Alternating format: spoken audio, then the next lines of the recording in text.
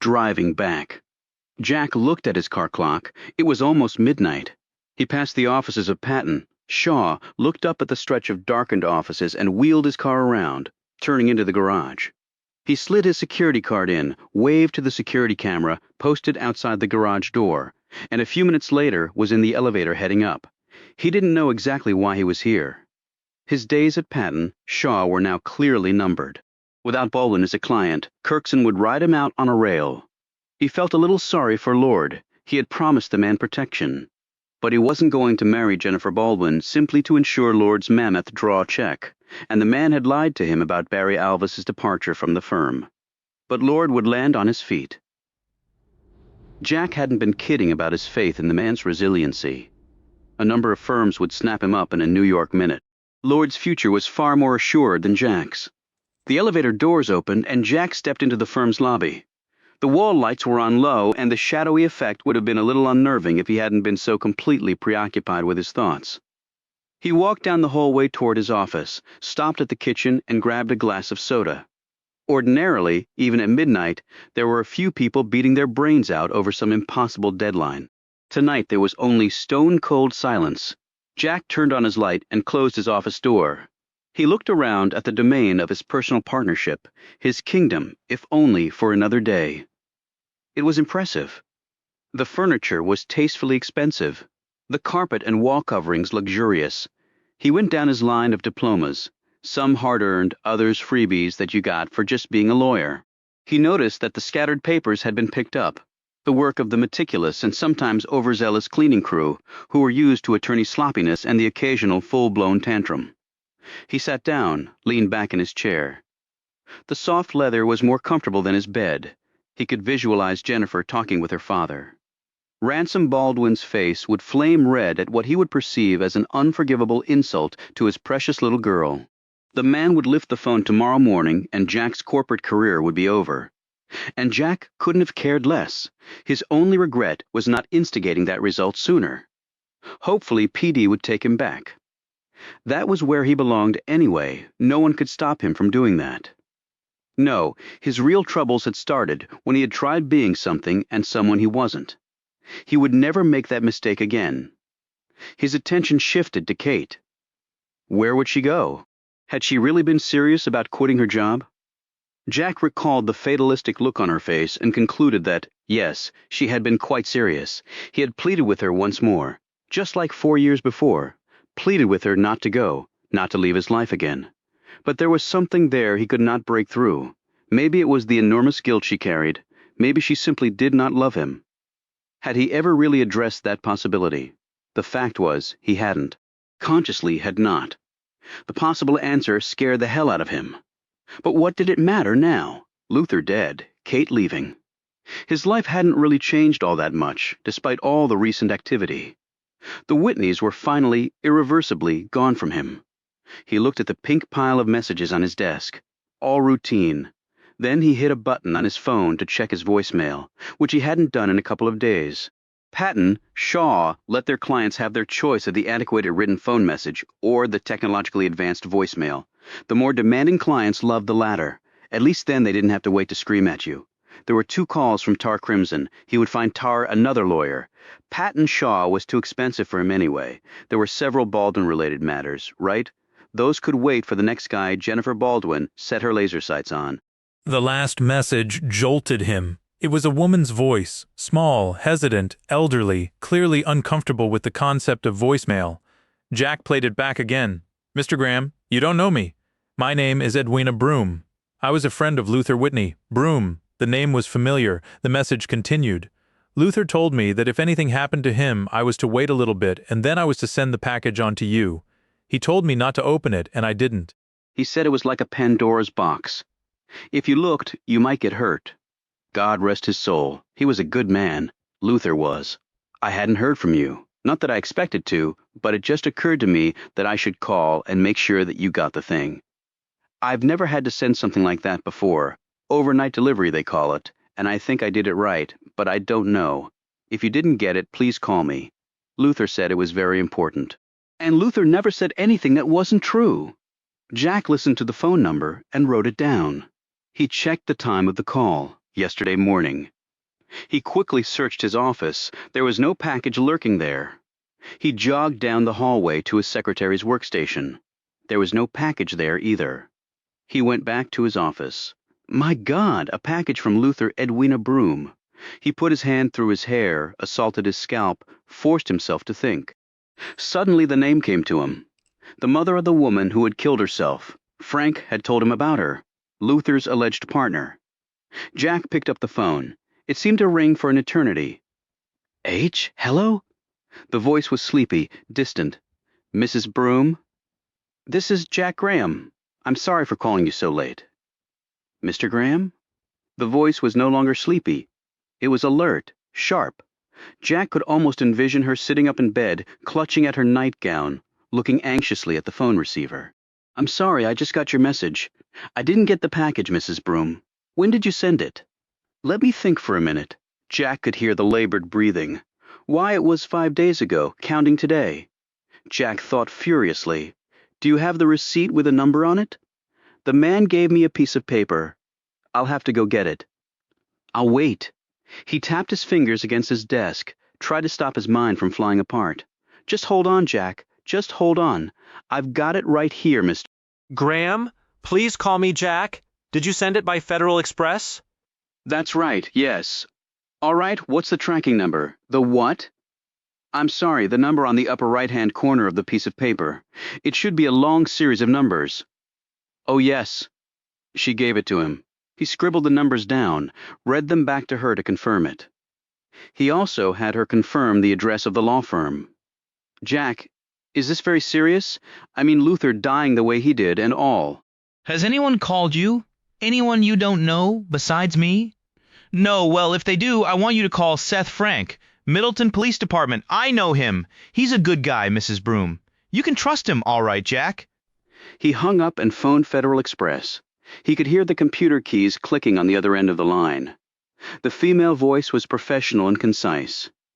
Yes, Mr. Graham, it was delivered at the law offices of Patton, Shaw and Lord on Thursday at 10:02 a.m. and signed for by a Ms. Lucinda Alvarez. Thank you. I guess it's around here somewhere. Bewildered, he was about to hang up. Has there been some special problem with this package delivery, Mr. Graham? Jack looked puzzled. Special problem? No, why? Well, when I pulled up the delivery history of this package, it shows that we already had an inquiry about it earlier today. Jack's whole body tensed. Earlier today? What time? 6:30 p.m. Did they leave a name? Well, that's the unusual part. According to my records, that person also identified himself as Jack Graham. Her tone made it clear she was far from certain of Jack's real identity. Jack felt a chill invade every part of his body. He slowly hung up the phone. Somebody else was very interested in this package. Whatever it was, and someone knew it was coming to him. His hands were shaking as he picked up the phone again. He quickly dialed Seth Frank, but the detective had gone home. The person would not give out Frank's home phone, and Jack had left that number back at his apartment. After some prodding by Jack, the person tried the detective's home, but there was no answer. He swore under his breath. A quick call to directory assistance was useless. The home number was non-pub. Jack leaned back in his chair, the breaths coming a little more rapidly. He felt his chest, where his heart suddenly threatened to explode through his shirt. He had always considered himself a possessor of above-average courage. Now he wasn't so sure. He forced himself to focus. The package had been delivered. Lucinda had signed for it. The routine at Patton, Shaw, was precise. Mail was vitally important to law firms. All overnight packages would be given to the firm's in-house gopher team to be distributed with the day's other mail. They brought it around in a cart. They all knew where Jack's office was. Even if they didn't, the firm printed out a map that was routinely updated. So long as you used the correct map, Jack raced to the door, flung it open, and sprinted down the hallway. Completely unbeknownst to him, around the corner in the opposite direction, a light had just come on in Sandy Lord's office. Jack clicked on the light in his old office, and the room quickly came into focus. He frantically searched the desktop, then pulled out the chair to sit down, and his eyes came to rest on the package. Jack picked it up. He instinctively looked around, noted the open blinds, and hurriedly shut them. He read the package label, Edwina Broom to Jack Graham. This was it. The package was boxy, but light. It was a box within a box. That's what she had said. He started to open it, then stopped. They knew the package had been delivered here, That was the only label he could think to apply. If they knew the package was here, had in fact called about it this very day, what would they do? If whatever was inside was that important, and it had already been opened, presumably they would already know about it. Since that hadn't happened, what would they do? Jack sprinted back down the hallway to his office, the package held tightly under his arm. He flung on his coat, grabbed his car keys off his desk, almost knocking over his half-empty glass of soda, and turned to go out. He stopped cold, a noise, he couldn't tell from where. The sound seemed to echo softly down the hallway, like water lapping through a tunnel. It wasn't the elevator. He was sure he would have heard the elevator. But would he really? It was a big place. The background noise produced by that mode of transportation was so everyday. Would he have even noticed it? And he had been on the phone. All his attention had been so concentrated. The truth was, he couldn't be sure. Besides, it might just be one of the firm's attorneys dropping in to work or pick up something.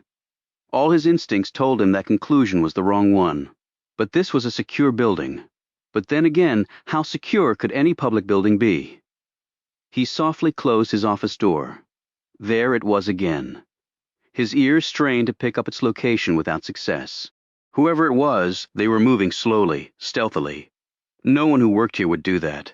He inched over to the wall and turned off the light, waited for an instant, and then carefully opened the door. He peered out. The hallway was clear, but for how long? His tactical problem was obvious.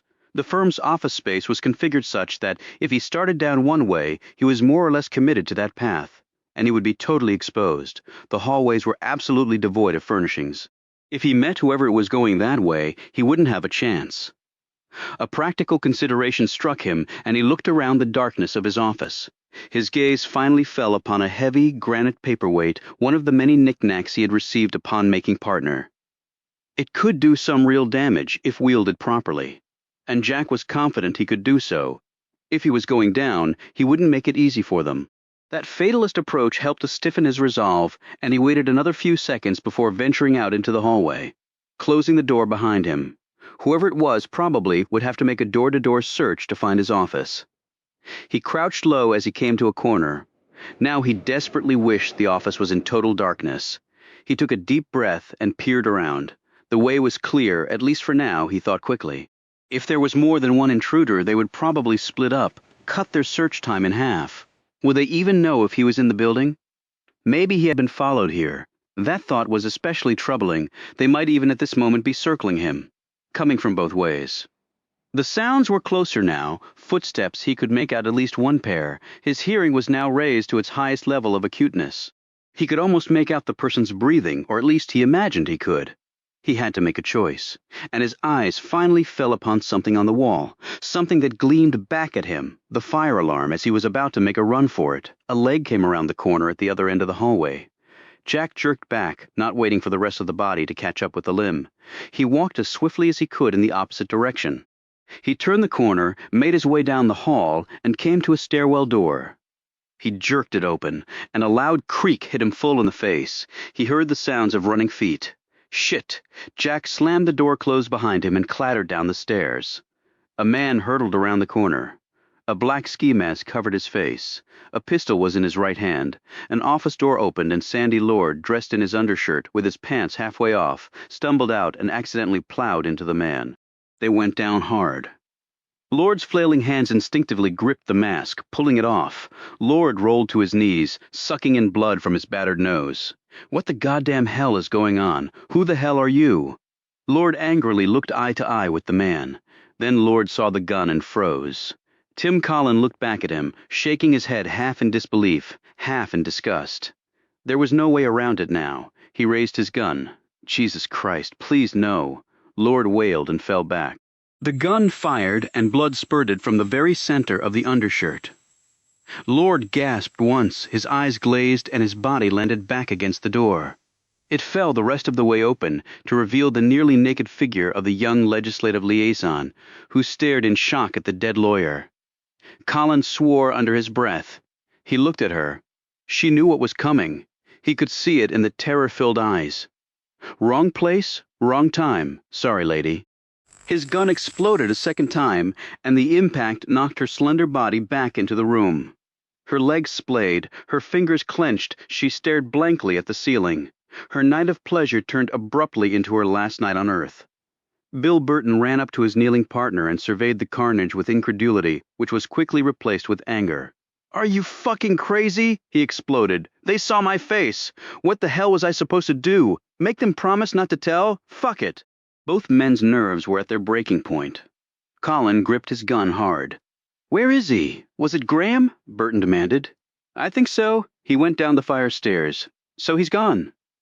Colin looked at him and then stood up. "Not yet. I didn't waste two people just so he could get away." He started to take off. Burton grabbed him. "Give me your gun, Tim." "God damn it, Bill, are you nuts?" Burton shook his head, pulled out his piece, and handed it to him. He took Colin's weapon. "Now go get him. I'll try to do some damage control here." Colin ran to the door and then disappeared down the stairs. Burton looked at the two dead bodies. He recognized Sandy Lord and sucked in his breath sharply. "God damn. God damn," he said again. He turned and went quickly to Jack's office, trailing his sprinting partner. He had found it right at the moment the first shot rang out. He opened the door and turned on the light. He surveyed the interior quickly. The guy would have the package with him. That was clear. Richmond had been right about Edwina Broom's involvement. Whitney had entrusted her with the package. Shit, they had been so close. Who knew Graham or anybody else would be here this late? He made another sweep of the room's contents with his eyes. They went past and slowly came back to the desk. His plan came together in a few seconds. Finally, something might be going their way. He moved toward the desk. Jack reached the first floor and yanked on the doorknob. It didn't budge. His heart sank. They had had trouble with this before. Routine fire drills and the doors had been locked. The building management said they had fixed the problem. Right. Only now their mistake could cost him his life. And not from any inferno. He looked back up the stairs.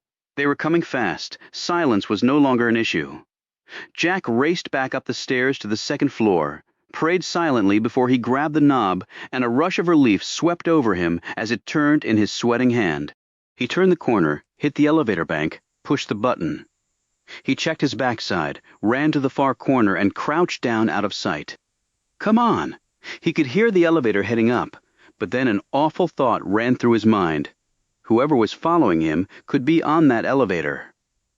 Could have figured what Jack would try to do and attempt to checkmate him. The car halted on his floor. At the instant the doors opened, Jack heard the fire door smash against the wall. He jumped for the car, slid in between the doors, and crashed against the back of the elevator. He leapt up and hit the button for the garage. Jack felt the presence immediately, the slightly elevated breathing. He saw a flash of black, then the gun. He hurled the paperweight and threw himself into the corner. He heard a grunt of pain as the doors finally closed. He ran through the dark underground parking garage, found his car, and a few moments later he was through the automatic door and hit the accelerator. The car raced up the street. Jack looked back. Nothing.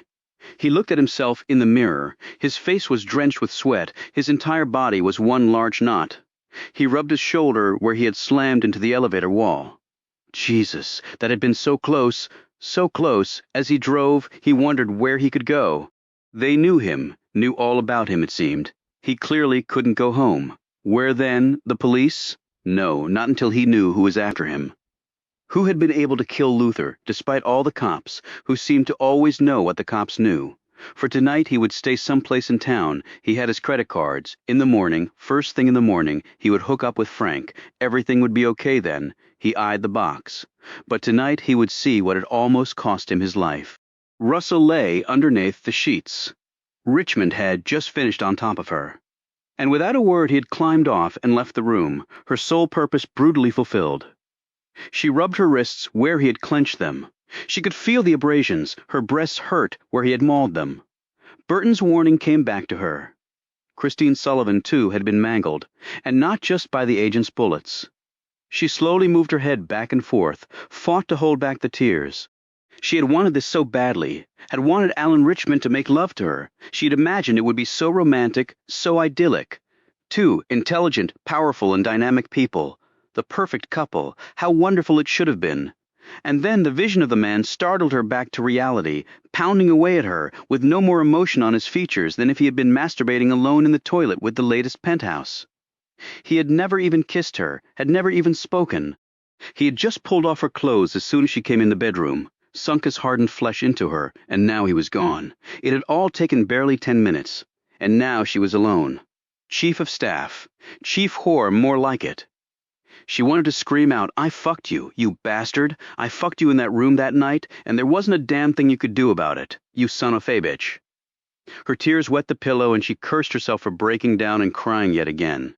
She had been so sure of her abilities, so confident that she could control him. God, she had been so wrong. The man had people killed. Walter Sullivan. Walter Sullivan had been killed, murdered, with the knowledge, indeed the blessing, of the President of the United States. When Richmond had told her she couldn't believe it, he said he wanted to keep her fully informed. Fully terrified was more like it. She had no idea what he was up to now. She was no longer a central part of this campaign, and she thanked God that she wasn't. She sat up in bed, pulled the ripped nightgown over her quivering body. Shame rocked her again, momentarily. Of course she was now his personal whore, and his consideration for that was his unspoken promise not to crush her. But was that all? Was that really all? She huddled the blanket around her and looked into the darkness of the room. She was an accomplice, but she was also something more. She was a witness. Luther Whitney had also been a witness, and now he was dead. And Richmond had calmly ordered the execution of one of his oldest and dearest friends. If he could do that, what was her life worth? The answer to that question was shockingly clear. She bit into her hand until it hurt. She looked at the doorway through which he had disappeared. Was he in there in the dark, listening, thinking about what to do with her? A cold shudder of fear grabbed her and did not leave. She was caught. For once in her life she had no options. She wasn't sure if she would even survive. Jack de-ropped the box on the bed, took off his coat, looked out the window of his hotel room, and then sat down. He was pretty sure he hadn't been followed. He had gotten out of the building so fast. He had remembered, at the last minute, to ditch his car. He didn't really know who was pursuing him, but he assumed they were sophisticated enough to trace his car's whereabouts. He checked his watch. The cab had dropped him off at the hotel barely 15 minutes ago. It was a nondescript place, a hotel where tourists on the cheap would stay and then wander around the city to get their fill of the country's history before heading back home. It was out of the way, but then he wanted out of the way. Jack looked at the box, and then decided he had waited long enough. A few seconds later, he had it open and was staring at the object inside the plastic bag. A knife? He looked at it more closely. No, it was a letter opener, one of the old-fashioned kind. He held the bag by its ends and examined the object minutely. He wasn't a trained forensic specialist, and thus he didn't register that the black crustings on the handle and blade were actually very old, dried blood. Nor was he aware of the fingerprints that existed within the leather.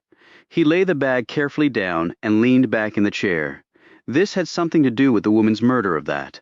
He was certain. But what? He looked at it again. This was obviously an important piece of physical evidence. It hadn't been the murder weapon. Christine Sullivan had been shot. But Luther had thought it critically important. Jack jerked straight up, because it identified who had killed Christine Sullivan. He grabbed the bag and held it up to the light, his eyes searching every inch of space. Now he could dimly make them out, like a swirl of black threads. Prints. This had the person's fingerprints on it. Jack looked at the blade closely. Blood on the handle, too. It had to be. What had Frank said? He struggled to recall. Sullivan had possibly stabbed her attacker in the arm or the leg with a letter opener. The one in the bedroom photo. At least that was one of the detective's theories he had shared with Jack. What Jack held in his hand seemed to bear that analysis out.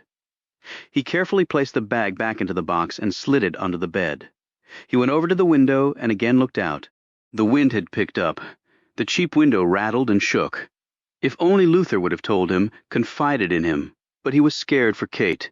How had they made Luther believe Kate was in danger? He thought back. Luther had received nothing while in prison. Jack was certain of that. So what then? Had whoever it was just walked up to Luther and told him flat out, "Talk and your daughter dies." How would they even know he had a daughter? The two hadn't been in the same room with each other for years. Jack lay down on the bed, closed his eyes. No, he was wrong about that. There was one time when that would have been possible. The day they had arrested Luther. That would be the only time that father and daughter would have been together. It was possible that, without saying anything, someone could have made it crystal clear to Luther, with just a look, nothing more. Jack had handled cases that had been dismissed because witnesses were afraid to testify. No one had ever said anything to them. It was solely intimidation by the unspoken word. A silent terror. There was nothing new about that. So who would have been there to do that? To deliver the message that had made Luther shut up like his mouth was stapled closed, but the only people who were there, as far as Jack knew, were the cops. Unless it was the person who had taken a shot at Luther. But why would he hang around? How could that person just waltz into the place, walk up to Luther, make eye contact, without anyone becoming suspicious? Jack's eyes shot open, unless that person were a cop.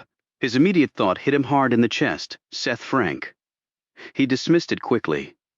There was no motive there, not a scintilla of motive. For the life of him, he couldn't imagine the detective and Christine Sullivan in any type of tryst. And that's what this boiled down to, didn't it? Sullivan's lover had killed her, and Luther had seen the whole thing. It couldn't be Seth Frank. He hoped to God it wasn't Seth Frank, because he was counting on the man to get him out of this mess. But what if tomorrow morning Jack would be delivering the very thing Frank had been desperately searching for? He could have dropped it, left the room. Luther comes out of his hiding place, picks it up, and flees. It was possible. And the place sanitized so clean a pro had to be behind it. A pro. An experienced homicide detective who knew exactly how to cleanse a crime scene. Jack shook his head. No, damn it, no! He had to believe in something. Someone. It had to be something else. Someone else. It had to be. He was just tired. His attempts at deduction were becoming ludicrous. Seth Frank was no murderer. He closed his eyes again. For now he believed he was safe. A few minutes later he fell into an uneasy sleep. The morning was refreshingly cold. The close, trapped air expunged by the storm of the night before. Jack was already up. He had slept in his clothes, and they looked it. He washed his face in the small bathroom, smoothed down his hair, cut the light off, and went back into the bedroom. He sat on the bed and looked at his watch. Frank would not be in yet, but it wouldn't be long now. He pulled the box from under the bed, laid it beside him. It felt like a time bomb next to him. He flicked on the small color TV that sat in the corner of the room. The early morning local news was on. The perky blonde, no doubt aided by substantial amounts of caffeine, as she waited for her break into prime time, was recounting the top stories. Jack expected to see the litany of various world trouble spots. The Middle East was good for at least a minute each morning. Maybe Southern California had had another quake, the president fighting the Congress. But there was only one top story this morning. Jack leaned forward as a place he knew very well flashed across the screen. Patton, Shaw, and Lord, the lobby of PSNL. What was the woman saying? People dead? Sandy Lord murdered? Gunned down in his office? Jack leaped across the room and turned up the volume. He watched with increasing astonishment as twin gurneys were wheeled out of the building. A picture of Lord flashed into the upper right-hand corner of the TV screen. His distinguished career was briefly recounted, but he was dead, unmistakably dead in his office. Someone had shot him. Jack fell back on the bed. Sandy had been there last night, but who was the other person? The other one under that sheet? He didn't know, couldn't know that, but he believed he knew what had happened. The man after him, the man with the gun, Lord must have run into him somehow. They were after Jack, and Lord had walked right into it. He turned off the TV and went back into the bathroom and ran cold water over his face. His hands shook, his throat had dried up. He could not believe that this had all happened so quickly. It had not been his fault, but Jack could not help feeling enormously guilty for his partner's death. Guilty like Kate had felt. It was a crushing emotion. He grabbed the phone and dialed Est. Frank had been at his office for an hour already, a contact from D.C. Homicide had tipped him to the twin slayings at the law firm. Frank had no idea if they were connected to Sullivan, but there was a common denominator that had given him a throbbing headache, and it was barely 7 in the morning. His direct line rang. He picked it up, his eyebrows arched in semi-disbelief. Jack, where the hell are you? There was a hard edge in the detective's tone that Jack had not expected to hear. Good morning to you, too. Jack, do you know what's happened? I just saw it on the news. I was there last night, Seth. They were after me. I don't know exactly how, but Sandy must have walked into it, and they killed him. Who? Who killed him? I don't know. I was at the office. I heard a noise. The next thing I know, I'm being chased through the building by someone with a gun, and I barely get out of there with my head intact. Do the police have any leads? Frank took a deep breath. The story sounded so fantastic. He believed in Jack, trusted him. But who could be absolutely certain about anyone these days? Seth? Seth. Frank bit on his nail, thinking furiously. Depending on what he did next, one of two totally different events would take place. He momentarily thought of Kate Whitney, the trap he had laid for her and her father. He had still not gotten over that. He might be a cop, but he had been a human being long before that. He trusted he still had some decent human qualities left. Jack, the police do have one lead. A real good lead, in fact. Okay, what is it? Frank paused, then said, It's you, Jack. You're the lead. You're the guy the entire district police force is combing the city for right this very minute. The phone slowly slid down from Jack's hand. The blood seemed to have ceased flowing through his body. Jack, goddammit, talk to me. The words of the detective did not register. Jack looked out the window. Out there were people who wanted to kill him and people who wanted to arrest him for murder. Jack, finally, with an effort, Jack spoke. I didn't kill anybody, Seth. The words were spoken as though they were spilling down a drain, about to be washed away. Frank heard what he desperately wanted to hear. It wasn't the words. Guilty people almost always lied. It was the tone with which they were spoken. Despair, disbelief, horror, all rolled into one. I believe you, Jack, Frank said quietly. What the hell's going on, Seth? From what I've been told, the cops have you on tape going into the garage at around midnight. Apparently, Lord and a lady friend of his were there before you. I never saw them. Well, I'm not sure that you necessarily would have. He shook his head and continued. Seems they were found not completely clothed, especially the woman. I guess they had just finished doing it when they bought it. Oh, God. And again, they have you on the video blowing out of the garage, apparently right after they were killed. But what about the gun? Did they find the gun? They did, in a trash dumpster inside the garage. And your prints were on the gun, Jack? They were the only ones on the gun. After they saw you on the videotape, the D.C. cops accessed your fingerprints from the Virginia State Bar file. A 9-point hit, I'm told. Jack slumped down in the chair. I never touched any gun, Seth. Somebody tried to kill me and I ran. I hit the guy with a paperweight I pulled off my desk.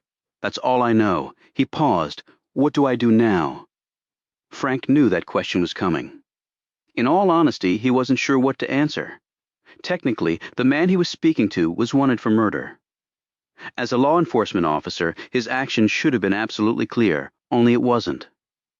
Wherever you are, I want you to stay put. I'm going to check this out. But don't, under any circumstances, go anywhere. Call me back in 3 hours, okay? Jack hung up and pondered the matter. The police wanted him for murdering 2 people. His fingerprints were all over a weapon he had never even touched. He was a fugitive from justice. He smiled wearily. Then he stiffened slightly. A fugitive, and he had just hung up from talking to a policeman. Frank hadn't asked where he was, but they could have traced the call. They could have done that easily. Only Frank wouldn't do that, but then Jack thought about Kate. Cops never told the whole truth. The detective had suckered Kate. Then he had felt sorry about it, or at least he had said he had. A siren blared outside, and Jack's heart stopped for an instant. He raced to the window and looked out, but the patrol car kept on going until the flashing lights disappeared. But they might be coming. They might be coming for him right now. He grabbed his coat and put it on. Then he looked down at the bed. The box. He had never even told Frank about the damn thing. The most important thing in his life last night. Now it had taken a back seat to something else. Aren't you busy enough out there in the boonies? Craig Miller was a D.C. homicide detective of long standing, big with thick wavy black hair and a face that betrayed his love of fine whiskey. Frank had known him for years. Their relationship was one of friendship and the shared belief that murder must always be punished. Never too busy to come over to see if you ever got any good at this detective stuff? Frank replied, a wry grin on his face. Miller smiled. They were in Jack's office. The crime unit was just finishing up. Frank looked around the spacious interior. Jack was a long way from this kind of life now, he thought to himself. Miller looked at him, a thought registering. This Graham fellow, he was involved in the Sullivan case out your way, wasn't he? Frank nodded. The suspect's defense counsel. That's right, man. That's a pretty big swing. Defense counsel to future defendant. Miller smiled. Who found the bodies? Housekeeper. She gets in around 4 in the morning. So any motive work its way through that big head of yours? Miller eyed his friend. Come on, it's 8 o'clock in the morning. You drove all the way in here from the middle of nowhere to pick my brain. What's up? Frank shrugged. I don't know. I got to know the guy during the case. Surprised the shit out of me to see his face on the morning news. I don't know, it just stuck in my gut. Miller eyed him closely for another few seconds and then decided not to pursue it. The motive, it seems, is pretty clear. Walter Sullivan was the deceased's biggest client. This fellow Graham, without talking to anybody at the firm, jumps in and represents the dude accused of murdering the guy's wife. That obviously didn't sit too well with Lord. Apparently the two had a meeting at Lord's place. Maybe they tried to work things out. Maybe they just made things worse. How'd you get all the inside scoop?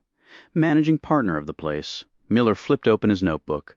Daniel J. Kirkson. He was real helpful on all the background shit. So how does that lead to Graham coming in here to pop 2 people? I didn't say it was premeditated.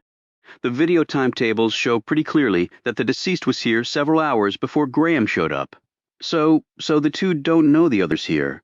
Or maybe Graham sees Lord's office light on when he's driving by. It overlooks the street. It'd be easy enough to see someone in the office.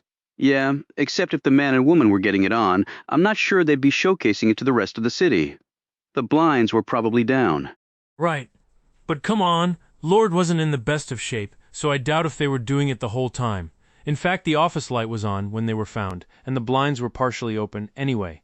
Accidental or not, the two run into each other. Here, the argument is rekindled, the feelings accelerate, maybe threats are made, and bam, heat of the moment it could be. It was Lord's gun.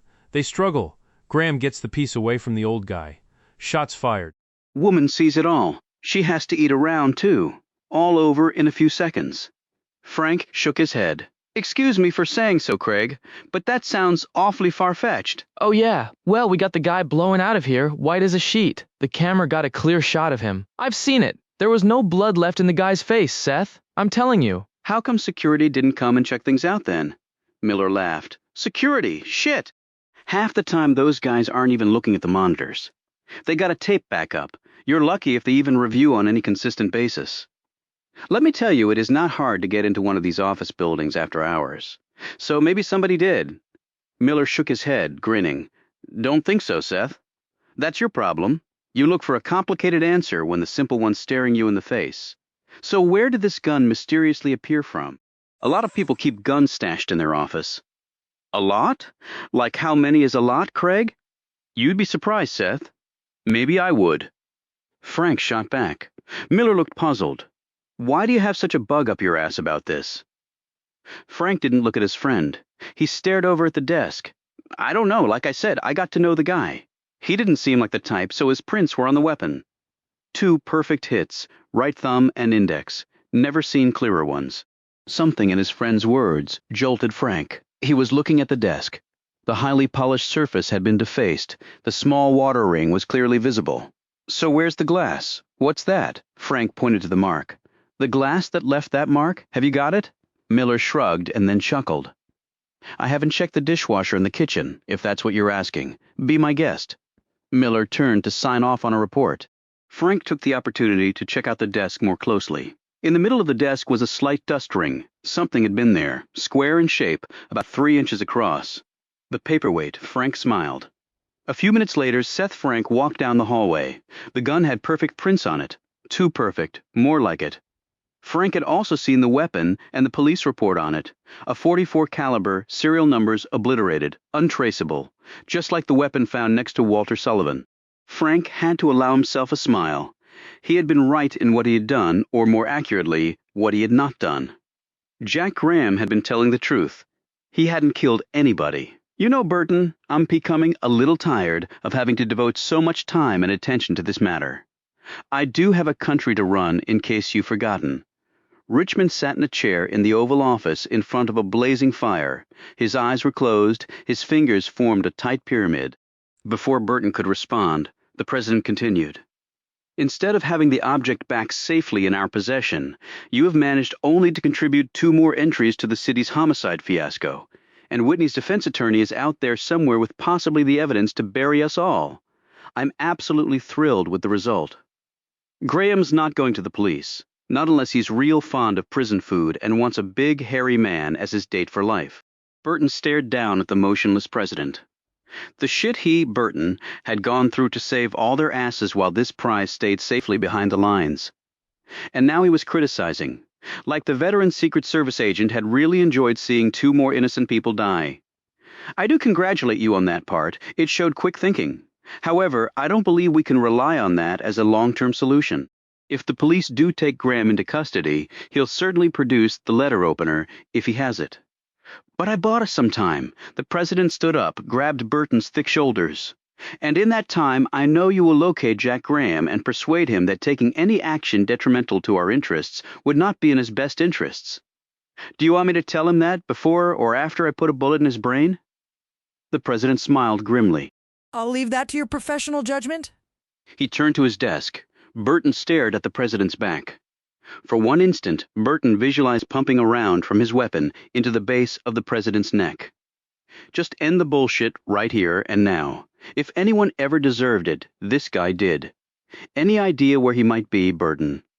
Burton shook his head. No, but I've got a pretty reliable source. Burton didn't mention Jack's phone call to Seth Frank that morning. Sooner or later, Jack would reveal his location to the detective. And then Burton would make his move. Burton took a deep breath. If you loved a pressure-filled challenge, it didn't get much better than this. It was the 9th inning. The home team was up by 1. There were 2 outs, 1 runner on, and a full count on the bruiser at the plate. Could Burton close it out, or would they all watch as the white orb disappeared into the stands? As Burton walked out the door, more than a small part of him hoped it was the latter. Seth Frank was waiting at his desk, staring at the clock. As the second hand swept past the 12, the phone rang. Jack sat in the phone booth. He thanked God. It was as cold as it was outside. The heavy hooded parka he had bought that morning fit right in with the bundled-up mass of humanity, and still he had the overwhelming impression that everyone seemed to be looking at him. Frank picked up on the background noise. "Where the hell are you? I told you not to leave wherever you were staying." Jack didn't respond right away. "Jack? Look, Seth. I'm not real good at being a sitting duck, and I'm not in a position where I can afford to completely rely on anyone. Understood?" Frank started to make a protest, but then leaned back in his chair. The guy was right, flat out right. "Fair enough. Would you like to hear how they set you up? I'm listening. You had a glass on your desk. Apparently you were drinking something. You remember that?" "Yeah, Coke. So what?" "So, whoever was after you ran into Lord and the woman like you said, and they had to be popped. You got away. They knew the garage video would have you leaving right about the time of the deaths. They lifted your prints off the glass and transferred them to the gun." "You can do that?" "You bet your ass, if you know what you're doing and you've got the right equipment, which they probably found in the supply room at your firm. If we had the glass, we could show it was a forgery. Just as one person's prints are unique from another person's, your print on the gun couldn't match in every detail the print on the glass, amount of pressure applied, and so on. Do the DC cops buy that explanation?" Frank almost laughed. "I wouldn't be counting on that, Jack. I really wouldn't." All they want to do is bring you in. They'll let other people worry about everything else. Great, so now what? First things first, why were they after you in the first place? Jack almost slapped himself. He looked down at the box. "I got a special delivery from someone, Edwina Broom. It's something I think you'll get a real kick out of seeing." Seth stood up, almost wishing he could reach through the phone and snatch it. "What is it?" Jack told him. "Blood and prints." Simon would have a field day. "I can meet you anywhere, anytime," Jack thought rapidly. Ironically, public places seem to be more dangerous than private ones. "How about the Farragut West Metro Station, 18th Street exit, around 11 tonight?" Frank jotted the information down. "I'll be there." Jack hung up the phone. He would be at the metro station before the appointed time, just in case. If he saw anything remotely suspicious, he was going underground as far as he could. He checked his money. The dollars were dwindling, and his credit cards were out for now. He would risk hitting several ATM machines that would net him a few hundred. That should be enough for a while. He exited the phone booth, checked the crowd. It was the typical hurried pace of Union Station. No one appeared the least bit interested in him. Jack jerked slightly. Coming his way were a pair of DC police officers. Jack stepped back into the phone booth until they passed. He bought some burgers and fries at the food court, and then grabbed a cab, munching down while the cab took him through the city. Jack had a moment to reflect on his options. Once he got the letter opener to Frank, would his troubles really end? Presumably the prints and blood would match up with the person in the Sullivan house that night. But then Jack's defense counsel mentality took over. And that mindset told him there were clear, almost insurmountable obstacles in the path of such a pristine resolution. First, the physical evidence may well be inconclusive. There may be no match because the person's DNA and prints may not be on file anywhere. Jack again remembered the look on Luther's face that night on the mall. It was somebody important, somebody people knew. And that was another obstacle. If you made accusations against a person like that, you better make damn sure you could back it up, or else your case would never see the light of day. Second, they were looking at a mammoth chain of custody problem. Could they even prove the letter opener came from Sullivan's home? Sullivan was dead. The staff might not know for certain. Christine Sullivan had presumably handled it. Perhaps her killer had possessed it for a short period of time. Luther had kept it for a couple of months. Now Jack had it and would hopefully soon be passing it on to Seth Frank. It finally struck Jack. The letter opener's evidentiary value was zilch. Even if they could find a match, a competent defense counsel would shred its admissibility. Hell, they probably wouldn't even get an indictment based on it. Tainted evidence was no evidence at all. He stopped eating and lay back in the grimy vinyl seat. But come on, they had tried to get it back. They had killed to get it back. They were prepared to kill Jack to take possession of what he had. It must be important to them, deadly important. So regardless of its legal efficacy, it had value, and something valuable could be exploited. Maybe he had a chance. It was 10 o'clock when Jack hit the escalator, heading down into the Farragut West metro station. Part of the orange and blue lines on the Washington Metrorail system. Farragut West was a very busy station during the day due to its close proximity to the downtown business area with its myriad law and accounting firms, trade associations, and corporate offices. At 10 o'clock in the evening, however, it was pretty much deserted. Jack stepped off the escalator and surveyed the area.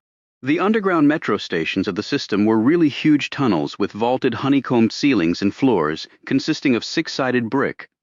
A broad corridor lined with cigarette advertisements on one side and automated ticket machines on the other culminated in a kiosk that sat in the center of the aisle with the turnstiles flanking it on either side. A huge metro map with its multicolored rail lines and travel time and pricing information stood against one wall next to the dual phone booths. One bored metro employee leaned back in his chair in the glass-enclosed kiosk. Jack looked around and eyed the clock atop the kiosk. Then he looked back toward the escalator and froze. Coming down the escalator was a police officer. Jack willed himself to turn as casually as possible, and he passed along the wall until he reached the phone booth. He flattened himself against the back of the booth, hidden behind its barrier. He caught his breath and risked peering out. The officer approached the ticket machines, nodded to the metro guy in the kiosk, and looked around the perimeter of the station entrance. Jack drew back. He would wait. The guy would move on shortly. He had to. Time passed. A loud voice interrupted Jack's thoughts. He looked out. Coming down the escalator was a man, obviously homeless. His clothing was in tatters, a thick bundled blanket slung over one shoulder. His beard and hair were matted and unkempt, his face weather-beaten and strained. It was cold outside. The warmth of the metro stations was always a welcome haven for the homeless until they got run out. The iron gates at the top of the escalators were to keep just such people out. Jack looked around. The police officer had disappeared, perhaps to check out the train platforms, shoot the breeze with the kiosk guy. Jack looked in that direction. That man, too, had vanished. Jack looked back at the homeless man, who was now crumpled in one corner, inventorying his meager belongings, rubbing ungloved hands back and forth, trying to work circulation into limbs stretched to their breaking point. A pang of guilt hit Jack. The gauntlet of such people downtown was staggering. A generous person could empty their entire pockets in the span of one city block. Jack had done that more than once. He checked the area one more time. No one. Another train would not arrive for about 15 minutes. He stepped out of the booth and looked directly across at the man. He didn't seem to see Jack. His attention was focused on his own little world, far away from normal reality. But then Jack thought his own reality was no longer normal, if it ever had been. Both he and the pathetic mass across from him were involved in their own peculiar struggles, and death could claim either of them at any time. Except that Jack's demise would probably be somewhat more violent, somewhat more sudden. But maybe that was preferable to the lingering death awaiting the other. He shook his head clear. Thoughts like that were doing him no good. If he were going to survive this, he had to remain focused. He had to believe he would outlast the forces marshaled against him. Jack started forward and then stopped. His blood pressure almost doubled. The sudden metabolic change he was experiencing left him lightheaded. The homeless man was wearing new shoes, soft-soled brown leathers, which probably cost over $150. They were revealed from out of the mass of filthy clothing like a shiny blue diamond on a bed of white sand, and now the man was looking up at him. The eyes locked on Jack's face. They were familiar. Beneath the depths of wrinkles, filthy hair, and wind-burnt cheeks, he had seen those eyes before. He was sure of it. The man was now rising off the floor. He seemed to have much more energy than when he first staggered in. Jack frantically looked around. The place was as empty as a tomb. His tomb. He looked back. The man had already started toward him. Jack backed up, clutching the box to his chest. He thought back to his narrow escape in the elevator. The gun. He would see that gun appearing soon. It would be pointed right at him. Jack backed down the tunnel toward the kiosk. The man's hand was going underneath his coat, a torn and beaten behemoth that spilled its woolen guts with every step. Jack looked around. He heard approaching footsteps. He looked back at the man, deciding whether he should make a run for the train or not. Then he came into sight. Jack almost screamed in relief. The police officer rounded the corner. Jack ran to him, pointing back down the tunnel at the homeless man, who now stood stock-still in the middle of the corridor. That man, he's not a homeless person, he's an imposter. The chance of him being recognized by the cop had crossed Jack's mind, although the young cop's features didn't betray any such realization. What? The bewildered cop stared at Jack. Look at his shoes. Jack realized he was making little sense, but how could he when he couldn't tell the cop the whole story? The cop looked down the tunnel, saw the homeless man standing there. His face turned into a grimace. In his confusion, he retreated to the normal inquiry. Has he been bothering you, sir? Jack hesitated, then said, yes. Hey, the cop shouted at the man. Jack watched as the cop ran forward. The homeless man turned and fled. He made it to the escalator, but the up escalator wasn't working. He turned and raced down the tunnel, darted around a corner, and disappeared. The cop right after him. Now Jack was alone. He looked back at the kiosk. The metro guy hadn't returned. Jack jerked his head. He had heard something like a shout of someone in pain from where the two men had disappeared. He moved forward. As he did, the cop, slightly out of breath, came back around the corner. He looked at Jack, motioned him to come over with slow movements of his arm. The guy looked sick, like he had seen or done something that disgusted him. Jack hustled up next to him. The cop gulped in air. God damn it! I don't know what the hell's going on, buddy! The cop again struggled to catch his breath. He put one hand out against the wall to steady himself. Did you catch him? The cop nodded. You were right. What happened? Go see for yourself. I've got to call this in. The cop straightened up and pointed a warning finger at Jack. But you're not to leave. I'm not explaining this one by myself, and it sounds like maybe you know a hell of a lot more about this than you're letting on. Understood? Jack nodded quickly. The cop hurried off. Jack walked around the corner. Wait. The cop had told him to wait for them to arrest him. He should bolt now. But he couldn't. He had to see who it was. He was certain he knew the guy. He had to see. Jack looked up ahead. This was a serviceway for metro personnel and equipment. In the darkness far down the tunnel, there was a large bundle of clothing. In the dim lighting, Jack strained to see more clearly. As he moved closer, he saw that it was indeed the homeless man. For a few moments, Jack remained motionless. He wanted the cops to show up. It was so quiet, so dark, the bundle did not move. Jack couldn't hear any breathing. Was the guy dead? Had the cop needed to kill him? Finally, Jack moved forward.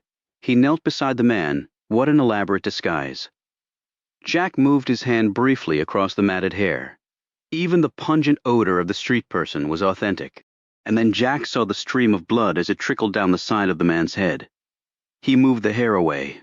A cut was there, a deep one. That was the sound he had heard. There had been a struggle, and the cop had hit him. It was over. They had tried to trick Jack and gotten tripped up. He wanted to remove the wig and other elements of disguise to see who the hell his pursuers had been. But that would have to wait. Maybe it was good the police were now involved. He would give them the letter opener. He'd take his chances with them. He stood up, turned, and watched the cop striding quickly up the corridor.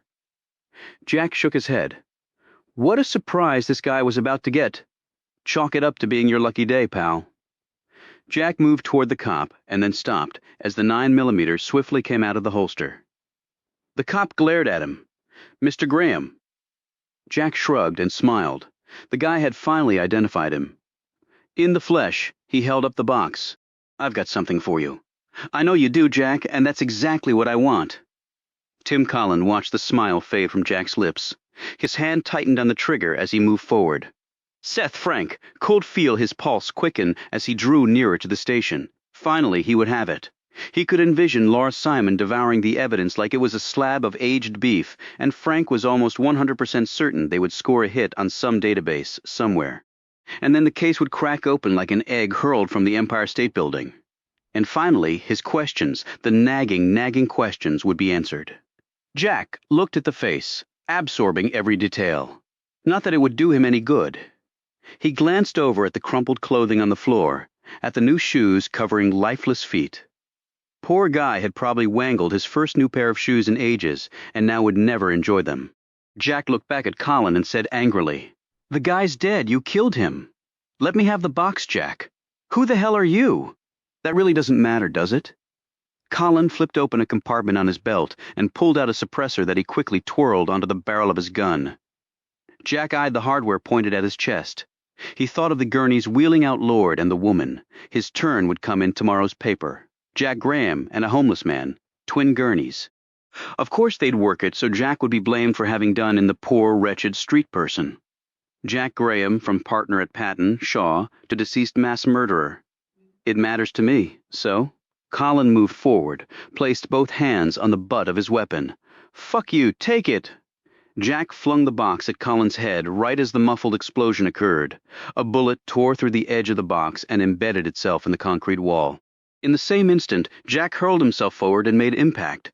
Colin was solid bone and muscle, but so was Jack, and they were about the same size. Jack felt the man's breath driven completely from his body, as Jack's shoulder connected right at the diaphragm. Instinctively, long-ago wrestling moves came flowing back to his limbs, and Jack picked up and then body-slammed the agent into the unwelcoming arms of the brick floor. By the time Colin managed to stagger to his feet, Jack had already turned the corner. Colin grabbed his gun and then the box. He stopped for an instant as sickness enveloped him. His head hurt from having struck the hard floor. He knelt down, fighting to regain his equilibrium. Jack was long gone, but at least he had it, finally had it. Collins's fingers closed around the box. Jack flew past the kiosk, hurdled the turnstiles, raced down the escalator and across the train platform. He was vaguely aware of people staring. His hood had fallen off his head. His face was clearly exposed. There was a shout behind him. The kiosk guy. But Jack kept running and exited the station on the 17th Street side. He didn't think the man had been alone, and the last thing he needed was someone tailing him. But he doubted if they had both exits covered. They probably figured he wouldn't be leaving the station under his own power. His shoulder ached from his collision, and his breath came in difficult gulps as the cold air burned his lungs. He was 2 blocks away before he stopped running. He wrapped his coat around himself tightly, and then he remembered. He looked down at his empty hands.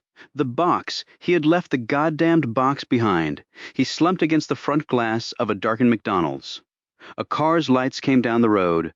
Jack looked away from them and quickly moved around the corner. In a few minutes he hopped a bus to where he wasn't sure. The car turned off L Street and onto 19th.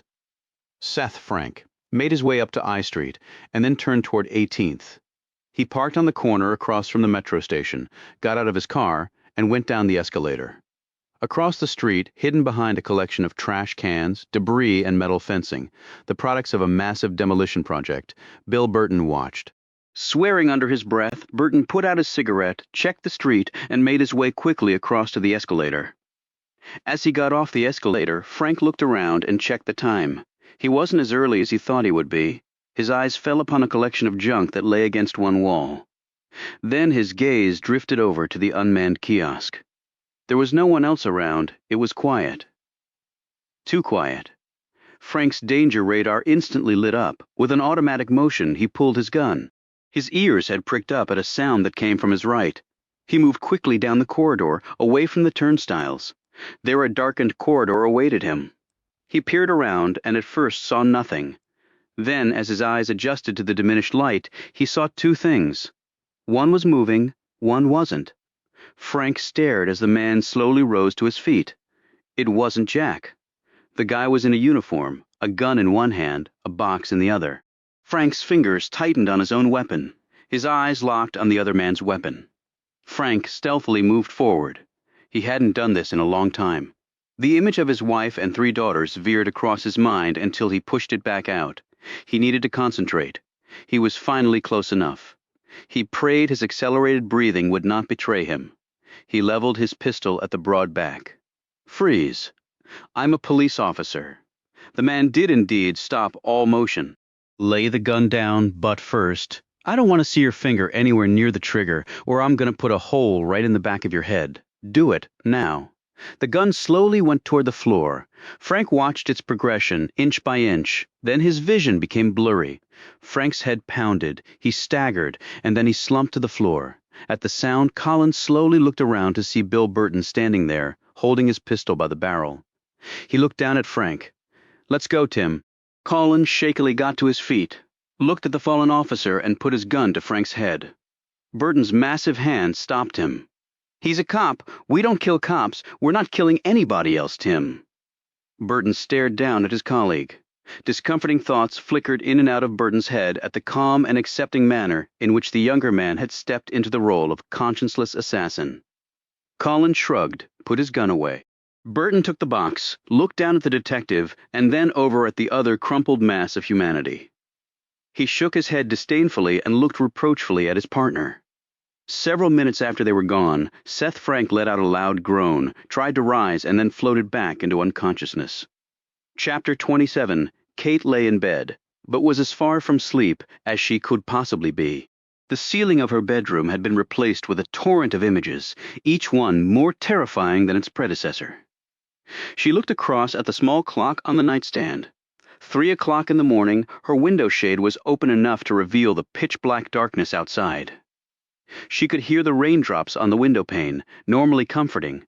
Now they simply added to the relentless pounding in her head. When the phone rang at first, she didn't move. Her limbs seemed too heavy for her to even attempt to budge, as if each had simultaneously lost all circulation. For one terrible moment she thought she had suffered a stroke. Finally, on the 5th ring, she managed to lift the receiver. Hello? Her voice was shaky, one step from oblivion, her nerves completely spent. Kate, I need some help. 4 hours later they sat in the front of the little deli at Founders Park, the site of their initial rendezvous after so many years apart. The weather had worsened into a hard, pelting snow that had made driving nearly impossible, and walking only for the irrationally daring. Jack looked across at her. The hooded parka was off, but a ski cap, a few days' worth of beard, and a pair of thick glasses obscured his features to such a degree that Kate had to look twice before she recognized him. You're sure no one followed you? He looked anxiously at her. A cup of steaming coffee partially clouded her line of vision, but she could see the strain on his face. It was clear he was near the breaking point. I did what you said. The subway, 2 cabs and a bus. If anyone kept up with me in this weather, they're not human. Jack put his coffee down. From what I've seen, they might not be. He had not specifically identified the meeting place on the phone. He now assumed that they were listening to everything, to anyone connected to him. He had only mentioned the usual place, confident that Kate would understand, and she had. He looked out the window. Every passing face was a threat. He slid a copy of the Post across to her. The front page was revealing. Jack had shaken with anger when he had first read it. Seth Frank was in stable condition at George Washington University Hospital with a concussion. The homeless man, as yet unidentified, had not been so fortunate. And smack in the middle of the story was Jack Graham, a one-man crime wave. She looked up at him after reading the story. "We need to keep moving." He looked at her, drained his coffee, and then got up. The cab dropped them off at Jack's motel on the outskirts of Alexandria's Old Town. His eyes looking left and right, and then behind, they made their way to his room. After locking and bolting the door, he took off the ski cap and glasses. "God, Jack, I'm so sorry you're involved in any of this." She shook. He could actually see her trembling from across the room. It took a moment for him to wrap his arms around her until he felt her body calm, relax. He looked at her.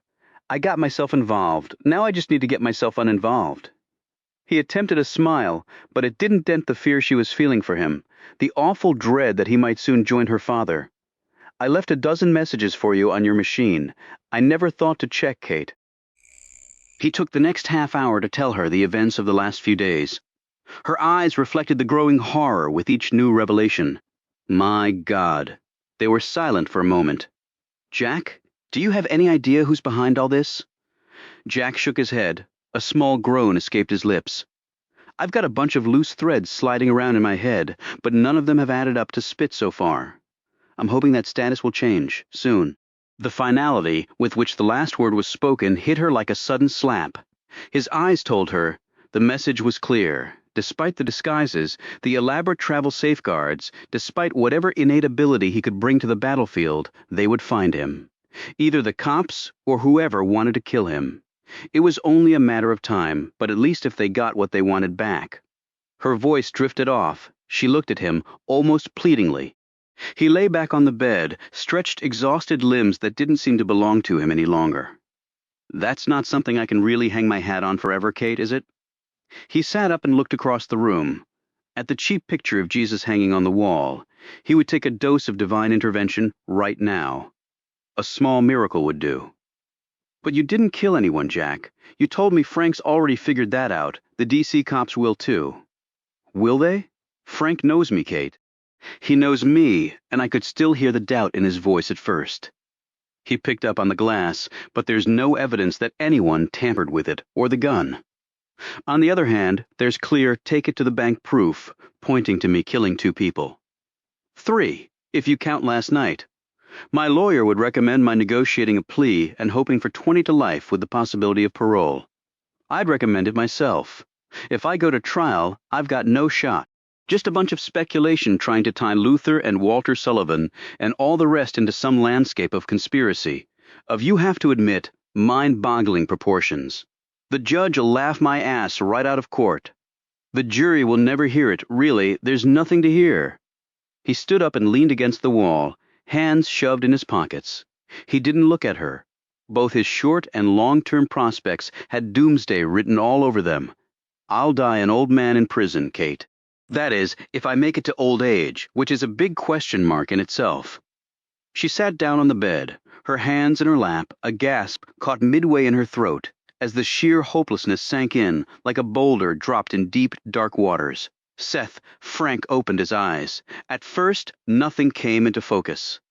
What his brain registered resembled a large white canvas on which a few hundred gallons of black, white, and gray paint had been poured to form a cloggy, mind-altering quagmire. After a few anxious moments, he was able to discern the outline of the hospital room in all its stark white, chrome, and sharp angles. As he tried to sit up, a hand planted itself firmly against his shoulder. Lieutenant, not so fast." Frank looked up into the face of Laura Simon. The smile did not entirely hide the worry lines around the eyes. Her sigh of relief was clearly audible. "Your wife just left to check on the kids. She's been here all night. I told her as soon as she left you'd wake up. Where am I?" "GW Hospital. I guess if you were going to have your head pounded in, at least you picked a place close to a hospital." Simon continued to lean over the bed so Frank wouldn't have to turn his head. He stared up at her. "Seth, do you remember what happened?" Frank thought back to last night. Or was it last night? What day is it? Thursday. So it happened last night? Around 11 or so, at least they found you about then. And the other guy? Other guy? Frank jerked his head around. Pain shot through his neck. Take it easy, Seth. Laura took a moment to prop a pillow next to Frank's head. There was another guy. Homeless. They haven't identified him yet. Same kind of blow to the back of the head. Probably died instantly. You were lucky. Frank gingerly touched his throbbing temples. He didn't feel so lucky. Anybody else? What? Did they find anybody else? Oh, no, but you're not going to believe this. You know the lawyer who watched the tape with us? Frank tensed. Yeah, Jack Graham. Right. The guy kills 2 people at his law firm, and then he's spotted running away from the metro about the time you and the other guy get whacked. The guy's a walking nightmare. And he looked like a Mr. All-American. Have they found him yet, Jack? They're sure he got away? Laura looked at him strangely. He got out of the metro station, if that's what you mean, but it's only a matter of time. She looked out the window, reached for her purse. The DC cops want to talk with you as soon as you're able. I'm not sure how much help I can be. I don't remember all that much, Laura. Temporary amnesia. You'll probably get it back. She put on her jacket. I have to go. Somebody's got to keep Middleton County safe for the rich and famous while you're counting sheep in here. She smiled. Don't make a habit out of this, Seth. We were really worried we might have to hire a new detective. Where would you find someone as nice as me? Laura laughed. Your wife will be back in a few hours. You need to get some rest anyway. She turned to go to the door. By the way, Seth, what were you doing at the Farragut West Metro at that time of night? Frank didn't answer right away. He didn't have amnesia. He recalled the night's events clearly. Seth? I'm not sure, Laura. He closed his eyes and then reopened them. I just don't remember. Don't worry, it'll come back to you. In the meantime, they'll catch Graham. That'll probably clear everything up. After Laura left, Frank did not rest. Jack was out there, and he had probably initially thought the detective had set him up, although if Jack had seen the paper, he would know that the detective had walked blindly into the ambush that had been laid for the lawyer. But they had the letter opener now. That's what was in that box. He was certain of it, and without that, what chance did they have of nailing these people? Frank again tried to struggle up. There was an IV in his arm. The pressure on his brain caused him to immediately lie back down. He had to get out of here, and he had to get in touch with Jack. Right now, he had no idea how he would accomplish either. You said you needed my help? What can I do? Kate looked directly at Jack. There were no reservations on her features. Jack sat on the bed next to her. He looked troubled. I've got some real serious doubts about getting you anywhere near this. In fact, I'm wondering if calling you was the right thing to do. Jack, I've been surrounded by rapists, armed robbers, and murderers for the last 4 years. I know that, but at least you knew who they were. This could be anybody. People are getting killed left and right, Kate. This is about as serious as it gets. I'm not leaving unless you let me help you. Jack hesitated. His eyes turned away from hers. Jack, if you don't, then I'm going to turn you in. Better you take your chances with the cops. He looked at her. You'd do that, wouldn't you? Damn straight I would. I'm breaking all the rules by being here with you now. If you let me in on it, then I forget all about seeing you today. If you don't, there was a look in her eyes that, despite all the horrific possibilities he was contemplating, made him somehow feel fortunate to be here at this exact moment. Okay, you need to be my contact with Seth. Outside of you, he's the only one I can trust. But you lost the package. How can he help? Kate could not hide her dislike of the homicide detective. Jack stood up and paced. Finally, he stopped and looked down at her. You know how your dad was a freak for control? Always have a backup plan? Kate said dryly. I remember. Well, I'm counting on that quality. What are you talking about? That Luther had a backup plan on this one. She stared at him, open-mouthed. Mrs. Broom. The door opened another notch as Edwina Broom peered out. Yes? My name is Kate Whitney. Luther Whitney was my father. Kate relaxed as the old woman greeted her with a smile. I knew I'd seen you before. Luther was always showing pictures of you. You're even prettier than your photos. Thank you. Edwina jerked the door open. What am I thinking about? You must be freezing. Please come in. Edwina led her into the small living room where a trio of felines were cloistered on various pieces of furniture. I just made some fresh tea. Would you like some? Kate hesitated. Time was short. Then she looked around the narrow confines of the home. In the corner sat a battered, upright piano, thick dust on the wood. Kate looked at the woman's weakened eyes. The pleasures of a musical pastime had also been taken from her. Husband passed on, her only daughter dead. How many visitors could she possibly have? Thank you, I would. Both women settled into the old but comfortable furniture. Kate sipped the strong tea, and she began to thaw out. She brushed the hair out of her face and looked across at the elderly woman to find a pair of sad eyes upon her. I'm sorry about your daddy, Kate. I really am. I know you two had your differences, but Luther was as good a man as I've come across in my life. Kate felt herself growing warmer. Thank you. We both have had a lot to deal with in that regard. Edwina's eyes drifted over to a small table next to the window. Kate followed the gaze. On the table, numerous photographs displayed a small shrine to Wanda Broom, capturing her in happy times. She strongly resembled her mother. A shrine. With a jolt, Kate recalled her father's own collection of her personal triumphs. Yes, indeed. Edwina was looking at her again. Kate put down her tea. Mrs. Broom, I hate to jump right into this, but the fact is I don't have much time. The old woman leaned forward expectantly. This is about Luther's death, and my daughter's too, isn't it? Kate looked surprised. Why do you think that? Edwina leaned forward even more. Her voice dropped to a whisper. Because I know Luther didn't kill Mrs. Sullivan. I know it as if I'd seen it with my own eyes. Kate looked puzzled. Do you have any idea who— Edwina was already shaking her head sadly. No, I don't. Well, how do you know my father didn't do it? Now there was definite hesitation. Edwina leaned back in her chair and closed her eyes. When she finally reopened them, Kate had not moved a muscle. You're Luther's daughter, and I believe you should know the truth.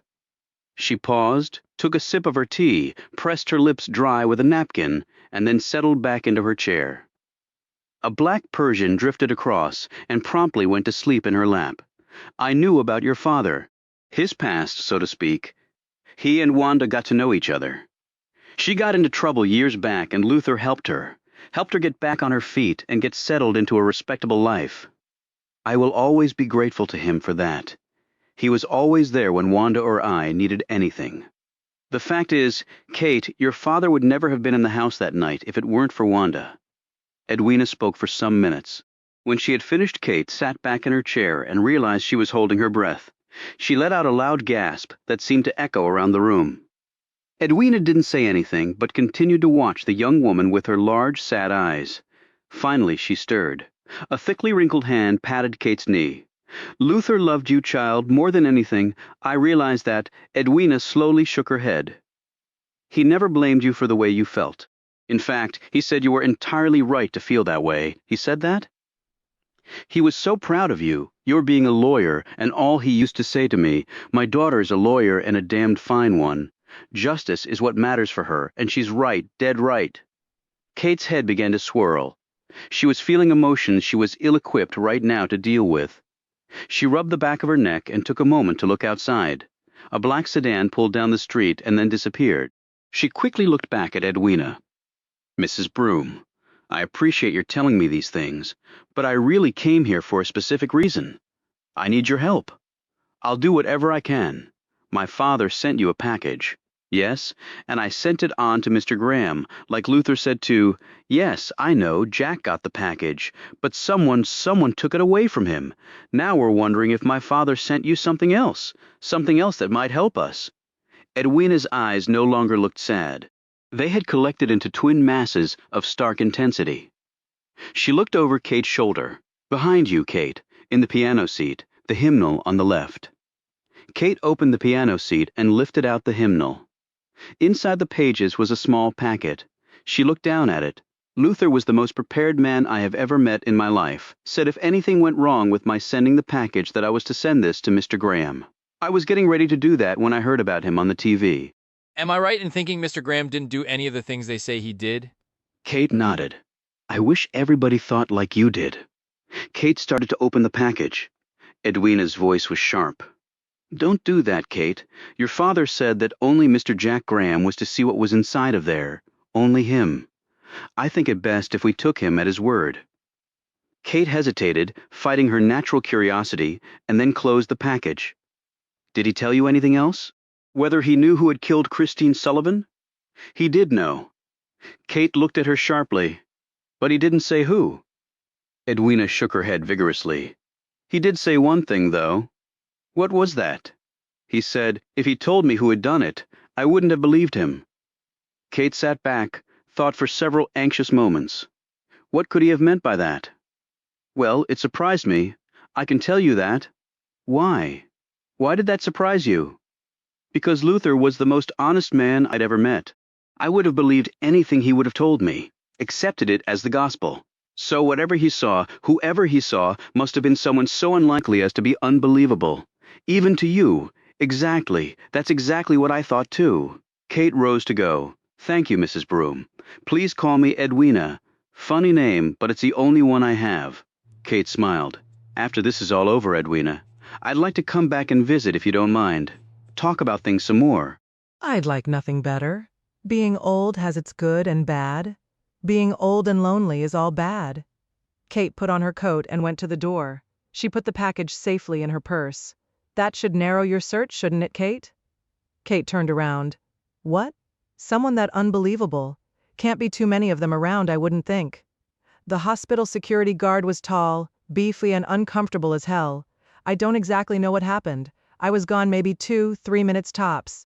You shouldn't have been away from your post at all, Monroe. The diminutive supervisor was in Monroe's face, and the big man was sweating hard. Like I said, the lady asked for some help with a bag, so I helped her. What lady? I told you, just some lady. Young, good-looking, dressed real professional. The supervisor turned away, disgusted. He had no way of knowing the lady was Kate Whitney, and that she and Seth Frank were already 5 blocks away in Kate's car. Does it hurt? Kate looked at him, with not much sympathy in either her features or her voice. Frank gingerly touched the bandages around his head. You kidding? My 6-year-old hits me harder. He looked around the interior of the car.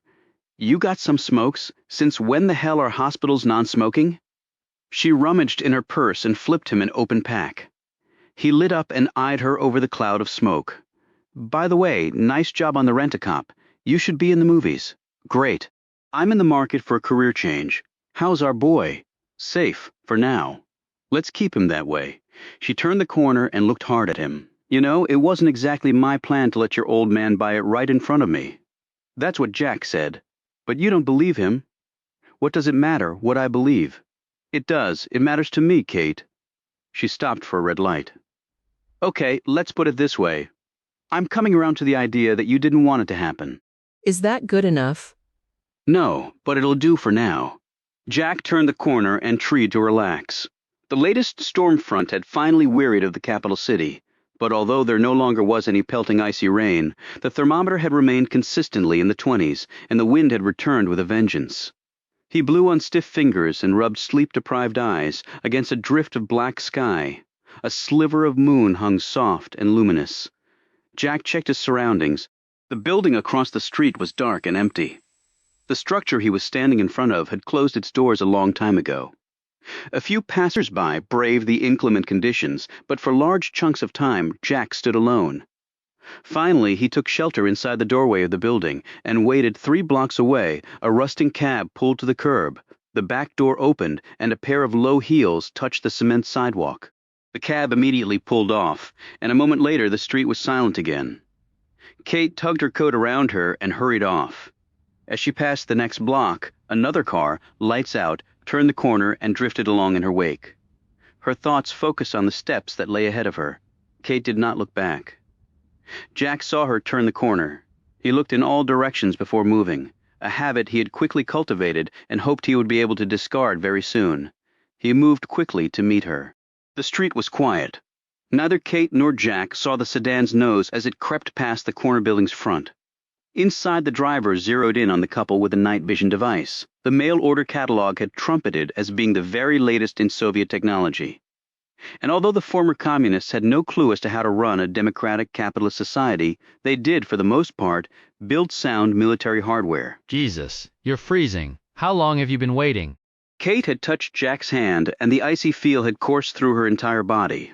Longer than I needed to. The motel room was shrinking on me. I just had to get out. I'm going to make a lousy prisoner, well? Kate opened her purse. She had called Jack from a payphone. She couldn't tell him what she had, only that she had something. Jack had agreed with Edwina Broom that if risks had to be taken, he would take more than anyone. Kate had already done enough. Jack grasped the packet. It wasn't that difficult to discern what was contained inside. Photographs. Thank God, Luther, you didn't disappoint. Are you okay? Jack scrutinized her. I'm getting there. Where's Seth? He's around. He'll drive me home. They stared at each other. Jack knew that the best thing was to have Kate leave. Maybe leave the country for a while, until this blew over, or he was convicted of murder. If the latter, then her intention of starting over somewhere else was probably the best plan anyway. But he didn't want her to leave. Thank you. The words seemed wholly inadequate, like she had just dropped off lunch for him, or picked up his dry cleaning. Jack, what are you going to do now? I haven't thought it all through yet, but it's coming. I'm not going down without a fight. Yeah, but you don't even know who it is you're fighting. That's hardly fair. Who said it was supposed to be fair? He smiled at her as the wind kicked old newspapers down the street. You better get going. It's not that safe around here. I've got my pepper mace. Good girl. She turned to leave, then clutched him by the arm. Jack, please be careful. I'm always careful. I'm a lawyer. CYA is SOP for us. Jack, I'm not kidding. He shrugged. I know. I promise I will be as careful as I can. As Jack said this, he stepped toward Kate and took off his hood. The night goggles fixated on Jack's exposed features, and then they were lowered. Shaky hands picked up the car's cellular phone. The two clung in an easy embrace. While Jack desperately wanted to kiss her, under the circumstances he settled for a soft brush of his lips against her neck. When they stepped back from each other, tears had begun to form in Kate's eyes. Jack turned and walked quickly away. As Kate walked back down the street, she didn't notice the car until it swerved across the street and almost ended up on the curb. She staggered back as the driver's side door flew open. In the background, the air had exploded with sirens, all coming toward her. Toward Jack. She instinctively looked behind her. There was no sign of him. When she turned back, she was staring into a pair of smug eyes, framed under bushy eyebrows. I thought our paths might cross again, Miss Whitney. Kate stared at the man, but recognition was not forthcoming. He looked disappointed. Bob Gavin, from the Post? She looked at his car. She had seen it before, on the street passing Edwina Broom's house. You've been following me. Yes, I have. Figured you'd eventually lead me to Graham. The police, her head jerked around as a squad car, siren blaring, tore down the street toward them. You called them. Gavin nodded, smiling. He was obviously pleased with himself. Now, before the cops get here, I think we can work a little deal. You give me an exclusive? The down and dirty on Jack Graham, and my story changes just enough so that instead of an accessory, you're just an innocent bystander in this whole mess. Kate glared at the man. The rage within her, having been built up from a month of personal horrors, was near its exploding point, and Bob Gavin was standing directly over the epicenter. Gavin looked around at the patrol car nearing them. In the background, 2 more squad cars were heading in their direction. Come on, Kate, he said urgently. You don't have much time. You stay out of jail, and I get my long-overdue Pulitzer and my 15 minutes of fame. What's it going to be? She gnashed her teeth, her response startlingly calm, as though she had practiced its delivery for months. Pain, Mr. Gavin. 15 minutes of pain as he stared at her. She pulled the palm-sized canister, pointed it directly at his face, and squeezed the trigger. The pepper gas hit Gavin flush in the eyes and nose, marking his face with a red dye. By the time the cops exited their vehicle, Bob Gavin was on the pavement clutching at his face, trying unsuccessfully to tear his eyes out. The first siren had sent Jack into a sprint down a side street. He slid flat against a building, sucking in air. His lungs ached, the cold tore at his face. The deserted nature of the area he was in had turned into a huge tactical disadvantage. He could keep moving, but he was like a black ant on a sheet of white paper. The sirens were coming so heavy now, he couldn't ascertain from what direction. Actually, they were coming from all directions, and they were getting closer. He ran hard to the next corner, stopped, and peered around. The view was not encouraging. His eyes fastened on a police blockade being set up at the end of the street. Their strategy was readily apparent. They knew his general coordinates. They would simply cordon off a wide radius and systematically close that radius in. They had the manpower and the time. The one thing he did have was a good knowledge of the area he was in. Many of his PD clients had come from here. Their dreams set not on college, law school, good job, loving family, and the suburban split level, but on how much cash they could generate from selling bags of crack, how they could survive one day at a time. Survival. It was a strong human drive. Jack hoped his was strong enough as he flew down the alley. He had no idea what he would encounter, although he supposed the fierce weather had kept some of the local felons indoors. He almost laughed, not one of his former partners at Patton. Shaw would have come near this place, even with an armored battalion surrounding them. He might as well be running across the surface of Pluto. He cleared the chain-link fence with one jump and landed slightly off balance. As he put out his hand against the rugged brick wall, to steady himself, he heard two sounds, his own heavy breathing, and the sound of running feet. Several pair, he'd been spotted. They were homing in on him. Next the K-9s would be brought in, and you didn't run away from the four-legged cops. He exploded out of the alley and made his way over to Indiana Avenue. Jack veered down another street as the squeal of tires flew toward him. Even as he raced in the new direction, a new flank of pursuers rushed to greet him. It was only a matter of time now. He felt in his pocket for the packet. What could he do with it? He didn't trust anybody. Technically, an inventory of an arrestee's possessions taken from him would be made, with appropriate signatures and chain of custody safeguards, all of which meant nothing to Jack. Whoever could kill in the middle of hundreds of law officers and disappear without a trace could certainly manage to secure a prisoner's personal possessions from the D.C. Police Department. And what he had in his pocket was the only chance he had. D.C. didn't have the death penalty, but life without parole wasn't any better, and in a lot of ways seemed a hell of a lot worse. He raced in between two buildings, stumbled on some ice, and plunged over a stack of garbage cans and hit the pavement hard. He picked himself up and half-rolled into the street, rubbing at his elbow. He could feel the burn, and there was a looseness in his knee that was a new sensation. As he stopped rolling, he managed to sit up, then froze. A car's headlights were coming right for him. The police bubble light blasted into his eyes as the wheels came within 2 inches of his head. He slumped back on the asphalt. He was too winded to even move. The car door sprang open. Jack looked up, puzzled. It was the passenger door. Then the driver's door flew open. Big hands slid under his armpits. "Goddamn it, Jack, get your ass up." Jack looked up at Seth Frank. Chapter 28. Bill Burton leaned his head into the Secret Service command post. Tim Collins sat at one of the desks going over a report. "Come on, Tim." Collin looked up, puzzled. Burton said quietly, "They've got him cornered down near the courthouse. I want to be there, just in case."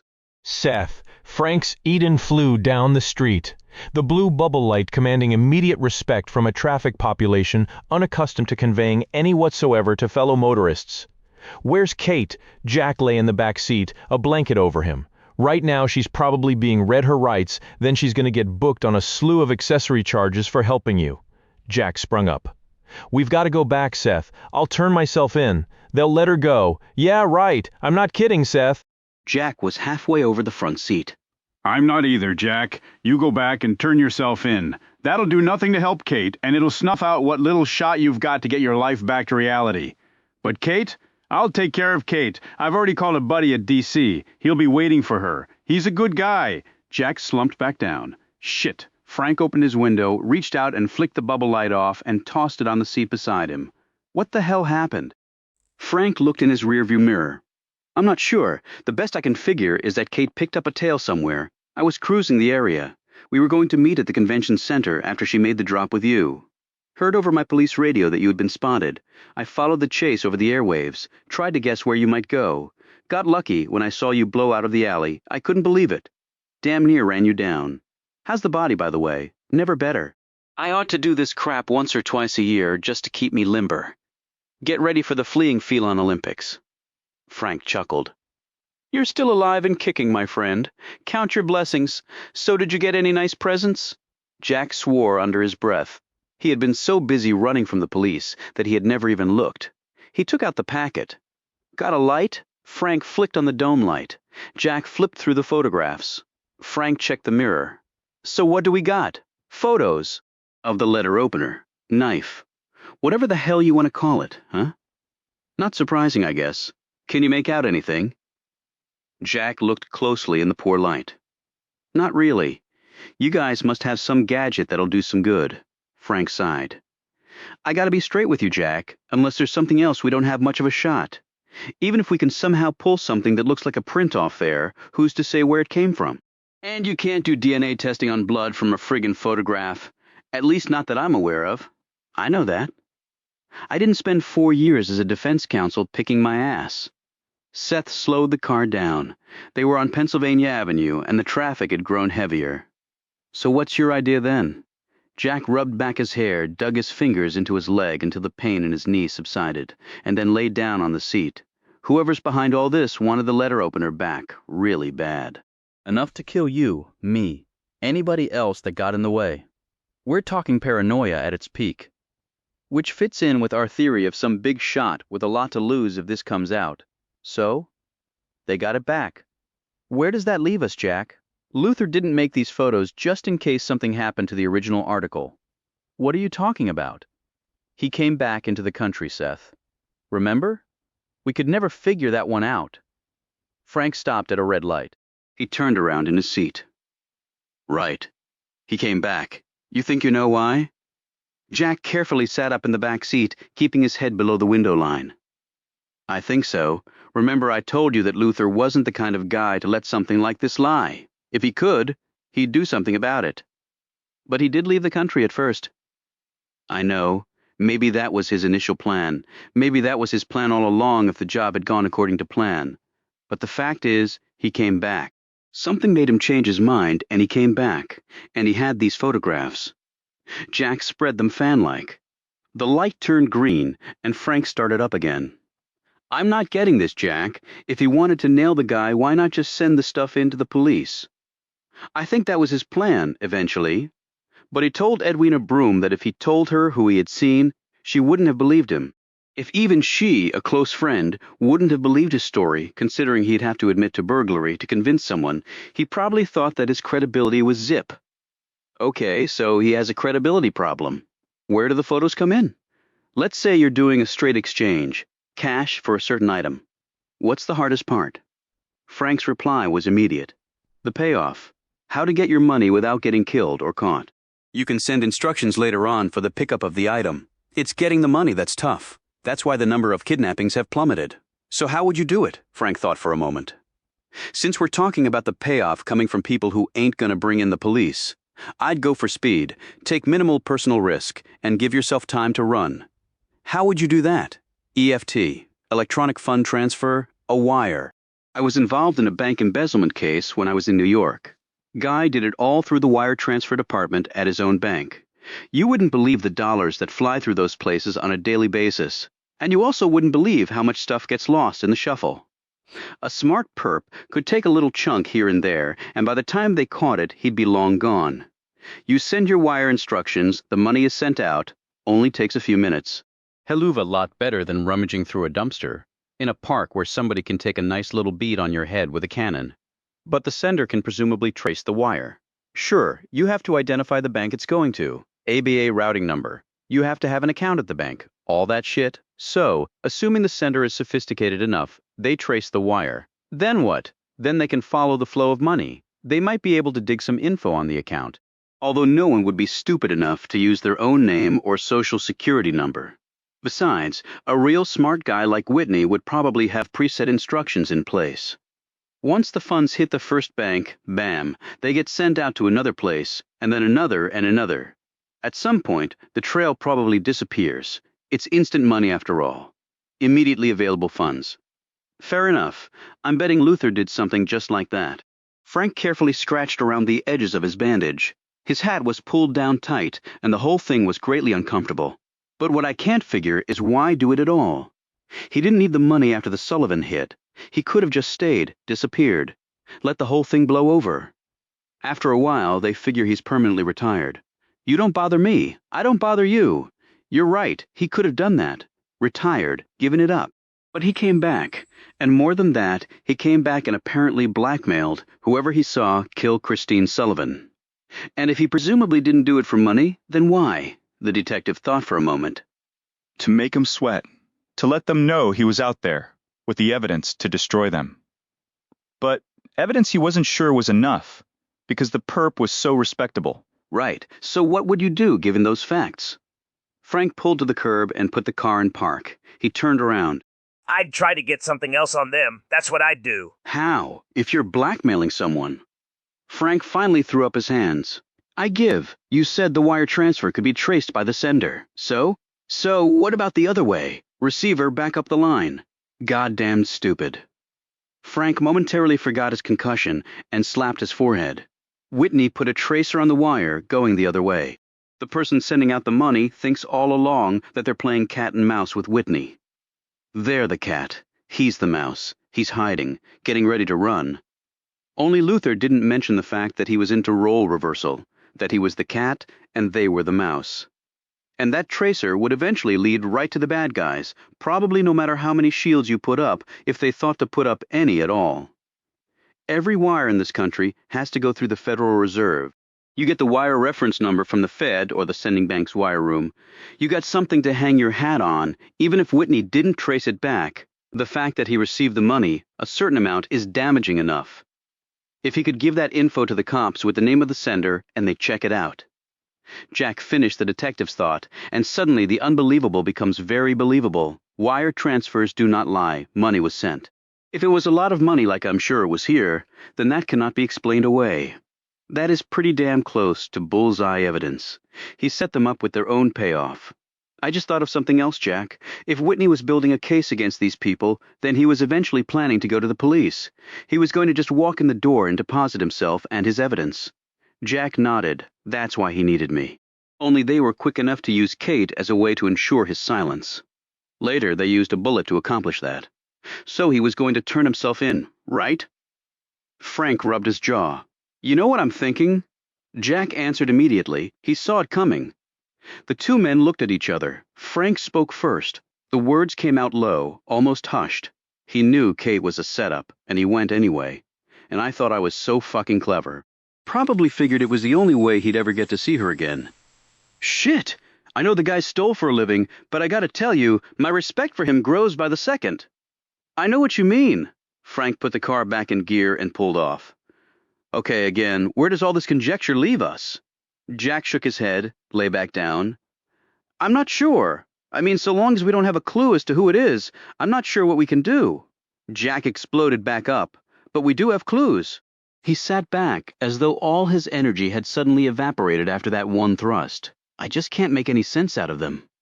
The men drove on in silence for a few minutes. Jack, I know this sounds funny coming from a policeman, but I think you might want to start considering getting the hell out of here. You got some bucks saved? Maybe you should retire early. And what, leave Kate swinging in the wind? If we don't nail these guys, what is she looking at? 10 to 15 as an accessory? I don't think so, Seth. Not in a million years. They can fry my ass before I let that happen. You're right. Sorry I brought it up. As Seth glanced in his mirror, the car next to them tried to do a U-turn directly in front of them. Frank hit the brakes, and his car spun sideways, crashing into the curb with a bone-crunching impact. The Kansas license plates on the vehicle that had nearly crashed into them quickly disappeared. Stupid tourists. Fucking bastards. Frank gripped the steering wheel hard, his breath coming in gasps. The shoulder restraint had done its job, but it had dug deeply into his skin. His battered head pounded. Fucking bastard, Frank yelled again to no one in particular. Then he remembered his passenger and looked anxiously in the back seat. Jack? Jack? You okay? Jack's face was pressed up against the door glass. He was conscious. In fact, his eyes were staring at something with great intensity. Jack? Frank undid his seatbelt and gripped Jack by the shoulder. You okay, Jack? Jack looked at Frank and then back out the window. Frank wondered if the impact had relieved his friend of his senses. He automatically searched Jack's head for bruises until Jack's hand stopped him and pointed out the window. Frank looked out. Even his hardened nerves took a jolt. The rear view of the White House filled his entire line of vision. Jack's mind raced. Images hurtled across like a video montage. The vision of the president pulling back from Jennifer Baldwin, complaining of tennis elbow, only it had been inflicted with a certain letter opener that had started this whole crazy thing.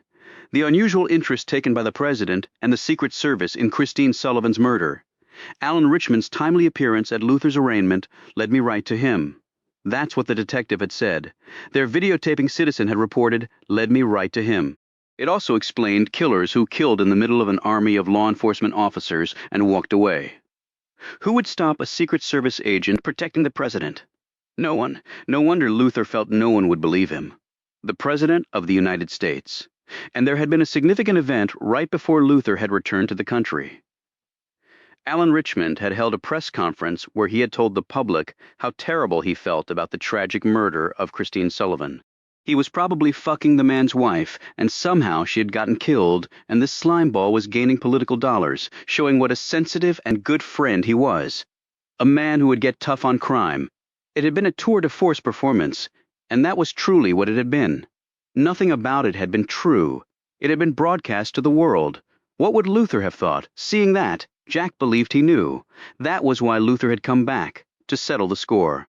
All the pieces had been dangling inside Jack's head, just waiting for the right catalyst to come along. Jack looked back once more at the catalyst, directly under the lamplight. Tim Collin again glanced down the street at the minor traffic mishap, but could make out no details in the oncoming swarm of car headlights. Next to him, Bill Burton was also peering out. Collin shrugged, and then rolled the window back up on the black sedan. Burton threw his bubble light on top of the car, hit his siren, quickly drove the car through the rear White House gate, and tore off in the direction of D.C. Superior Court in pursuit of Jack. Jack looked at Seth Frank and smiled grimly as he reflected on the detective's outburst. The same phrase had erupted from Luther's mouth right before his life had ended. Jack finally remembered where he had heard it before. The hurled newspaper at the jail, the smiling president on the front page. Outside the courthouse, staring right at the man. Those same words had exploded out, with all the fury and venom the old man could muster. "Fucking bastard," Jack said. Alan Richmond stood by the window and wondered if he was destined to be surrounded by incompetence. Gloria Russell sat drone-alike in a chair across from him. He had bedded the woman a half-dozen times and now had completely lost interest. He would catapult her away when the time was right. His next administration would be comprised of a far more capable team, underlings who would allow him to focus on his particular vision for the country. He had not sought the presidency to sweat the details. I see we haven't gained an inch in the polls. He didn't look at her. He anticipated her response. Does it really matter so much whether you win by 60% or 70%? He whirled around. Yes, he hissed. Yes, it goddamn does matter. She bit her lip and retreated. I'll step up the effort, Alan. Maybe we can pull a shutout in the Electoral College. At a minimum, we should be able to do that, Gloria. She looked down. After the election, she would travel around the world, where she knew no one and no one knew her. A fresh start, that was what she needed. Then everything would be okay. Well, at least our little problem is cleared up. He was looking at her, hands clasped behind his back. Tall, lean, impeccably dressed and groomed. He looked like the commander of an invincible armada, but then again, history had proven that invincible armadas were far more vulnerable than people imagined. It's been disposed of? No, Gloria, I have it in my desk. Would you like to see it? Perhaps you might wish to abscond with it again. His air was so thick with condescension, she felt the urgent need to bring their consultation to a close. She rose. Will there be anything else? He shook his head and returned to the window. She had just put her hand on the doorknob when it turned and opened. We've got a problem. Bill Burton looked at each of them. So what does he want? The president looked down at the photograph Burton had handed him. Burton replied quickly. Note doesn't say, I can guess that the shape the guy's in with cops on his ass, he's looking for some quick funds. The president looked pointedly at Russell. I'm very puzzled as to how Jack Graham knew to send the photo here. Burton picked up on the look from the president, and while the last thing he wanted was to defend Russell, they had no time to misanalyze the situation. It's possible, Whitney told him, Burton answered. If that's true, he waited a long time to dance with us, the president fired back. Whitney may not have told him directly. Graham could have figured it out for himself. Piece things together. The president tossed down the photo. Russell quickly averted her eyes. The mere sight of the letter opener had paralyzed her. Burton, how could this possibly be damaging to us? The president stared at him, seemingly probing through the inner areas of the agent's mind. Burton sat down, rubbed his jaw with the palm of his hand. I've been thinking about that. It could be Graham's grasping at straws. He's in a pretty tight fix himself, and his lady friend is cooling her heels in the lockup right now. I'd chalk it up to him being desperate. He gets a sudden inspiration, puts two and two together, and takes a flyer on sending us this, hoping it's worth it to us to pay his price, whatever it might be. The president stood up and fingered his coffee cup. Is there any way to find him quickly? There are always ways. How fast, I don't know. So if we ignore his communication, he may do nothing, just hightail it and take his chances. But again, we're confronted with the possibility of the police catching up to him. And him spilling his guts. Burton finished the sentence. Yeah, that's a possibility. A real possibility. The president picked up the photo. With only this to back up his story, he looked incredulous. Why bother? It's not the incriminating value of what's in the photo per se that bothers me. What bothers you is that his accusations, coupled with whatever ideas or leads the police can develop from the photo, might make for some very uncomfortable questions. Something like that. Remember, it's the allegations that can kill you. You're up for re-election. He probably sees that as an ace for him. Bad press can be just as deadly to you right now. The president pondered for a moment. Nothing. No one would interfere with his re-election. Buying him off is no good, Burton. You know that. So long as Graham's around, he's dangerous.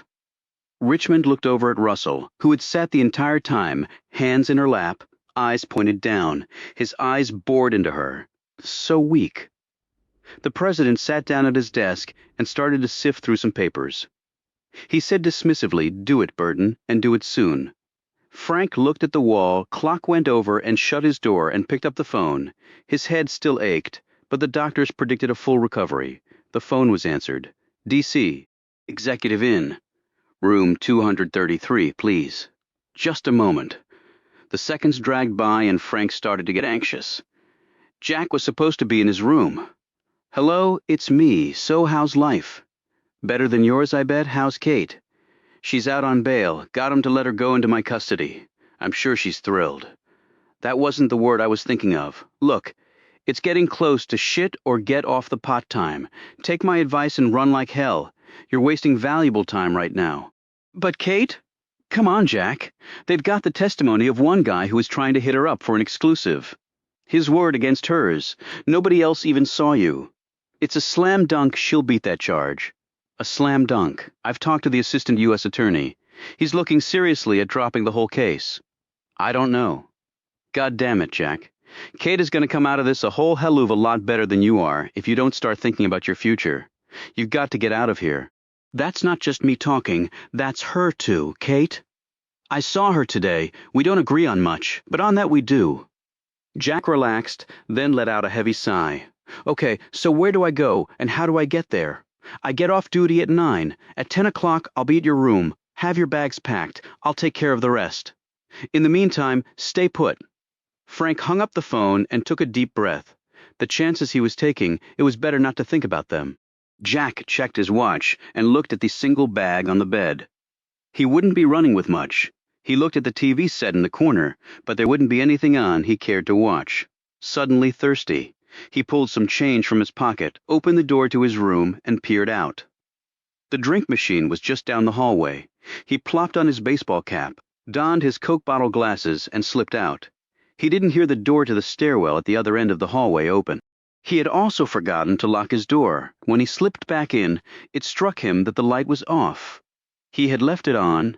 As his hand hit the switch, the door was slammed shut behind him, and he was thrown onto the bed. As he quickly rolled over and his eyes adjusted to the light, the two men came into focus. They were not wearing masks this time, which spoke volumes in itself. Jack started to lunge forward, but twin cannons met him halfway. He sat back down, scrutinized each of their faces. What a coincidence. I've already made each of your acquaintance separately. He pointed at Colin. You tried to blow my head off? He swiveled to Burton, and you tried to blow smoke up my ass, and succeeded. Burton, right? Bill Burton? Always remember names. He looked at Colin, didn't catch yours, though. Colin looked at Burton, then stared back at Jack. Secret Service agent Tim Colin. You pack a nice little wallop, Jack? Must have played some ball back in school? Yeah, my shoulder still remembers you. Burton sat down on the bed next to Jack. Jack looked at him. I thought I'd covered my tracks pretty good. I'm kind of surprised you found me. Burton looked at the ceiling. A little bird told us, Jack. Jack looked over at Colin and then back at Burton. Look, I'm heading out of town and I'm not coming back. I don't think you guys need to add me to the body count. Burton eyed the bag on the bed and then got up and slipped his gun back in its holster. Then he grabbed Jack and flung him up against the wall. The veteran agent left nothing unprobed by the time he had finished.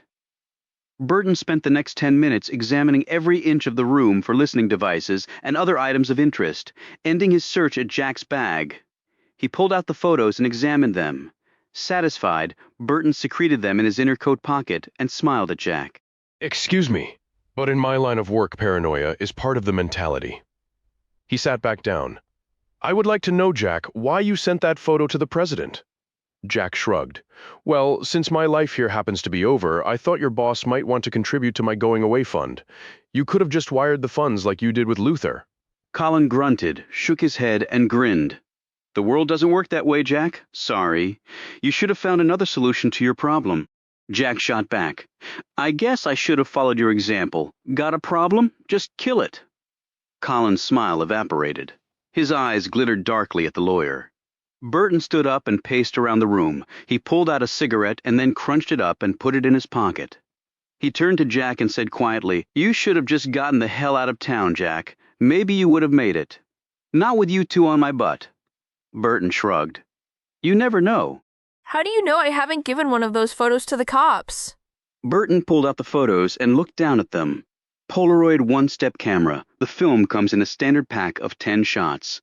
Whitney sent 2 to Russell. You sent 1 to the president. There are 7 left here. Sorry, Jack. Nice try. I could have just told Seth Frank what I know. Burton shook his head. If you had, I think my little bird would have told me. But if you want to insist on the point, we can just wait for the lieutenant to show up and join the party. Jack burst up from the bed and launched himself toward the door. Right as he reached it, an iron fist slammed into his kidney. Jack crumpled to the floor. An instant later, he was hustled up and thrown back on the bed. Jack looked up into Colin's face. Now we're even, Jack. Jack groaned and lay back on the bed, fighting the nausea the blow had caused. He sat back up, caught his breath as the pain subsided. When Jack finally managed to look up, his eyes found Burton's face. Jack shook his head, the disbelief clear on his features. Burton eyed Jack intently and said, What? I thought you were the good guys, Jack said quietly. Burton said nothing for several long moments. Colin's eyes went to the floor and stayed there. Finally, Burton answered, his voice faint, as if his larynx had suddenly collapsed. So did I, Jack. So did I. He paused, swallowed painfully, and went on. I didn't ask for this problem. If Richmond could keep his dick in his pants, none of this would have happened. But it did, and we had to fix it. Burton stood up, looked at his watch. I'm sorry about this, Jack. I really am. You probably think that's laughable, but it's the way I really feel. He looked at Colin and nodded.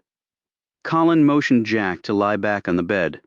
I hope the president appreciates what you're doing for him, Jack said bitterly. Burton smiled ruefully. Let's just say he expects it, Jack. Maybe they all do. In one way or another, Jack slid slowly back and watched as the barrel moved closer and closer to his face.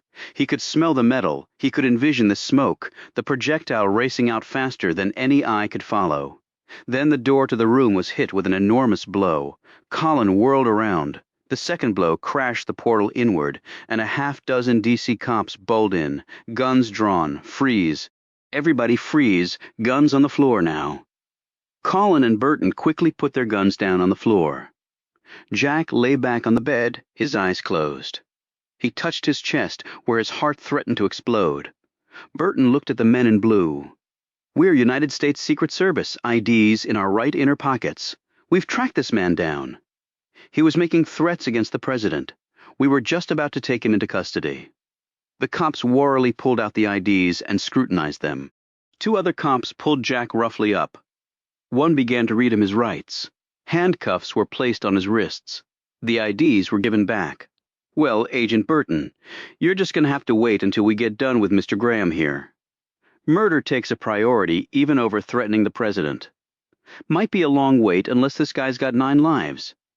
The cop looked at Jack and then down at the bag on the bed. Should have taken off when you had the chance, Graham. Sooner or later, we were going to get you. He motioned for his men to take Jack out. He looked back at the bewildered agents and smiled broadly. We got a tip he was here. Most tips are worth shit. This one might get me that promotion I'm sorely in need of.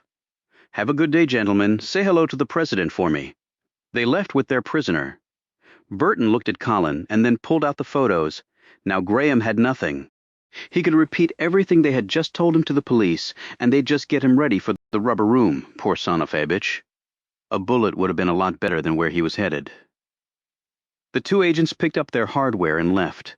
The room was silent. 10 minutes later, the door to the adjoining room was eased open and a figure slipped into Jack's room. The corner TV was swiveled around and the back was eased off. The TV was remarkably real-looking and an absolute sham. Hands reached inside and the surveillance camera was swiftly and silently removed, and the cabling was pushed through the wall until it disappeared from sight. The figure opened the adjoining door and went back through. A recording machine sat on a table next to the wall. The cable was coiled up and deposited in a bag. The figure hit a button on the recording machine and the tape slid out. 10 minutes later, the man carrying a large backpack walked out of the front door of the Executive Inn, turned left and walked to the end of the parking lot where a car was parked, its engine idling. Tara Crimson passed the car and casually tossed the tape through the open window and onto the front seat. Then he proceeded over to his Harley-Davidson 1200cc touring bike. The joy of his life got on, fired it up, and thundered off. Setting up the video system had been child's play. Voice-activated camera. Recording machine kicked on when the camera did. Your standard VHS tape? He didn't know what was on the tape, but it must be something pretty damn valuable. Jack had promised him a year's free legal services for doing it. As he hurtled along the highway, Tar smiled, remembering their last meeting where the lawyer had balked at the new age of surveillance technology. Back in the parking lot, the car glided forward, one hand on the steering wheel, the other protectively around the tape. Seth Frank turned onto the main road. Not much of a moviegoer, this was one tape he was dying to watch. Bill Burton sat in the small but cozy bedroom he had shared with his wife through the evolution of 4 beloved children. 24 years together. They had made love countless times. In the corner by the window. Bill Burton had sat in a much-worn rocker and fed his 4 offspring before reporting for early morning shifts, allowing his exhausted wife a few minutes of much-needed rest. They had been good years. He had never made a lot of money, but that had never seemed to matter. His wife had gone back and finished her nursing degree after their youngest had entered high school. The added income had been nice, but it was good to see someone who had long sacrificed her personal goals to the needs of others to finally do something just for herself. All in all, it had been a great life. A nice house in a quiet, picturesque neighborhood safe so far from the ever-expanding war zones around them. There would always be bad people, and there would always be people like Bill Burton to combat them. Or people like Burton had been. He looked out the dormer window. Today was his day off, dressed in jeans, bright red flannel shirt, and Timberland boots. He could have easily passed as a burly lumberjack. His wife was unloading the car. Today was grocery shopping day. The same day for the last 20 years, he watched her figure admiringly as it bent low to pull out the bags. Chris, his 15-year-old, and Sydney, 19 long-legged and a real beauty, and in her sophomore year at Johns Hopkins, with her sights set on medical school, were helping their mother. His other 2 were out on their own and doing well. They occasionally called their old man for advice on buying a car or a house, long-term career goals, and he loved every minute of it. He and his wife had hit 4 out of the park, and it was a good feeling. He sat down at the little desk in the corner, unlocked a drawer, and pulled out the box. He lifted the top and stacked the 5 audiocassette tapes on top of the desk next to the letter he had written that morning. The name on the envelope was written in large, clear letters. Seth Frank. Hell, he owed the guy, laughter floated up to him, and he again went to the window. Sydney and Chris were now engaged in a pitched snowball battle with Sherry, his wife, caught in the middle. The smiles were big, and the confrontation culminated in all of them landing in a heap next to the driveway. He turned away from the window and did something he could never remember doing before. Through 8 years as a cop, where tiny babies had expired in his arms, beaten to death by the ones who were supposed to love and protect them, through day after day of looking for the worst in humankind. The tears were salty. He didn't rub them away, they kept pouring. His family would be coming in soon. They were supposed to go out to dinner tonight. Ironically, today was Bill Burton's 45th birthday. He leaned across the desk and with a quick motion pulled the revolver from his holster. A snowball hit the window. They wanted their daddy to come join them. I'm sorry. I love you. I wish I could be there. I'm sorry for all I've done. Please forgive your dad. Before he could lose his nerve, he pushed the 4357 as far down his throat as he could. It was cold and heavy. One of his gums started to bleed from a nick. Bill Burton had done everything he could to ensure that no one would ever know the truth. He had committed crimes. He had killed an innocent person and had been involved in 5 other homicides. And now, seemingly in the clear, the horror behind him, after months of mounting disgust with what he had become, and after a sleepless night next to a woman he had loved with all his heart for over 2 decades, Bill Burton had realized that he could not accept what he had done, nor could he live with that knowledge. The fact was that without self-respect, without his pride, his life was not worth living, and the unfailing love of his family did not help matters, it only made them worse. Because the object of that love, of that respect, knew that he deserved none of it. He looked over at the stack of cassette tapes, his insurance policy. Now they would constitute his legacy, his own bizarre epitaph, and some good would come out of it. Thank God for that. His lips curled into a barely perceptible smile. The Secret Service. Well, the secrets were going to fly now. He briefly thought of Alan Richmond, and his eyes glistened. Here's hoping for life without parole. And you live to be 100, asshole. His finger tightened on the trigger. Another snowball hit the window. Their voices drifted up to him. The tears started again as he thought of what he was leaving behind. God damn it. The word floated from his mouth, carrying with it more guilt, more anguish than he could ever hope to bear. I'm sorry, don't hate me. Please, God, don't hate me. At the sound of the explosion, the playing stopped as 3 pairs of eyes turned as one toward the house. In another minute they were inside. It only took 1 more minute for the screams to be heard. The quiet neighborhood was no more. Chapter 29. The knock on the door was unexpected. President Alan Richmond was in a tense conference with his cabinet. The press had lately been lambasting the administration's domestic policies, and he wanted to know why. Not that the actual policies themselves were of much interest to him. He was more concerned about the perception they conveyed. In the grand scheme of things, perceptions were all that mattered. That was Politics 101. Who the hell are they? The president looked angrily at the secretary. Whoever they are, they're not on the list for today. He looked around the table. Hell, his chief of staff had not even bothered to show up for work today. Maybe she had done the smart thing and taken a bottle of pills. That would hurt him short term, but he would work out an impressive spin on her suicide. Besides, she had been right about one thing. He was so far ahead in the polls, who cared? The secretary timidly crept into the room. Her growing astonishment was evident. It's a large group of men, Mr. President, Mr. Bayless from the FBI, several policemen, and a gentleman from Virginia. He wouldn't give his name. The police? Tell them to leave and submit a request to see me, and tell Bayless to call me tonight. He'd be cooling his heels in some bureau outpost in the middle of nowhere if I hadn't pushed through his nomination as director. I will not tolerate this disrespect. They're most insistent, sir. The president flushed red and stood up. Tell them to get the hell out. I'm busy, you idiot. The woman quickly retreated before she could reach the door. However, it had opened. 4 Secret Service agents entered. Johnson and Varney among them, followed by a contingent of D.C. police, including Police Chief Nathan Brimmer and FBI Director Donald Bayless, a short, thickly built man in a double-breasted suit with a face whiter than the building he was now in. Bringing up the rear, Seth Frank quietly closed the door. In his other hand, he carried a plain brown briefcase. Richmond stared at each of them, his eyes finally coming to rest on the homicide detective. Detective Frank, right? In case you weren't aware, you're interrupting a confidential cabinet meeting. I'm going to have to ask you to leave. He looked across at the 4 agents, raised his eyebrows, and cocked his head toward the door. The men stared back. They didn't budge. Frank stepped forward. He quietly slipped a paper out of his coat, unfolded it, and handed it to the president. Richmond looked down at it while his cabinet watched in utter bewilderment. Richmond finally looked back at the detective. Is this some kind of joke?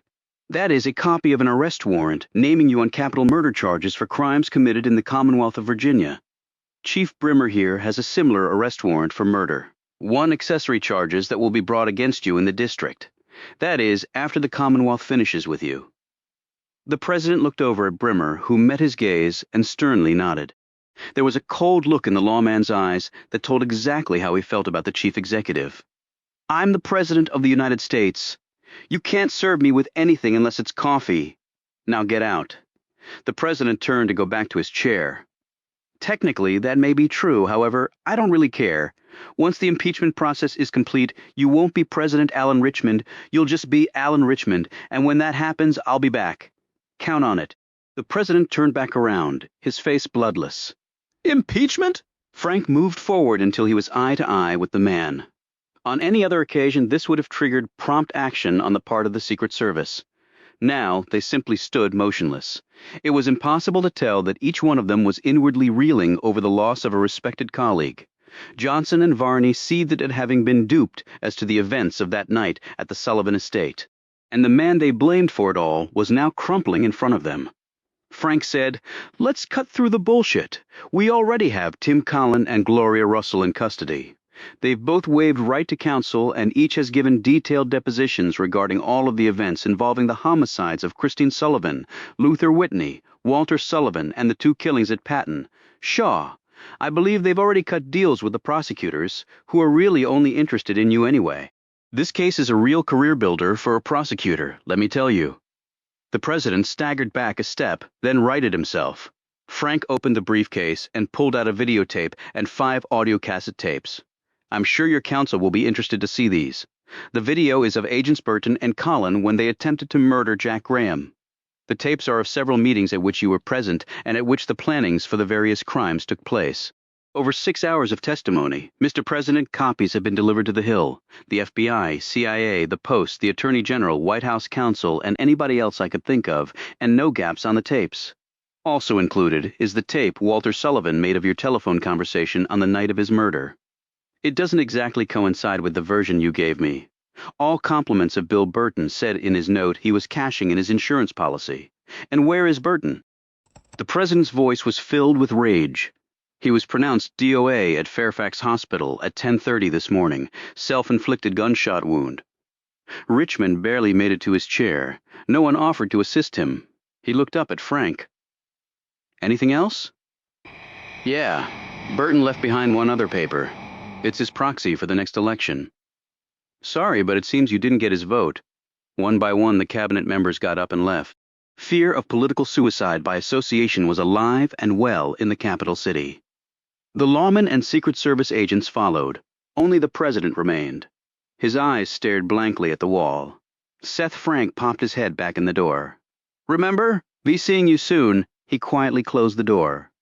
Chapter 3. As Luther stared through the glass, the thought struck him that the two made a very attractive couple. It was an absurd opinion to have under the circumstances, but that didn't make the conclusion any less valid. The man was tall, handsome, of very distinguished mid-40s. The woman could not have ventured far into her 20s. The hair was full and golden, the face oval and lovely, with a pair of enormous deep blue eyes that now looked up lovingly into the man's elegant countenance. He touched her smooth cheek, she nestled her lips against his hand. The man had 2 tumblers and filled them with the contents of the bottle he had brought with him. He handed the woman one. After a clink of glasses, their eyes firmly set on each other, he finished his drink in one swallow, while she only managed a small sip of hers. Glasses put down, they embraced in the middle of the room. His hands slid down her backside, and then back up to the bare shoulders. Her arms and shoulders were tanned and well-toned. He grasped her limbs admiringly as he leaned down to kiss her neck. Luther averted his eyes, embarrassed to be viewing this very personal encounter. A strange emotion to have when he was still clearly in danger of being caught. But he was not so old that he could not appreciate the tenderness, the passion that was slowly unfolding in front of him. As he raised his eyes up, he had to smile. The couple was now engaged in a slow dance around the room. The man was obviously well practiced at the endeavor. His partner was less so, but he gently led her through the simple paces until they again ended up beside the bed. The man paused to fill his glass again and then quickly drained it. The bottle was now empty. As his arms encircled her once more, she leaned into him, pulled at his coat, started to undo his tie. The man's hands drifted to the zipper of her dress and slowly headed south. The black dress slid down, and she slowly stepped out of it, revealing black panties and thigh-high stockings, but no bra. She had the sort of body that made other women who didn't instantly jealous. Every curve was where it was supposed to be. Her waist Luther could have encircled with both hands touching. As she turned to the side to slide out of her stockings, Luther observed that the breasts were large, round, and full. The legs were lean and defined, probably from hours of daily exercise under the watchful eyes of a personal trainer.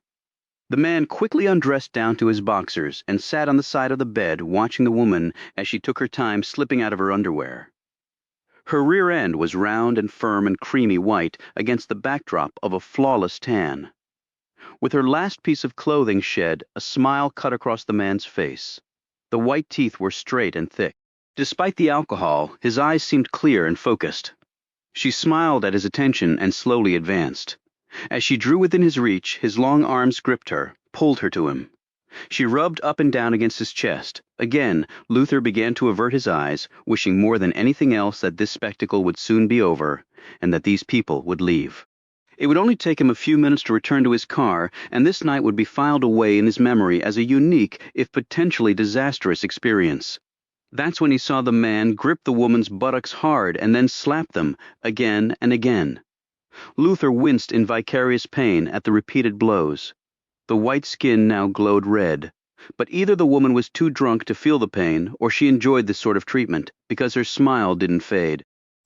Luther felt his gut clench again as the man's fingers dug into the soft flesh. The man's mouth danced across her chest. She ran her finger through his thick hair as she positioned her body inside his legs. She closed her eyes, her mouth gathered into a contented smile. She arched her head back. Then she opened her eyes and attacked his mouth with hers. His strong fingers moved up from the abused buttocks and started to gently massage her back. Then he dug in hard until she winced and pulled back from him. She half smiled, and he stopped as she touched his fingers with hers. He turned his attention back to her breasts and suckled them. Her eyes closed once again, as her breathing turned perceptibly to a low moan. The man moved his attention again to her neck.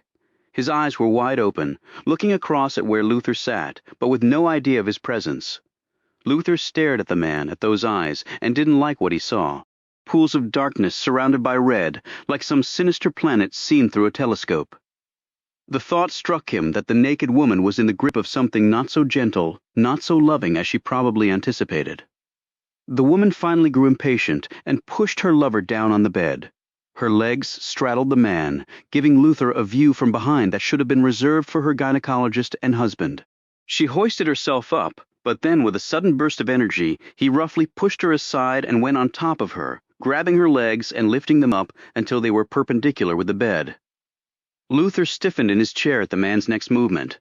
He grabbed her by the neck and jerked her up, pulling her head between his legs. The suddenness of the act made her gasp, her mouth a bare inch from him there. Then he laughed and threw her back down. Dazed for a moment, she finally managed a weak smile and sat up on her elbows as he towered over her. He grabbed his erection with one hand, spreading her wide with the other. As she lay placidly back to accept him, he stared wildly at her. But instead of plunging between her legs, he grabbed her breasts and squeezed, apparently a little too hard, because, finally, Luther heard a yelp of pain, and the woman abruptly slapped the man. He let go and then slapped her back, viciously, and Luther saw a patch of blood emerge at the corner of her mouth and spill onto the thick, lipstick-coated lips. "You fucking bastard." She rolled off the bed and sat on the floor, rubbing her mouth, tasting her blood, her drunken brain momentarily lucid. The first words Luther had clearly heard spoken the entire night hit his brain like a sledgehammer. He stood up, inched toward the glass. The man grinned. Luther froze when he saw it. It was more like the snarl of a wild animal close to a kill than a human being. "Fucking bastard," she said again, a little more quietly, the words slurred. As she stood up, he grabbed her arm, twisted it, and she fell hard to the floor. The man sat on the bed and looked down triumphantly. His breathing accelerating, Luther stood before the glass, his hands clenching and unclenching as he continued to watch and hoped that the other people would come back. He eyed the remote on the chair, and then his eyes shot back to the bedroom. The woman had raised herself half off the floor, the wind slowly coming back to her. The romantic feeling she had been experiencing had vanished. Luther could see that in her body movements, wary and deliberate. Her companion apparently failed to notice the change in her movements and the flash of anger in the blue eyes, or else he would not have stood up and put out a hand for her to take, which she did. The man's smile abruptly vanished as her knee caught him squarely between the legs, doubling him over and ending any arousal he had been experiencing. As he crumpled to the floor, no sound came from his lips except for his labored breathing while she grabbed her panties and started to put them on. He caught her ankle, threw her to the floor, her underwear halfway up her legs.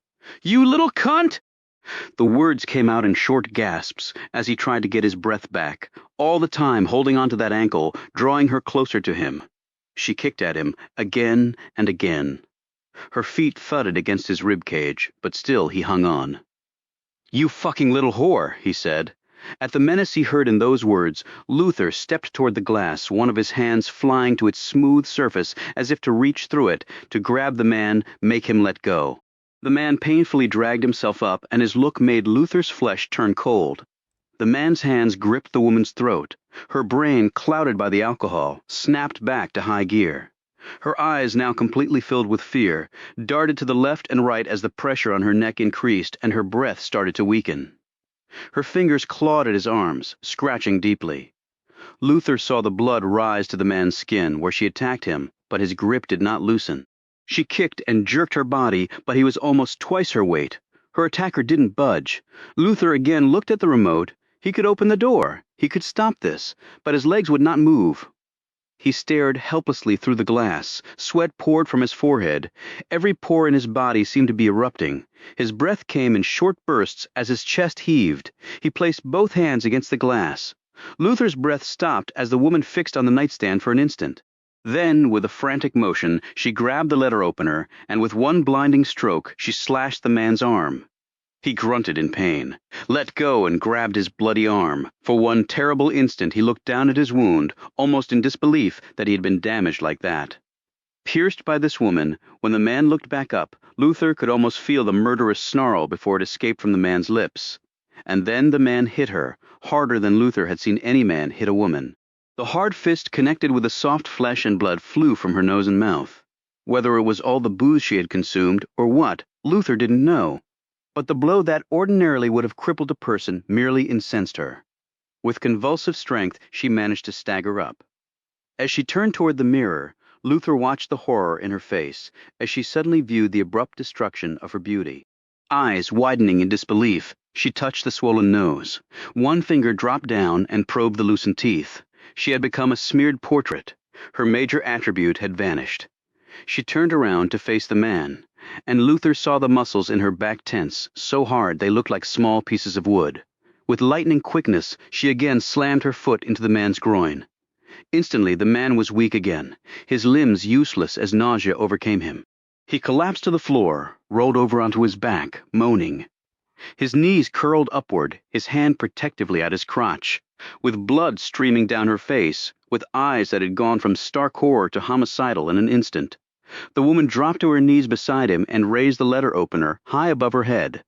Luther grabbed the remote, took a step toward the door, his finger almost on the button. The man, seeing his life about to end as the letter opener plunged toward his chest, screamed with every bit of strength he had left.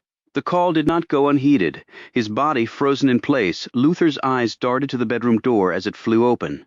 Two men, hair-cropped, short, crisp business suits, not concealing impressive physiques, burst into the room, guns drawn. Before Luther could take another step, they had assessed the situation and made their decision. Both guns fired almost simultaneously. Kate Whitney sat in her office going over the file one more time. The guy had 4 priors and had been arrested but ultimately not charged on 6 other occasions, because witnesses had been too frightened to talk or had ended up in trash dumpsters.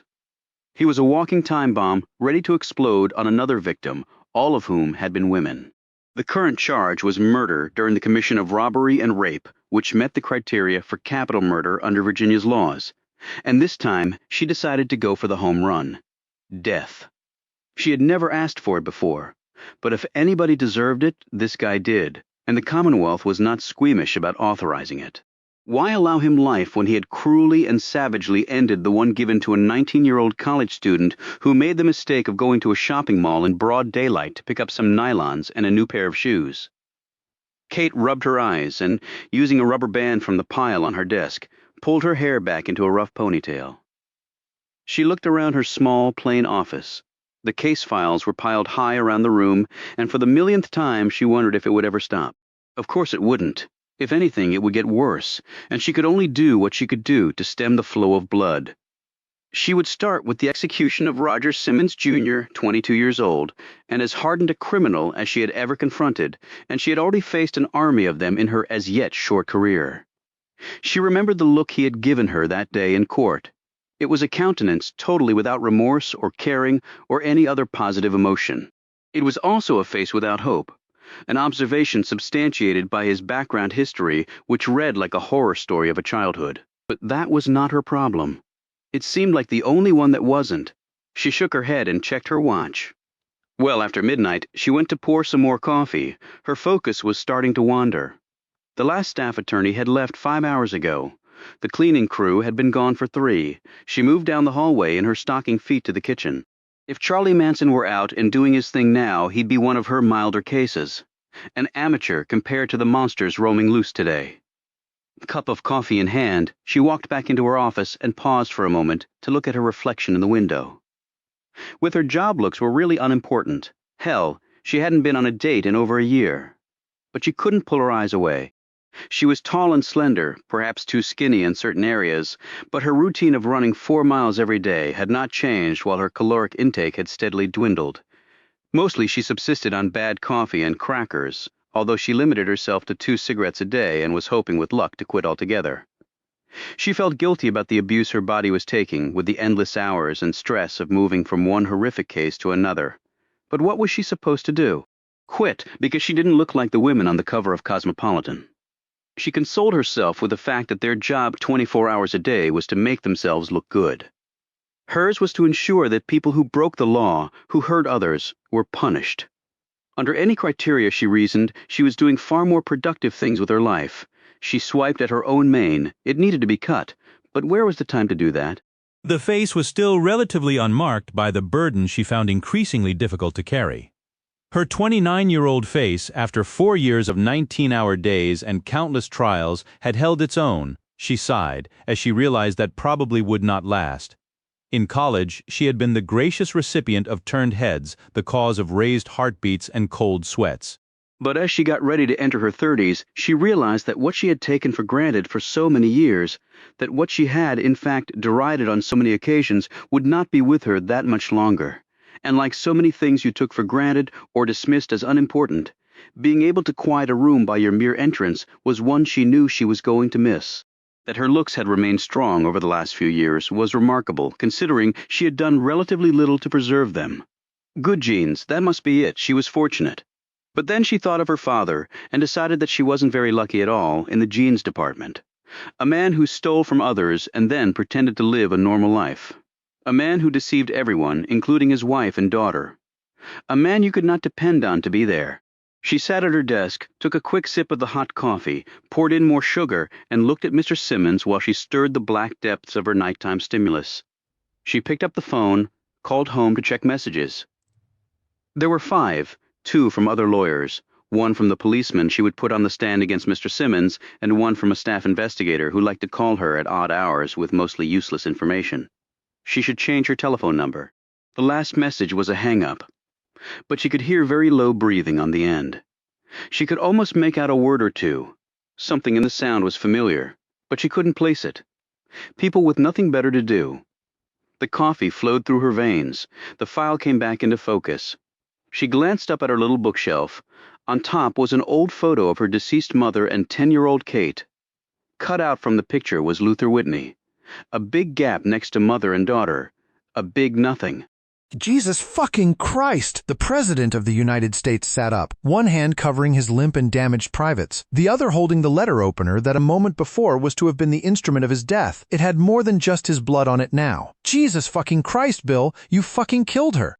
The target of his barrage stooped to help him up, while his companion checked the woman's condition, a perfunctory examination, considering 2 heavy-caliber bullets had blown through her brain. "I'm sorry, sir, there wasn't time." "I'm sorry, sir." Bill Burton had been a Secret Service agent for 12 years, and a Maryland state trooper for 8 years before that, and one of his rounds had just blown apart a beautiful young woman's head. Despite all his intense training, he was shaking like a preschooler just awakened from a nightmare. He had killed before in the line of duty, a routine traffic stop gone wrong, but the deceased had been a 4-time loser with a serious vendetta against uniformed officers and wielding a Glock semi-automatic pistol in a sincere attempt to lift Burton's head from his shoulders. He looked down at the small naked body and thought he would be sick. His partner, Tim Cullen, looked across at him, grabbed his arm. Burton swallowed hard and nodded his head. He would make it. They carefully helped up Alan J. Richmond, President of the United States, a political hero and leader to young, middle-aged, and old alike, but now simply naked and drunk. The President looked up at them, the initial horror finally passing as the alcohol worked its effects. "She's dead?" The words were a little slurred, the eyes seemed to roll back in the head like loose marbles. "Yes, sir," Colin answered crisply. You didn't let a question from the President go unanswered, drunk or not. Burton hung back now. He glanced at the woman again, and then looked back at the President. That was their job. His job. Protect the goddamned President. Whatever it took, that life must not end. Not like that. Not stuck like a pig by some drunken bitch. The President's mouth curled up into what looked like a smile, although neither Colin nor Burton would remember it that way later. The President started to rise. "Where are my clothes?" he demanded. "Right here, sir." Burton, snapping back to attention, stooped to pick up the clothes. They were heavily spotted. Everything in the room seemed to be with her. "Well, get me up and get me ready, goddammit. I've got a speech to give for somebody somewhere, don't I?" He laughed shrilly. Burton looked at Colin, and Colin looked at Burton. They both watched as the President passed out on the bed. The sound of the explosions. Chief of Staff Gloria Russell had been in the bathroom on the first floor, as far away from that room as she could get. She had accompanied the President on many of these assignations, but rather than growing used to them, they disgusted her more each time.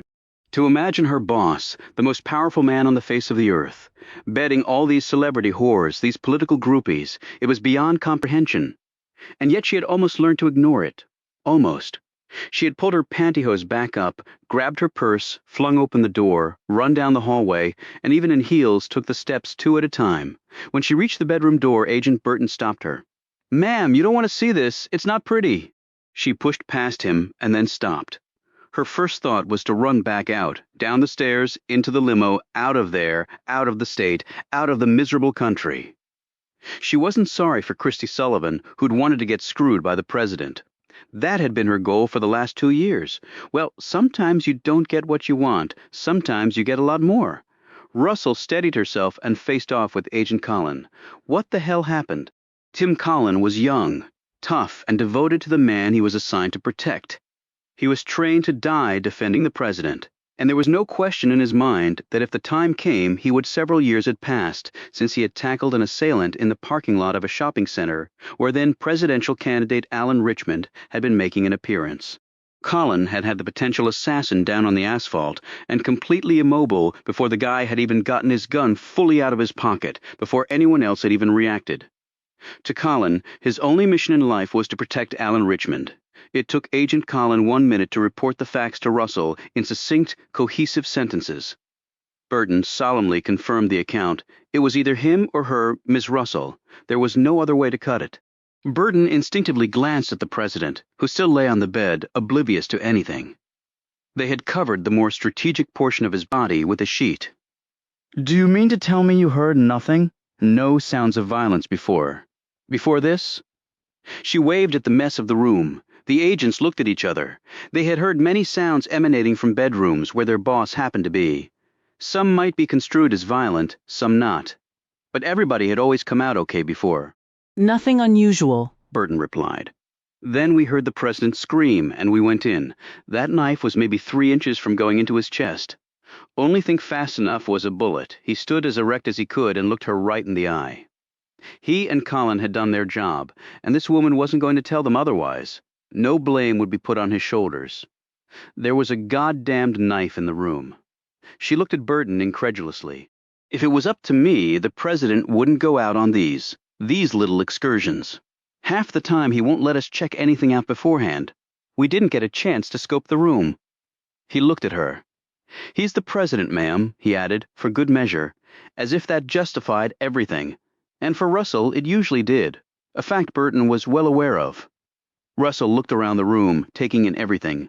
She had been a tenured professor of political science at Stanford, with a national reputation before answering the call in Alan Richmond's quest for the presidency. He was such a powerful force, everybody wanted to jump on his bandwagon. Currently Chief of Staff, with serious talk of becoming Secretary of State if Richmond won re-election, which everyone expected him to do with ease. Who knew? Maybe a Richmond-Russell ticket might be in the making. They made a brilliant combination. She was the strategist. He was the consummate campaigner. Their future grew brighter every day. But now she had a corpse and a drunken president inside a home that was supposed to be vacant. She felt the express train coming to a halt. Then her mind snapped back. Not over this little piece of human garbage. Not ever. Burton stirred. You want me to call the police now, ma'am? Russell looked at him like he had lost his mind. Burton, let me remind you that our job is to protect the president's interests at all times, and nothing, absolutely nothing, takes precedence over that. Is that clear? Ma'am, the lady's dead? I think That's right, you and Colin shot the woman, and she's dead. After exploding from Russell's mouth, the words hung in the air. Colin rubbed his fingers together, a hand went instinctively to his holstered weapon. He stared at the late Mrs. Sullivan as if he could will her back to life. Burton flexed his burly shoulders, moved an inch closer to Russell, so that the significant height difference was at its maximum. If we hadn't fired, the president would be dead. That's our job, to keep the president safe and sound. Right again, Burton.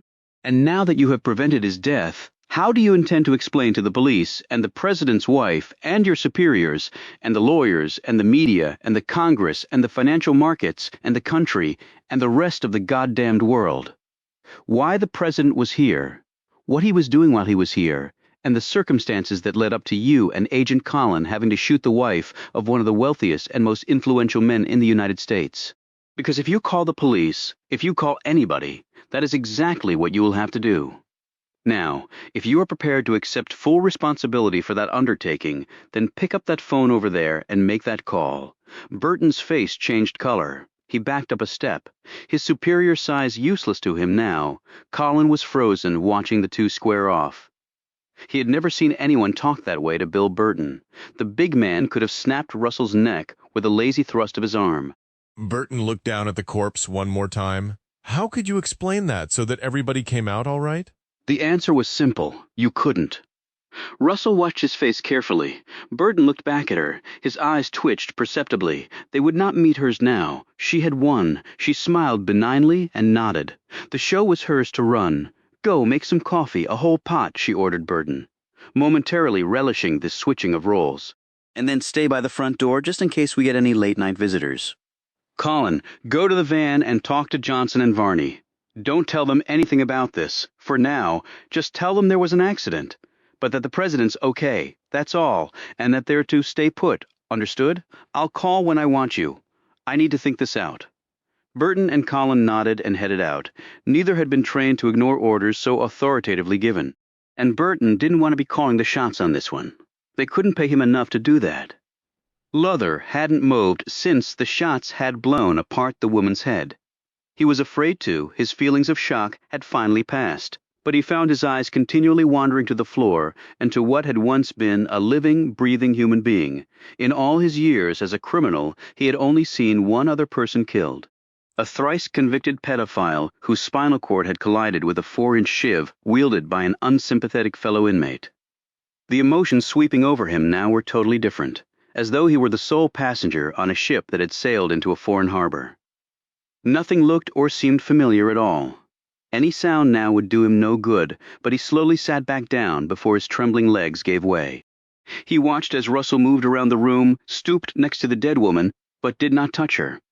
Next, she picked up the letter opener, holding it by the end of the blade with a handkerchief she pulled from her pocket. She stared long and hard at the object that had almost ended her boss's life, and had played a major role in ending someone else's. She carefully put the letter opener in her leather purse, which she had placed on the nightstand, and put the handkerchief back in her pocket. She glanced briefly at the contorted flesh that had recently been Christine Sullivan. She had to admire the way Richmond accomplished his extracurricular activities. All his companions were women of wealth and social position, and all were married. This ensured that no exposé of his adulterous behavior would appear in any of the tabloids. The women he bedded had as much to lose, if not more, as he, and they understood that fact very well, and the press. Russell smiled. In this day and age, the president lived under a never-ending barrage of scrutiny. He couldn't pee, smoke a cigar, or belch without the public knowing all of the most intimate details, or so the public thought. And that was based largely on the overestimation of the press and their abilities to nudge out every morsel of a story from its hiding place. What they failed to understand was that while the office of the president might have lost some of its enormous power over the years, as the problems of a troubled globe soared beyond the ability of any one person to confront them on an equal basis, the president was surrounded by absolutely loyal and supremely capable people. People whose skill level at covert activities were in another league from the polished, cookie-cutter journalists whose idea of trailing down a tough story was asking puffball questions of a congressman who was more than willing to talk for the benefit of the evening news coverage. It was a fact that if he so desired, President Alan Richmond could move about without fear that anyone would be successful in tracking his whereabouts. He could even disappear from public view for as long as he wished, although that was the antithesis of what a successful politician hoped to accomplish in a day's work. And that privilege boiled down to one common denominator: the Secret Service. They were the best of the best. This elite group had proved it time and again over the years, as they had in planning this most recent activity. A little after noon, Christy Sullivan had walked out of her beauty salon in Upper Northwest. After walking 1 block, she had stepped into the foyer of an apartment building, and 30 seconds later, she had walked out encased in a full-length hooded cloak pulled from her bag. Sunglasses covered her eyes. She had walked for several blocks, randomly window shopping, then taken a Red Line metro train to Metro Center. Exiting the metro, she had walked 2 more blocks and entered an alley between 2 buildings scheduled for demolition. 2 minutes later, a car with tinted windows had emerged from the alley. Colin had been driving. Christy Sullivan was in the back seat. She had been sequestered in a safe place with Bill Burton until the president had been able to join her later that night. The Sullivan estate had been chosen as the perfect spot for the planned interlude because, ironically, her home in the country was the last place anyone would expect Christy Sullivan to be. And Russell knew it would also be perfectly empty, guarded by a security system that was no barrier to their plans. Russell sat down in a chair and closed her eyes. Yes, she had 2 of the most capable members of the Secret Service in this house with her, and, for the first time, that fact troubled the Chief of Staff. The 4 agents with her and the President tonight had been handpicked out of the approximately 100 agents assigned to the presidential detail by the President himself for these little activities. They were all loyal and highly skilled. They took care of the President and held their tongues, regardless of what was asked of them. Up until tonight, President Richmond's fascination with married women had spawned no overwhelming dilemmas, but tonight's events clearly threatened all of that. Russell shook her head as she forced herself to think of a plan of action. Luther studied the face.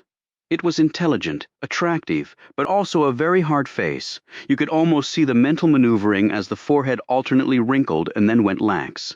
Time slipped by and she didn't budge. Then Gloria Russell's eyes opened and moved across the room, not missing any detail. Luther involuntarily shrank back as her gaze swept by him like a searchlight across a prison yard. Then her eyes came to the bed and stopped. For a long minute she stared at the sleeping man, and then she got a look on her face that Luther could not figure out. It was halfway between a smile and a grimace. She got up, moved to the bed, and looked down at the man. A man of the people, or so the people thought, a man for the ages. He did not look so great right now. His body was half on the bed, legs spread, feet nearly touching the floor. An awkward position, to say the least, when one was wearing no clothes. She ran her eyes up and down the president's body, lingering on some points, an activity that was amazing to Luther, considering what was lying on the floor. Before Gloria Russell had entered the room and faced off with Burton. Luther had expected to hear sirens and to be sitting there watching policemen and detectives, medical examiners, and even spin doctors swarming everywhere, with news trucks piling up in vast columns outside. Obviously, this woman had a different plan. Luther had seen Gloria Russell on CNN and the major networks, and countless times in the papers. Her features were distinctive. A long aquiline nose set between high cheekbones, the gift from a Cherokee ancestor. The hair was raven black and hung straight, stopping at her shoulders. The eyes were big and so dark a blue that they resembled the deepest of ocean water. Twin pools of danger for the careless and unwary. Luther carefully maneuvered in the chair. Watching the woman in front of a stately fireplace inside the White House pontificating on the latest political concerns was one thing. Watching her move through a room containing a corpse and examining a drunk, naked man who was the leader of the free world was an entirely different matter. It was a spectacle. Luther did not want to watch anymore, but he could not pull his eyes away. Russell glanced at the door, walked quickly across the room, took out her handkerchief and closed and locked it. She swiftly returned to again stare down at the president. Her hand went out, and for a moment Luther cringed in anticipation, but she simply stroked the president's face. Luther relaxed, but then stiffened again as her hand moved down to his chest, lingering momentarily on the thick hair, and then dropped still lower to his flat stomach, which rose and fell evenly in his deep sleep. Then her hand moved lower, and she slowly pulled the sheet away and let it drop to the floor. Her hand reached down to his crotch and held there. Then she glanced at the door again and knelt down in front of the president. Now Luther had to close his eyes. He did not share the peculiar spectator interests of the house's owner. Several long minutes passed, and then Luther opened his eyes. Gloria Russell was now shedding her pantyhose, laying them neatly on a chair. Then she carefully climbed on top of the slumbering president. Luther closed his eyes again. He wondered if they could hear the bed squeak downstairs. Probably not, as it was a very large house. And even if they did, what could they do? 10 minutes later, Luther heard a small, involuntary gasp from the man, and a low moan from the woman. But Luther kept his eyes closed. He wasn't sure why. It seemed to be from a combination of raw fear and disgust at the disrespect shown to the dead woman. When Luther finally opened his eyes, Russell was staring directly at him. His heart stopped for a moment until his brain told him it was okay. She quickly slipped on her pantyhose. Then, in confident, even strokes, she reapplied her lipstick in the looking-glass. A smile clung to her face. The cheeks were flushed.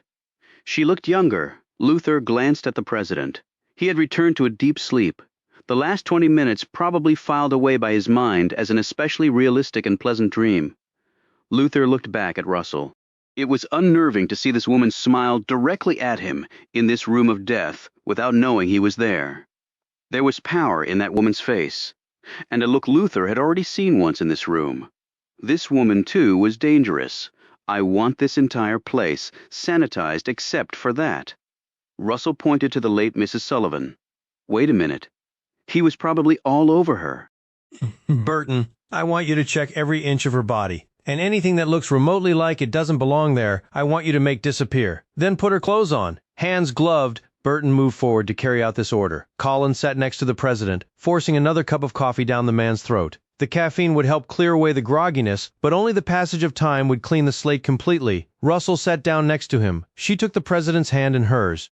He was fully clothed now, although his hair was in disarray. His arm hurt, but they had bandaged it as best they could. He was in excellent health.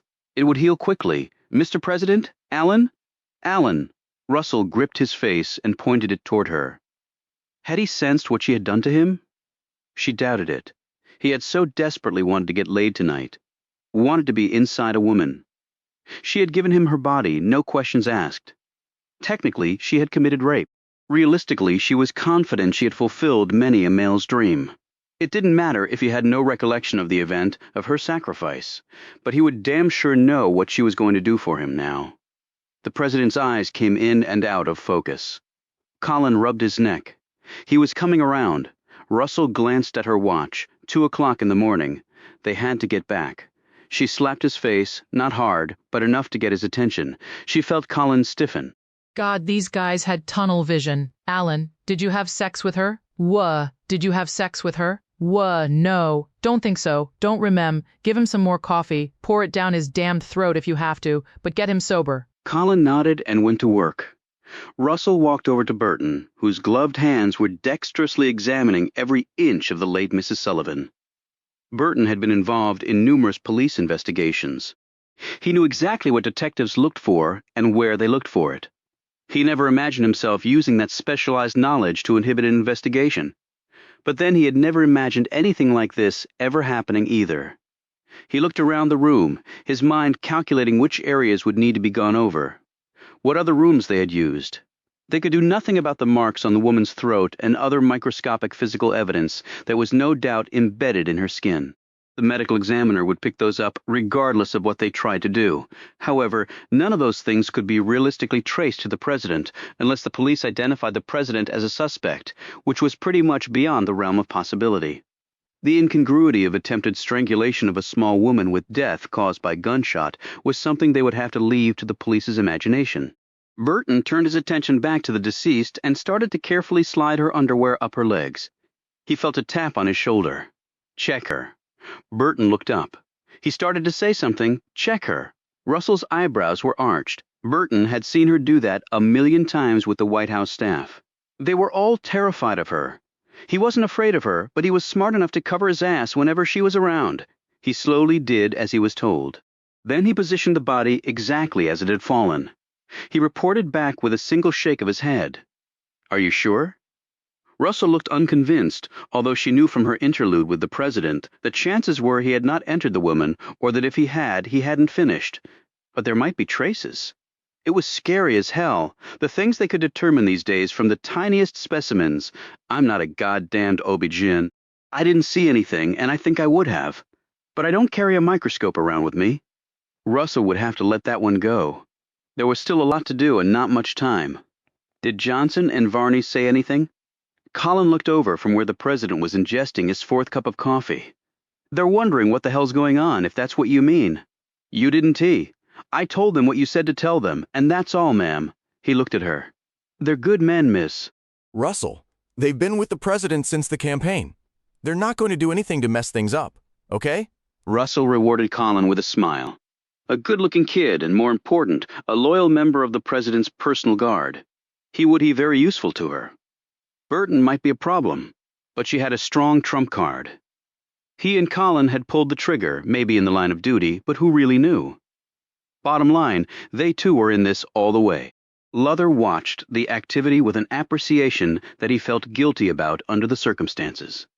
These men were good, methodical, careful, thought things through, and didn't miss anything. Dedicated lawmen and professional criminals were not so different. The skills, the techniques were much the same, just the focus was different. But then the focus made all the difference, didn't it? The woman was now completely dressed, lying exactly where she had fallen. Colin was finishing with her fingernails. A solution had been injected under each, and a small suction device had cleaned away traces of skin and other incriminating remnants. The bed had been stripped and remade. The evidence-laden sheets were already packed in a duffel bag for their ultimate destination in a furnace. Colin had already scoped the downstairs area. Everything any of them had touched, except for one item, had been wiped clean. Burton was now vacuuming parts of the carpet, and he would be the last one to leave, backing out as he painstakingly extinguished their trail. Earlier, Luther had watched the agents ransack the room. Their obvious goal made him smile in spite of himself. Burglary, the necklace had been deposited in a bag, along with her plethora of rings. They would make it appear as if the woman had surprised a burglar in her house, and he had killed her, not knowing that 6 feet away a real-life burglar was watching and listening to everything they were doing. An eyewitness, Luther had never been an eyewitness to a burglary other than those he had committed. Criminals hated eyewitnesses. These people would kill Luther if they knew he was there. There was no question about that. An elderly criminal, a 3-time loser, was not much to sacrifice for the man of the people. The president, still groggy, but with Burton's aid, slowly made his way out of the room. Russell watched them go. She did not notice Colin frantically searching the room. Finally, his sharp eyes fixed on Russell's purse on the nightstand. Poking out from the bag was about an inch of the letter opener's handle. Using a plastic bag, Colin quickly pulled out the letter opener and prepared to wipe it off. Luther involuntarily jerked as he watched Russell race over and grab Colin's hand. "Don't do that, Colin." Colin wasn't as sharp as Burton, and certainly wasn't in Russell's league. He looked puzzled. "This has his prints all over it, ma'am. Hers too, plus some other stuff, if you know what I mean. It's leather, it's soaked right in. Agent Colin. I was retained by the President as his strategic and tactical planner. What appears to you an obvious choice appears to me to require much more thought and deliberation. Until that analysis has been completed, you will not wipe that object down. You will put it in a proper container, and then you will give it to me." Colin started to protest, but Russell's menacing stare cut him off. He dutifully bagged the letter opener and handed it to her. "Please be careful with that, Ms. Russell. Tim, I'm always careful." She rewarded him with another smile. He smiled back. She had never called him by his first name before. He had been unsure if she even knew it. He also observed, and not for the first time, that the Chief of Staff was a very good-looking woman. "Yes, ma'am." He began to pack up the equipment. "Tim?" He looked back at her. She moved toward him, looked down, and then her eyes caught his. She spoke in low tones. She almost seemed embarrassed. Colin felt. "Tim, this is a very unique situation we're faced with. I need to feel my way a little bit. Do you understand?" Colin nodded. "I'd call this a unique situation. Scared the hell out of me when I saw that blade about to go into the President's chest." She touched his arm. Her fingernails were long and perfectly manicured. She held up the letter opener. "We need to keep this between us, Tim. Okay? Not the President. Not even Burton. I don't know." She gripped his hand. "Tim, I really need your support on this." The President has no idea what happened, and I don't think Burton is looking at this too rationally right now. I need someone I can depend on. I need you, Tim. This is too important, you know that, don't you? I wouldn't ask you if I didn't think you could handle it." He smiled at the compliment, then looked squarely at her. "Okay, Miss Russell, whatever you say." As Colin finished packing up, Russell looked at the bloody 7-inch piece of metal that had come so close to ending her political aspirations.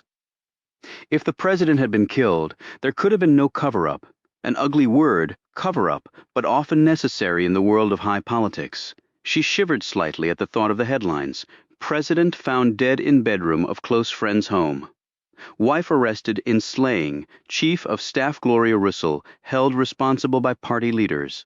But that had not happened. Would not happen.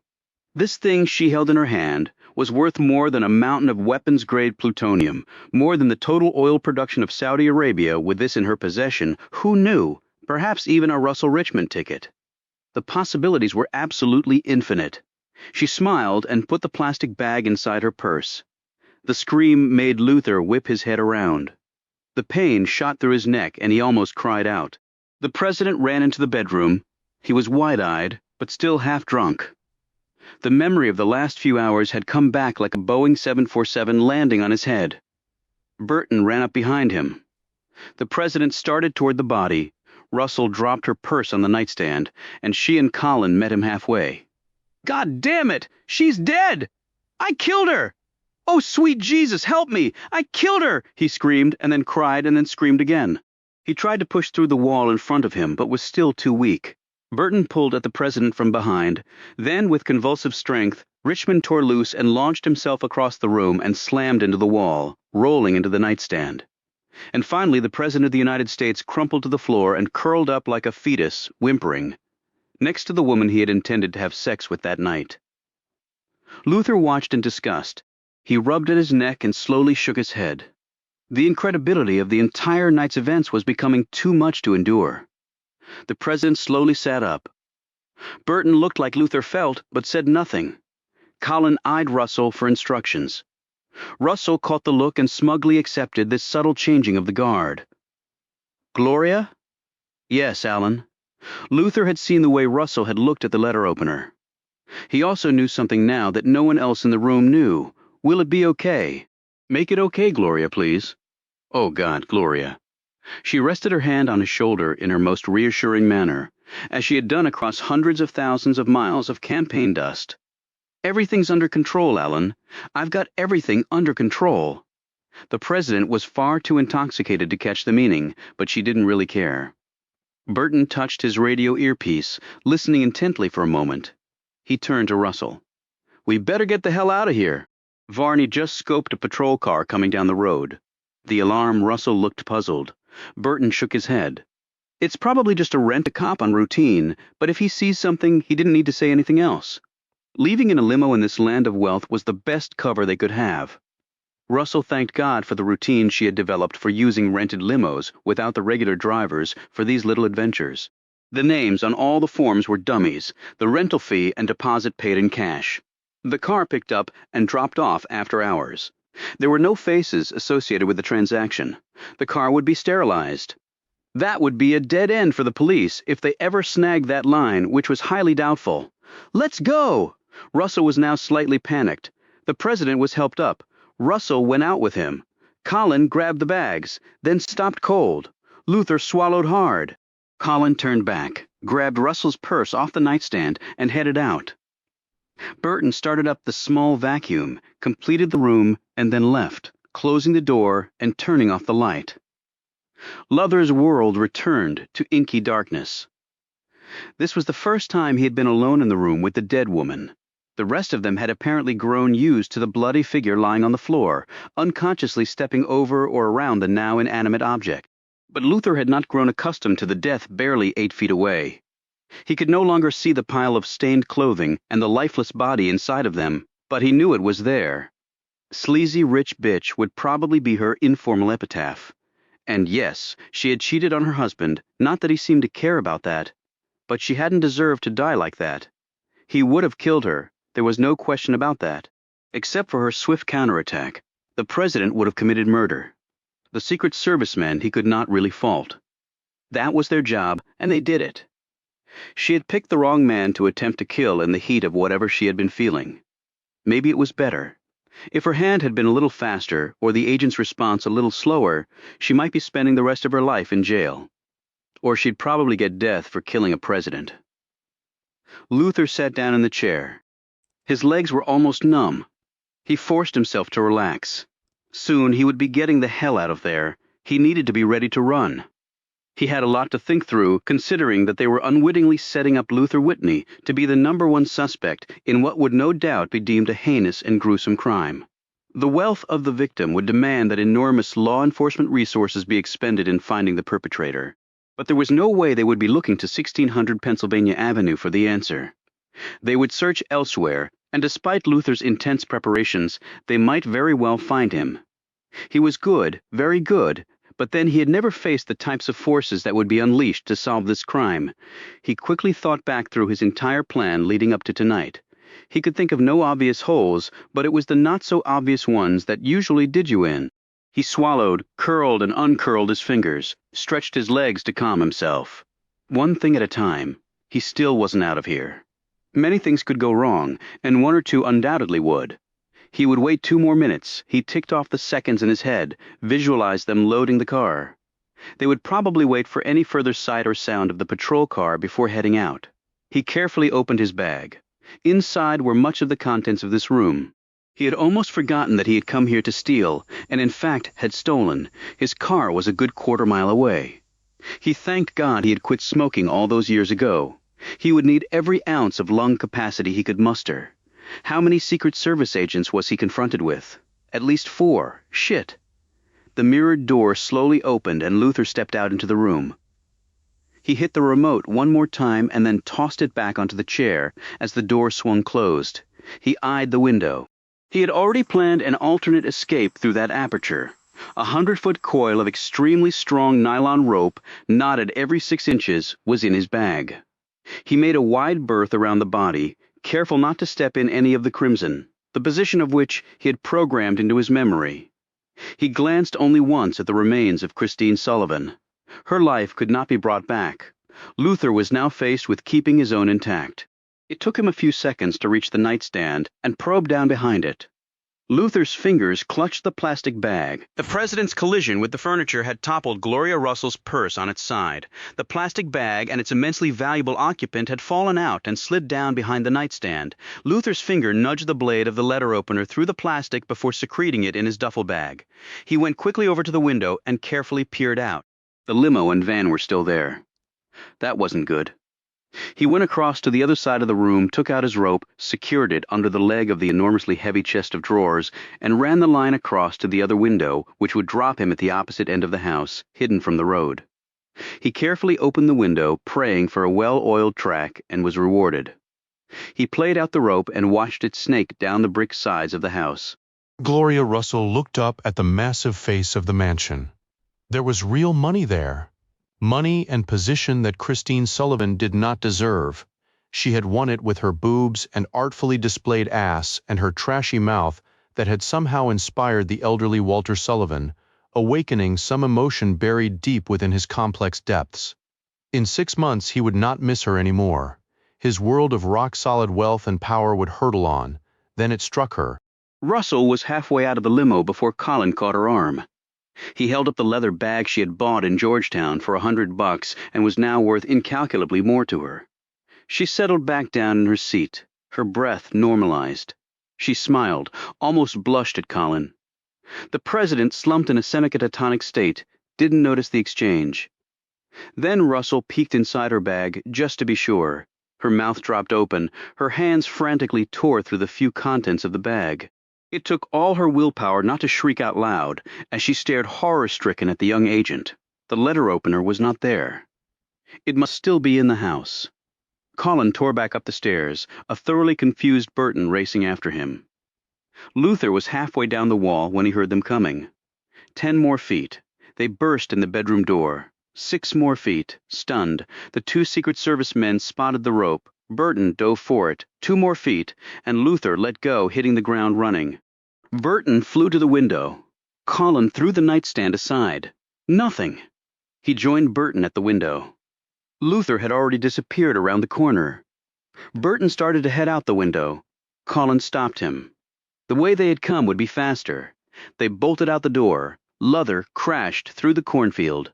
No longer concerned with leaving a trail, now only worried about surviving. The bag slowed him down slightly, but he had worked too hard over the last several months to walk away empty-handed.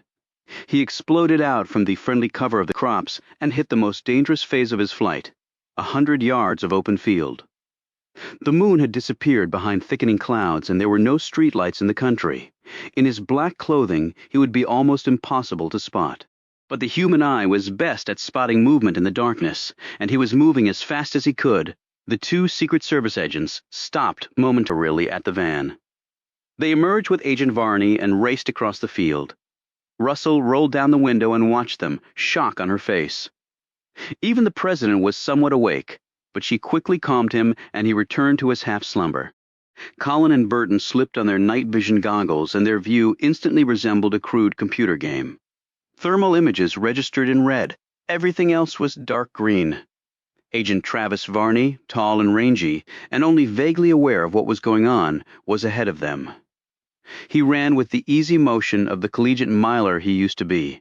In the service 3 years, Varney was single, committed entirely to his profession, and looked to Burton as a father figure to replace the one killed in Vietnam. They were looking for someone who had done something in that house, something that involved the president and that therefore involved him. Varney pitied whoever he was chasing if he caught up to him. Luther could hear the sounds of the men behind him. They had recovered faster than he had thought. His head start had dwindled, but it still should be enough. They had made a big mistake by not jumping in the van and running him down. They had to have known he would have transportation. It wasn't like he would have coptered in, but he was grateful that they weren't quite as smart as they probably should have been. If they had, he would not be alive to see the sun come up. He took a shortcut through a path in the woods, spotted on his last walkthrough. It gained him about a minute. His breath came in quick bursts like machine gun fire. His clothes felt heavy on him, as in a child's dream. His legs seemed to move in slow motion. Finally, he broke free from the trees, and he could see his car, and was again grateful for having taken the precaution to back in 100 yards behind. A thermal figure other than Varney's finally came alive on Burton's and Colin's screens. A man running and running hard, their hands flew to their shoulder holsters. Neither weapon was effective long range, but they couldn't worry about that now. Then an engine roared to life, and Burton and Colin ran like a tornado was raging at their heels. Varney was still ahead of them and to the left. He would have a better line of fire, but would he shoot? Something told them he would not. That was not part of his training, to fire at a fleeing person who was no longer a danger to the man he was sworn to protect. However, Varney did not know that at stake here was more than a mere beating heart. There was an entire institution that would never be the same, in addition to 2 Secret Service agents who were certain they had done nothing wrong, but were intelligent enough to realize that the blame would fall heavily on their shoulders. Burton was never much of a runner, but he picked up his pace as these thoughts flew through his head, and the younger Colin was hard-pressed to keep up with him. But Burton knew it was too late. His legs started to slow down as the car exploded out and turned away from them. In moments, it was already 200 yards down the road. Burton stopped running, dropped to his knee, aimed his gun, but all he could see was the dust kicked up by the fleeing vehicle. Then the taillights went out, and in a moment he lost the target entirely. He turned to see Colin next to him, looking down at him, the reality of the whole event starting to set in. Burton slowly got up and put his gun away. He took off his goggles. Colin did likewise. They looked at each other. Burton sucked air in. His limbs shook. His body was finally reacting to the recent exertions, now that the adrenaline had stopped flowing. It was over, wasn't it? Then Varney came running up. Burton was not too distraught to note, with an envious twinge and a small measure of pride, that the younger man wasn't even out of breath. He would see to it that Varney and Johnson didn't suffer with them. They didn't deserve that. He and Colin would go down, but that was all. He felt bad about Colin, however. There was nothing he could do about that. But when Varney spoke, Burton's thoughts of the future went from complete and absolute doom to a small glimmer of hope. "I got the license plate number. Where the hell was he?" Russell looked incredulously around the bedroom. What? Was he under the goddamned bed? She tried to stare Burton down. The guy hadn't been under the bed, nor in any of the closets. Burton had examined all those spaces when he was sanitizing the room. He told her so in no uncertain terms. Burton looked at the rope and then the open window. Jesus! It was like the guy was watching us the whole time. Knew right when we left the house. Burton looked around for other possible bogeymen hovering nearby. His eyes rested on the mirror, then moved on, stopped, and went back. He looked down at the carpet in front of the mirror. He had gone over that area repeatedly with the vacuum until it was smooth. The carpet nape, already plush and expensive, had been a good quarter-inch thicker by the time he was finished. No one had walked there since they had come back into the room. And yet now, as he stooped down, his eye discerned very rough traces of footprints. He hadn't noticed them before because now the whole section was matted down, as if something had swept out. He slapped on his gloves, rushed to the mirror, pulling and prying around its edges. He yelled to Colin to get some tools while Russell looked on, stunned. Burton inserted the crowbar about midway down the side of the mirror, and he and Colin threw all their weight against the tool. The lock was not that strong, depending on deception, rather than brute strength to safeguard its secrets. There was a grinding sound, and then a tear and a pop, and the door swung open. Burton plunged inside with Colin right behind. A light switch was on the wall. The room turned bright, and the men looked around. Russell peered in, saw the chair. As she looked around, her face froze on the inner side of the mirror door. She was staring right at the bed where a little while before, she rubbed her temples as a searing pain ripped through her skull. A one-way mirror. She turned to find Burton looking over her shoulder and through the mirror. His earlier remark about someone watching them had just proven itself prophetic. Burton looked helplessly at Russell. He must have been right here the whole time. The whole goddamn time. I can't fucking believe this. Burton looked at the empty shelves inside the vault. Looks like he took a bunch of stuff, probably cash and untraceables. Who cares about that? Russell exploded, pointing at the mirror. This guy saw and heard everything, and you let him get away. We got his license plate. Colin was hoping for another rewarding smile. He didn't get it. So what? You think he's going to wait around for us to run his tag and go knock on his door? Russell sat down on the bed. Her head was spinning. If the guy had been in there, he had seen everything. She shook her head. A bad but controllable situation had suddenly become an incomprehensible disaster and totally out of her control, particularly considering the information Colin had relayed to her when she had entered the bedroom. The Sonofabich had the letter opener. Prints, blood, everything, straight to the White House. She looked at the mirror and then at the bed, where a short time before she had been on top of the president. She instinctively pulled her jacket tighter around herself. She was suddenly sick to her stomach. She braced herself against the bedpost. Colin emerged from the vault. Don't forget he committed a crime being here. He can get in big-time trouble if he goes to the cops. That thought had struck the young agent while he peered around the vault. He should have thought a little more. Russell pushed back a strong urge to vomit. He doesn't have to exactly go and turn himself in to cash in on this. Have you ever heard of the goddamned phone? He's probably calling the Post right now, damn it. And then next the tabloids, and by the end of the week, we'll be watching him on Oprah, and Sally being shot on remote from whatever little island he's retired to with his face blurred. And then comes the book. And after that, the movie shit. Russell envisioned a certain package arriving at the Post, or the J. Edgar Hoover Building, or the U.S. Attorney's Office, or the Senate Minority Leader's Office, all possible depositories promising maximum political damage, not to mention the legal repercussions. The note accompanying it would ask them to please match the prints on it and the blood with specimens of the President of the United States. It would sound like a joke, but they would do it. Of course they would do it. Richmond's prints were already on file. His DNA would be a match. Her body would be found, her blood would be checked, and they would be confronted with more questions than they could possibly have answers to. They were dead. They were all dead. And that bastard had just been sitting in there, waiting for his chance, not knowing that tonight would bring him the biggest payoff of his life. Nothing as simple as dollars. He would bring down a president in flames and tatters, crashing to earth without a chance of survival. How often did someone get to do that? Woodward and Bernstein had become supermen. They could do no wrong. This topped the hell out of Watergate. This was too fucking much to deal with. Russell barely made it to the bathroom. Burton looked over at the corpse and then back at Colin. They said nothing, their hearts pounding with increased frequency as the absolute enormity of the situation settled down on them like the stone lid of a crypt. Since they could think of nothing else to do, Burton and Colin dutifully retrieved the sanitizing equipment while Russell emptied the contents of her stomach. In an hour, they were packed and gone. The door closed quietly behind him. Luther figured he had a couple of days at best, maybe less. He risked turning on a light, and his eyes went quickly over the interior of the living room. His life had gone from normal, or close to it, straight to Horrorland. He took off the backpack, switched off the light, and stole over to the window. Nothing. Everything was quiet. Fleeing from that house had been the most nerve-wracking experience of his life, worse than being overrun by screaming North Koreans. His hands still twitched. All the way back, every passing car seemed to bore its headlights into his face, searching out his guilty secret. Twice, police cars had passed him, and the sweat had poured off his forehead, his breathing constricted. The car had been returned to the impoundment lot where Luther had borrowed it earlier that night. The plate would get them nowhere, but something else could. He doubted they had gotten a look at him. Even if they had, they would only know generally his height and build.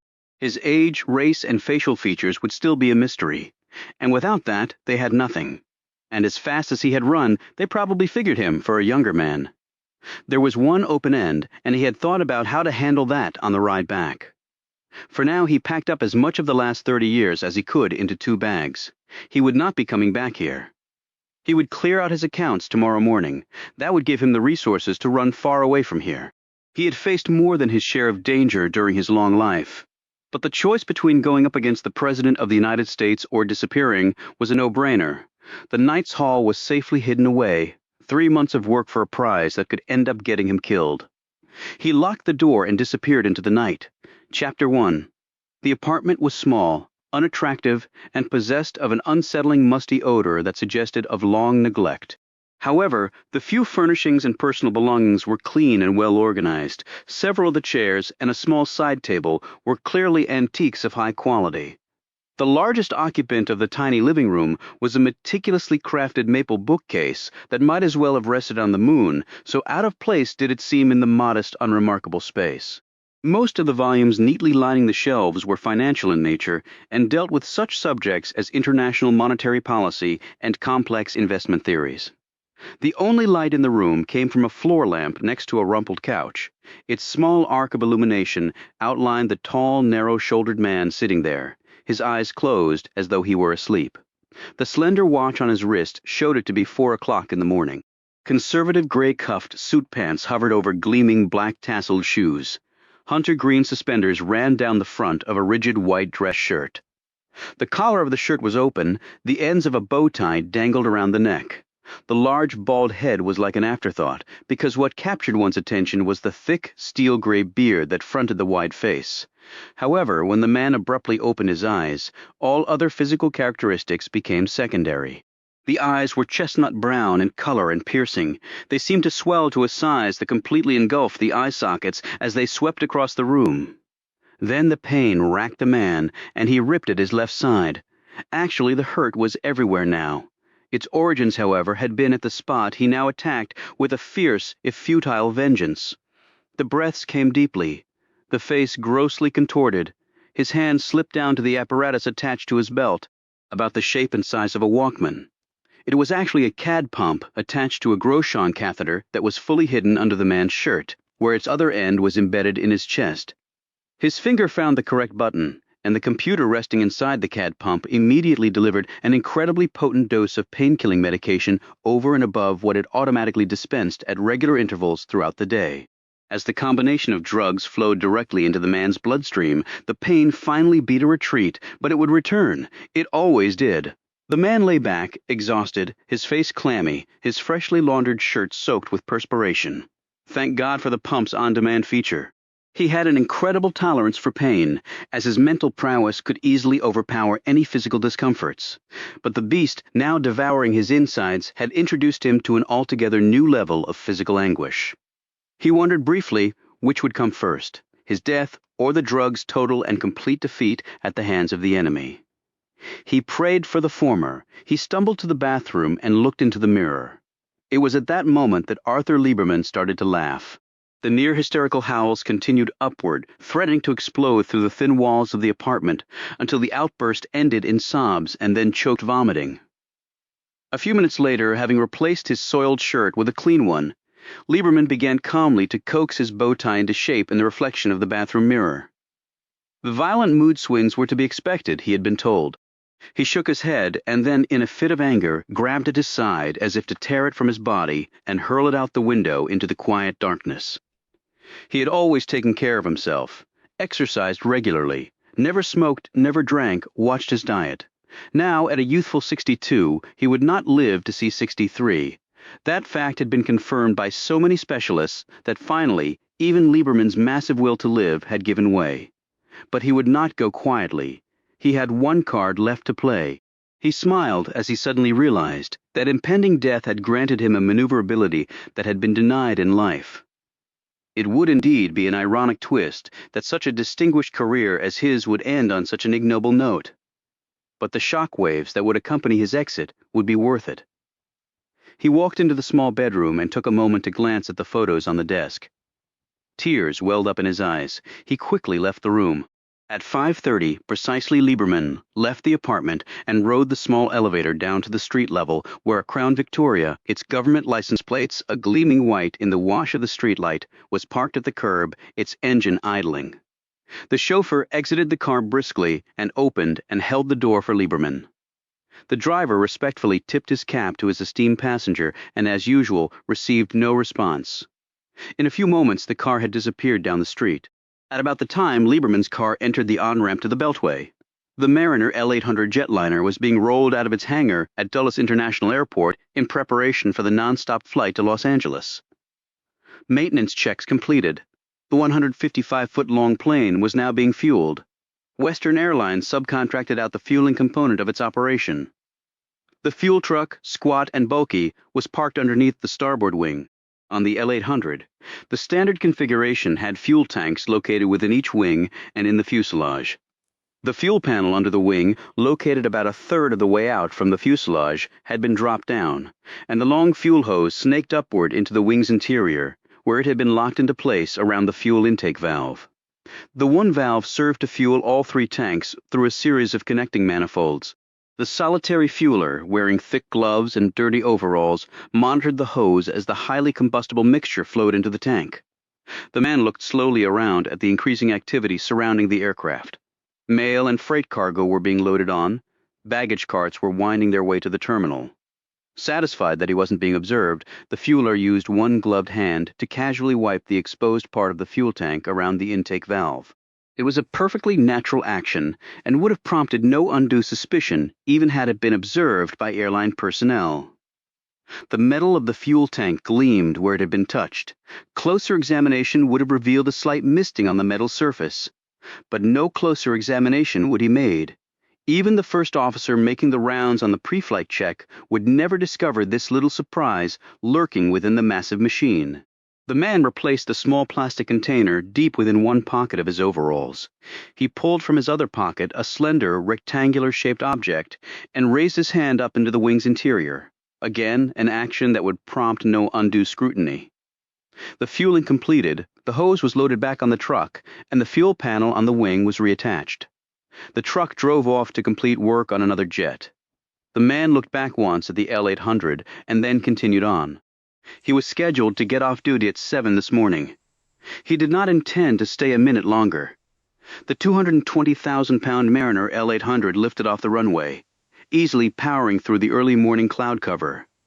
A single-aisle jet with twin-high bypass ratio, Rolls-Royce engines, the L-800 was the most technologically advanced aircraft currently operating outside those flown by pilots of the U.S. Air Force. Flight 3223 carried 174 passengers and a 7-member flight crew. Most of the passengers were settling into their seats with newspapers and magazines, while the plane climbed swiftly over the Virginia countryside to its cruising altitude of 35,000 feet. The onboard navigational computer had established a flight time to Los Angeles of 5 hours and 5 minutes. One of the passengers in the first-class section was reading the Wall Street Journal. A hand played across the bushy steel-gray beard as large, active eyes scanned the pages of financial information. Down the narrow aisle in the coach section, other passengers sat quietly, some with hands folded across their chests, some with eyes half closed, and others reading.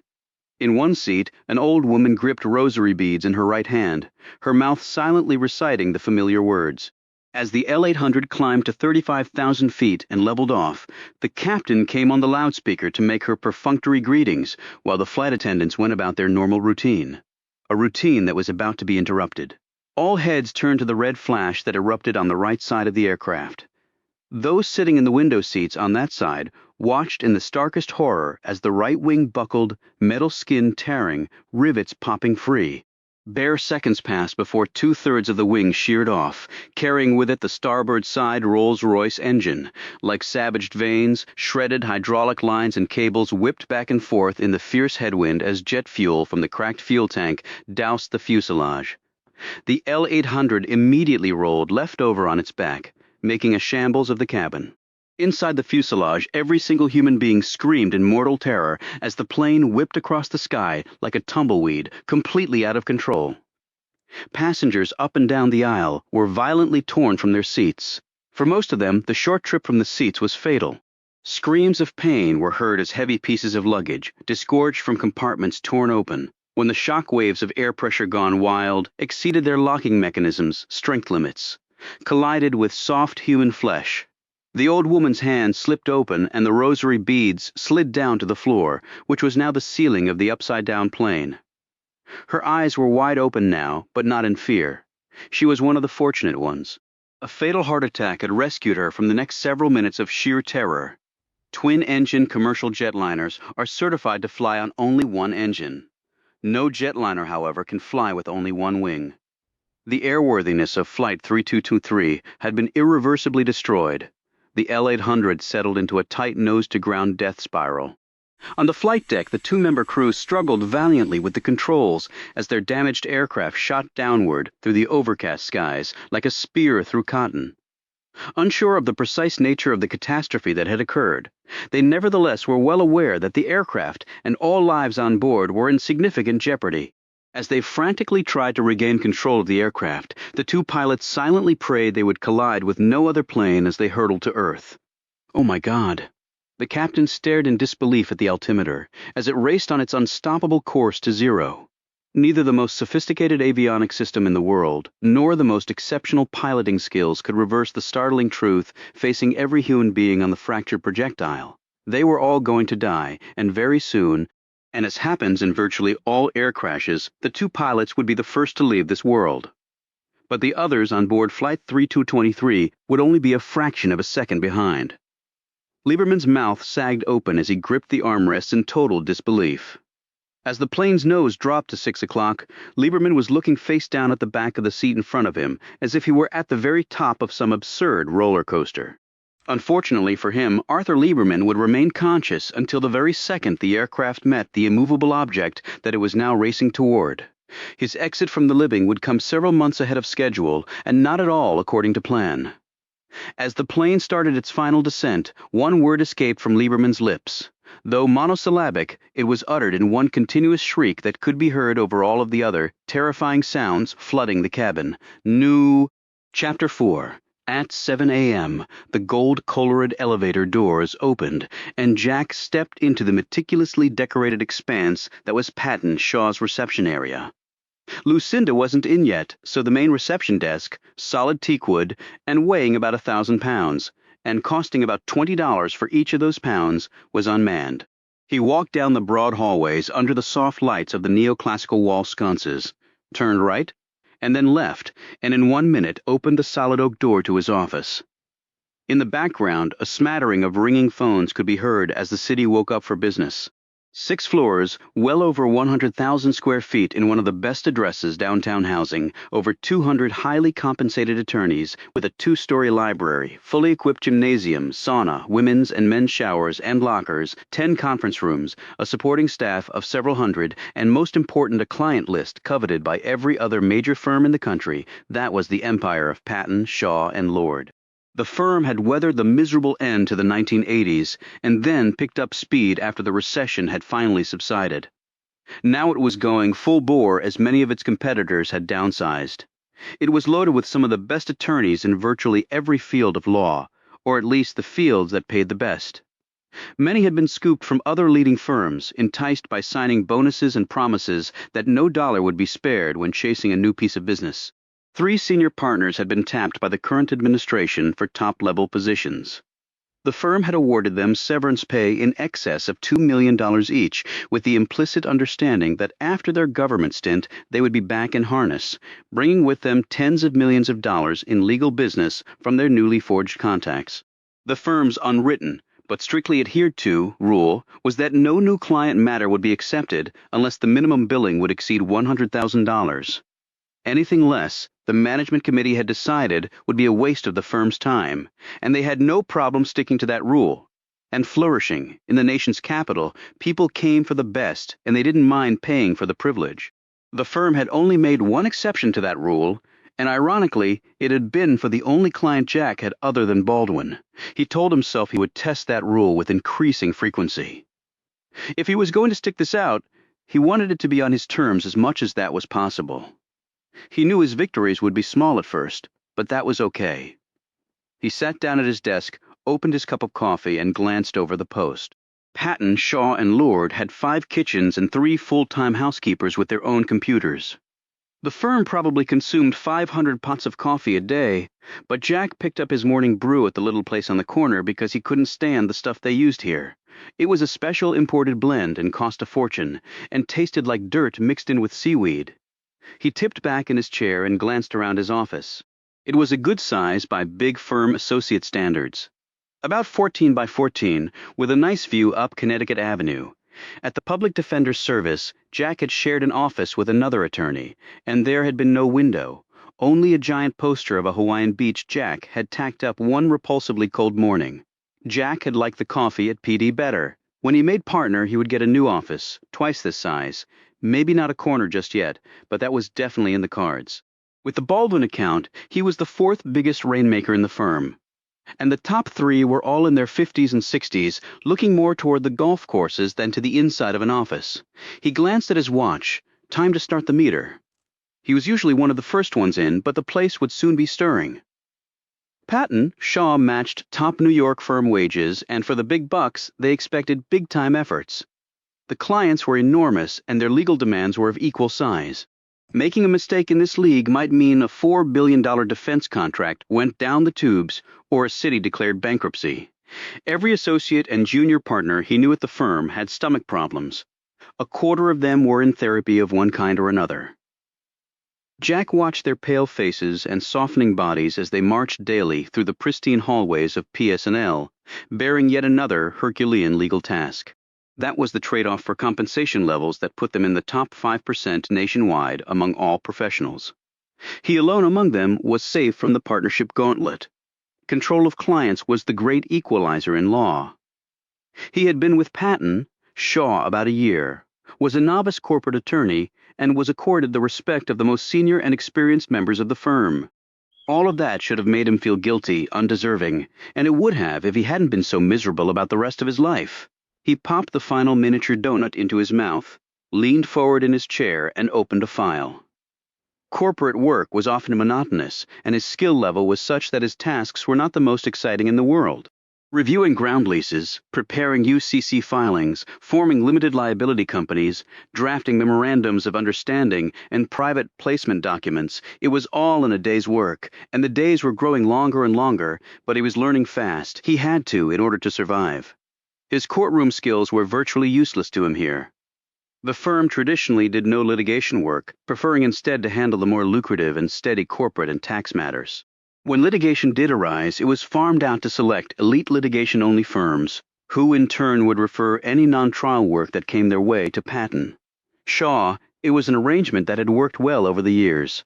By lunchtime, he had moved 2 stacks of drift from his in to his out basket, dictated 3 closing checklists and a couple of letters, and received 4 calls from Jennifer reminding him about the White House dinner they would be attending that night. Her father was being honored as Businessman of the Year by some organization or other. It spoke volumes about the president's close nexus to big business that such an event would be worthy of a White House function. But at least Jack would get to see the man up close. Getting to meet him was probably out of the question, but then you never knew. Got a minute? Barry Alvis popped his balding head in the door. He was a senior staff associate, meaning he had been passed over for partner more than 3 times, and in fact would never successfully complete that next step. Hard-working and bright, he was an attorney any firm would be fortunate to have. His schmooze skills, and hence his client-generating prospects, however, were nil. He made $160,000 a year and worked hard enough to earn another $20,000 in bonuses each year. His wife didn't work. His kids went to private schools. He drove a late-model Beamer, was not expected to generate business, and had little to complain about. A very experienced attorney with 10 years of intense and high-level transactional work behind him, he should have resented the hell out of Jack Graham, and he did. Jack waved him in. He knew Alvis didn't like him, understood why, and didn't push it. He could take his lumps with the best of them, but then he would only allow himself to be pushed so far. "Jack, we've got to get cranking on the Bishop merger." Jack looked blank. That deal, a real pain in the ass, had died, or at least he thought it had. He took out a legal pad, his hands twitching. "I thought Raymond Bishop didn't want to get into bed with TCC. Alvis sat down, placed the 14-inch file he was carrying on Jack's desk, and leaned back. "Deals die. Then they come back to haunt you. We need your comments on the secondary financing documents by tomorrow afternoon." Jack almost dropped his pen. "That's 14 agreements and over 500 pages, Barry. When did you find out about this?" Alvis stood up, and Jack caught the beginnings of a smile tugging at the other man's face. 15 agreements, and the official page count is 613 pages, single-spaced, not counting exhibits. "Thanks, Jack. Patton, Shaw really appreciates it." He turned back. "Oh, have a great time with the president tonight, and say hello to Miss Baldwin." Alvis walked out. Jack looked at the bundle in front of him and rubbed his temples. He wondered when the little Sonofabich had really learned the Bishop deal had been resurrected. Something told him it wasn't this morning. He checked the time. He buzzed his secretary, managed to clear his schedule for the rest of the day, picked up the 8-pound file, and headed for conference room number 9, the firm's smallest and most secluded, where he could hide and work. He could do 6 intense hours, go to the party, come back, work all night, hit the steam room, shower and shave here, finish up the comments, and have them on Alvis's desk by 3, 4 at the latest. The little shit. 6 agreements later, Jack ate the last of his chips, finished off his Coke, pulled on his jacket, and ran the 10 flights down to the lobby. The cab dropped him at his apartment. He stopped cold. The Jag was parked in front of his building. The vanity plate success told him his soon-to-be date for life was up there waiting. She must be upset with him. She never condescended to come to his place unless she was upset with him about something and wanted to let him know it. He checked his watch. He was running a little late, but he was still okay. He unlocked his front door, rubbing his jaw. Maybe he could get by without shaving. She was sitting on the couch, having first draped a sheet across it. He had to admit, she looked stunning, a real blue blood, whatever that meant these days. Unsmiling, she stood up and looked at him. "You're late. I'm not my own boss, you know." "That's no excuse. I work too." Yeah, but the difference is your boss has the same last name and is wrapped around his daughter's pretty little finger. Mother and Dad went on ahead. The limo will be here in 20 minutes. Plenty of time. Jack undressed and jumped in the shower. He pulled the curtain aside. "Jen, can you get out my blue double-breasted?" She walked into the bathroom, looked around in ill-concealed disgust. The invitation said black tie. "Black tie optional," he corrected her, rubbing the soap out of his eyes. "Jack, don't do this. It's the White House, for God's sakes. It's the president. They give you an option, black tie or not. I'm exercising my right to forgo the black tie. Besides, I don't have a tux." He grinned at her and pulled the curtain closed. "You were supposed to get one. I forgot. Simon Jen, for sakes, nobody's going to be watching me. Nobody cares what I'll be wearing." Thank you very much, Jack Graham. I ask you to do one little thing. Do you know how much those suckers cost? The soap was stinging his eyes. He thought of Barry Alvis and having to work all night and having to explain that fact to Jennifer and then to her father, and his voice got angrier. "And how many times am I going to wear the goddamned thing? Once or twice a year? After we're married, we'll be attending a lot of functions where black tie isn't optional. It's mandatory." "It's a good investment. I'd rather put my retirement funds into baseball cards." He poked his head out again to show her he was kidding, but she wasn't there. He rubbed a towel through his hair, wrapped it around his middle, and walked into the tiny bedroom where he found a new tux hanging on the door. Jennifer appeared, smiling. "Compliments of Baldwin Enterprises. It's an Armani. It'll look wonderful on you." "How'd you know my size? You're a perfect 42 long. You could be a model." Jennifer Baldwin's personal male model. She wrapped her perfumed arms around his shoulders and squeezed. He felt her considerable breasts push into his back, and inwardly cursed that there wasn't time to take advantage of the moment. Just once, without the goddamn murals, without the cherubs and chariots, maybe it would be different. He looked longingly at the small, untidy bed, and he had to work all night goddamned Barry Alvis and the wishy-washy Raymond Bishop. Why was it every time he saw Jennifer Baldwin he hoped that things could be different between them? Different, meaning better, that she would change, or he would, or they both would meet somewhere in the middle. She was so beautiful, had everything in the world going for her. Jesus, what was wrong with him anyway? The limo moved easily through the dregs of post-rush hour traffic. Past 7 o'clock on a weeknight, downtown D.C. was pretty much deserted. Jack looked over at his fiancée. Her light but very expensive coat didn't conceal the plunging neckline. The perfectly chiseled features were covered by flawless skin that occasionally flashed a perfect smile. Her thick auburn hair was piled high on top of her head. She usually wore it down. She looked like one of those one-name supermodels. He moved closer to her. She smiled at him, checked her makeup, which was immaculate, and patted his hand. He stroked her leg, slid her dress up. She pushed him away. "Later, maybe," she whispered, "so the driver wouldn't hear." Jack smiled and mouthed that later he might have a headache. She laughed, and then he remembered there would be no later tonight. He slumped back in the thickly padded seat and stared out the window. He had never been to the White House. Jennifer had twice before. She didn't look nervous. He was. He tugged at his bow tie and smoothed his hair as they turned onto Executive Drive. The White House guards checked them methodically. Jennifer, as usual, got second and third looks from all of the men and women present. When she bent down to adjust her high heel, she almost spilled out of her $5,000 dress and made several White House staffers far happier men for it. Jack got the usual envious looks from the guys. Then they moved into the building and presented their engraved invitations to the Marine sergeant, who escorted them through the lower-level entry corridor, and then up the stairs to the East Room. Damn it! The president had bent down to pick up a copy of his speech for the night's event, and the pain had shot up to his shoulder. "I think it nicked a tendon, Gloria." Gloria Russell sat in one of the wide plush chairs with which the president's wife had decorated the Oval Office. The First Lady had good taste, if not a lot else. She was nice to look at, but a little light in the intellect department. No challenge to the president's power and an asset in the polls. Her family background was impeccable. Old money, old ties, the president's connection to the conservative wealth and influence segment of the country had not hurt his standing with the liberal contingent in the least, however, owing mainly to his charisma and skills at consensus building, and his good looks, which counted for a lot more than anyone cared to admit. A successful president had to be able to talk a good game, and this president's batting average was up there with Ted Williams's. I think I need to see a doctor. The president was not in the best of moods, but then neither was Russell. Well, Alan, then, exactly how would you explain a stab wound to the White House press? What the hell ever happened to doctor-patient confidentiality? Russell rolled her eyes. He could be so stupid sometimes. You're like a Fortune 500 company, Alan. Everything about you is public information. Well, not everything. That remains to be seen, doesn't it? This is far from over, Alan. Russell had smoked 3 packs of cigarettes and drunk 2 pots of coffee since last night. At any moment their world, her career, could come crashing down. The police knocking on the door.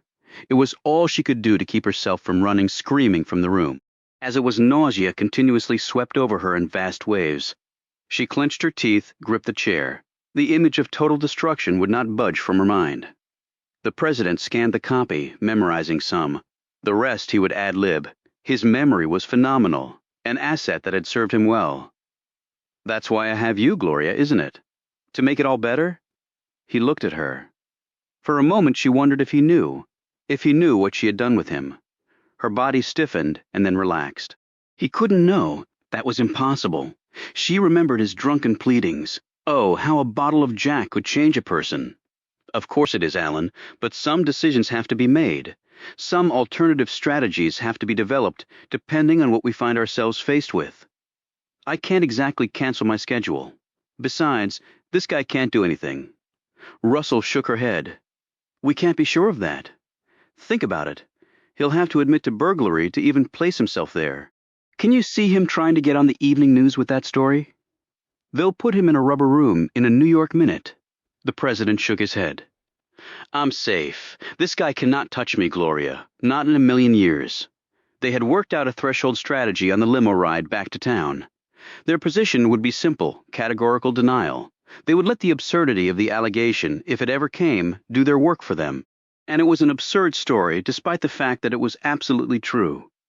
Sympathy from the White House for the poor, unbalanced, and admitted felon and his shamefaced family. There was, of course, another possibility, but Russell had chosen not to address that with the president just yet. In fact, she concluded it was the more likely scenario. It was really the only thing allowing her to function. Stronger things have happened. She looked at him. The place was cleaned, right? There's nothing left to find, right? Except her? There was a hint of nervousness in his voice. Right. Russell licked her lips. The president didn't know that the letter opener with his prints and blood on it was now in the possession of their felonious eyewitness. She stood up and paced. Of course, I can't speak about certain traces of sexual contact, but that wouldn't be linked to you in any event. Jesus, I can't even remember if we did it or not. It seems like I did. She couldn't help smiling at his remark. The president turned and looked at her. What about Burton and Colin? What about them? Have you talked to them? His message was clear enough. They have as much to lose as you, don't they, Alan? As us, Gloria, as us.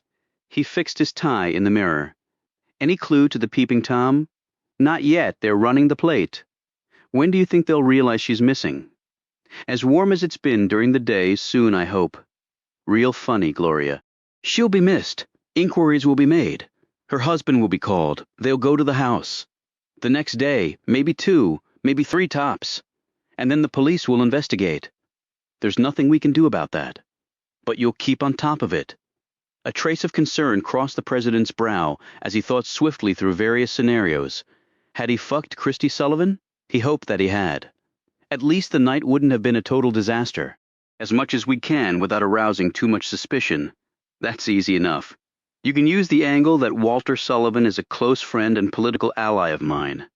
It would be natural for me to have a personal interest in the case. Think things through, Gloria. That's what I pay you for. And you were sleeping with his wife, Russell thought. Some friend. That rationale had already occurred to me, Alan. She lit a cigarette, blew the smoke out slowly. That felt good. She had to keep ahead of him on this. Just one small step ahead and she would be fine. It wouldn't be easy. He was sharp, but he was also arrogant. Arrogant people habitually overestimated their own abilities and underestimated everyone else's. And nobody knew she was meeting you? I think we can assume she was discreet, Gloria.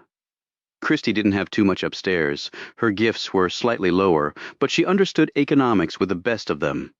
The president winked at his chief of staff. She had about $800 million to lose if her husband found out she was screwing around, even with the president.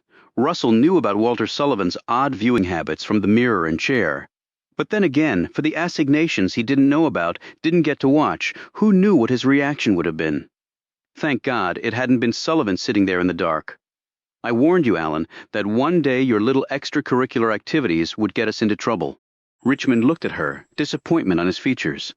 Listen, you think I'm the first guy to hold this office to catch a little action on the side?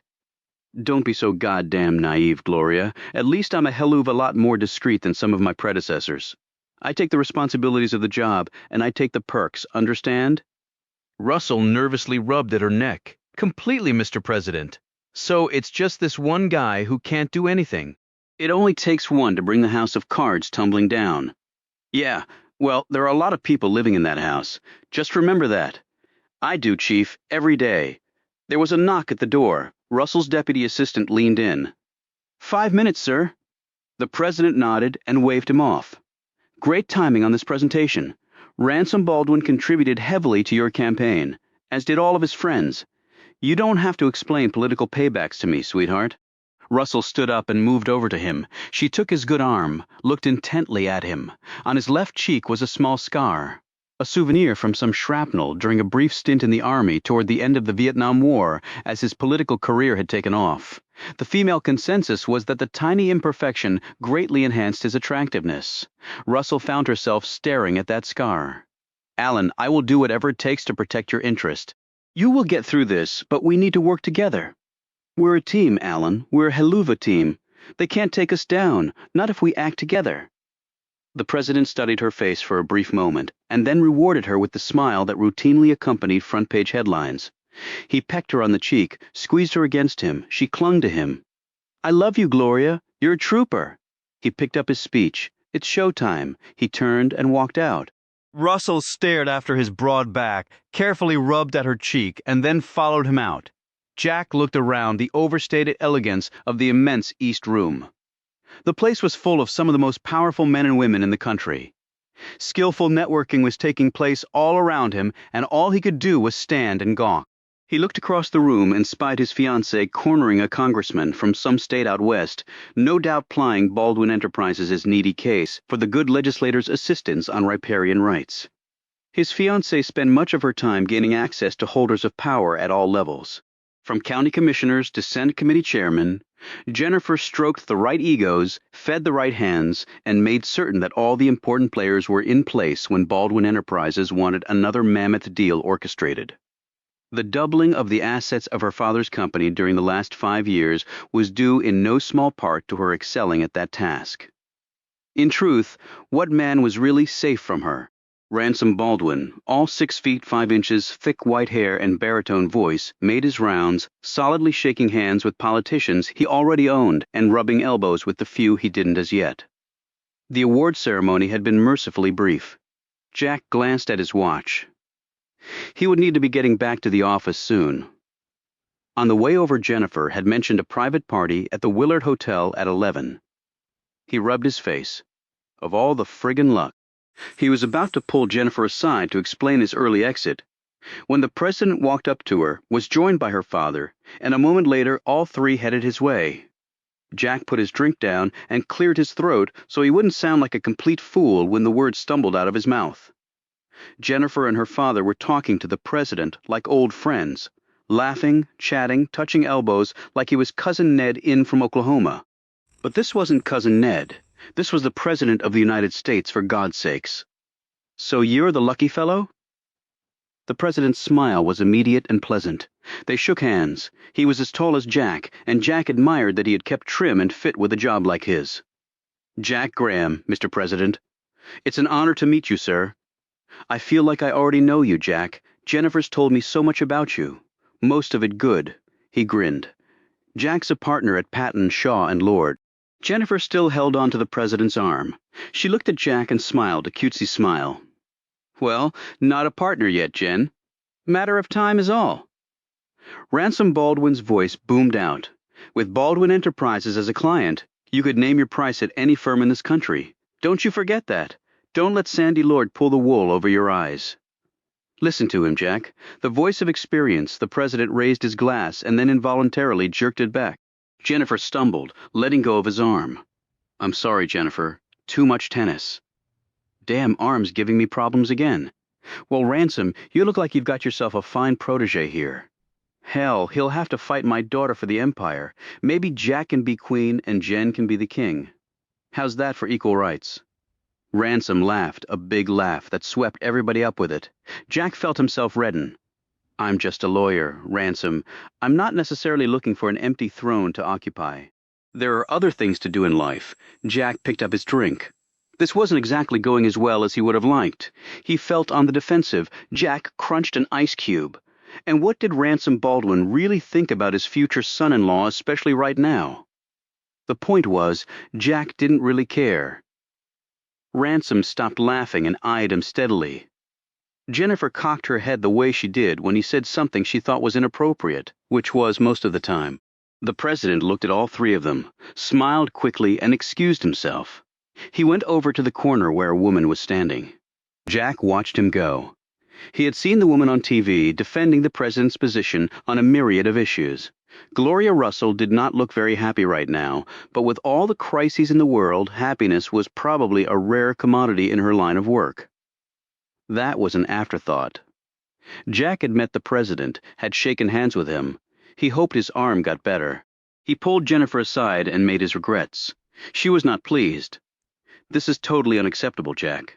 Do you realize how special a night this is for Daddy? Hey, I'm just a working stiff. You know, billable hours, that's ridiculous, and you know it. No one at that firm can make those demands of you, let alone some nothing associate. Jen, it's not that big a deal. I had a great time. Your dad got his little award. Now it's time to go back to work. Alvis is okay. He's kicking my butt a little bit, but he works just as hard, if not harder than I do. Everybody has to take their lumps. This isn't fair, Jack. This is not convenient for me, Jen. It's my job, I said. Don't worry about it. So don't worry about it. I'll see you tomorrow. I'm going to grab a cab back. Daddy will be very disappointed. Daddy won't even miss me. Hey, hoist one for me, and remember what you said about later? I'll take a rain check on that. Maybe we can make it my place for a change. She allowed herself to be kissed, but when Jack was gone, she stormed over to her father. Chapter 5. Fake. Whitney pauled into the parking lot of her building. The grocery bag clunked against one leg, her overflowing briefcase against the other as she jogged up the 4 flights of stairs. Buildings in her price range had elevators, just not ones that worked on a consistent basis. She changed quickly into her running outfit, checked her messages, and headed back out. She stretched the cramps and kinks out of her long limbs in front of the Ulysses S. Grant statue and started her run.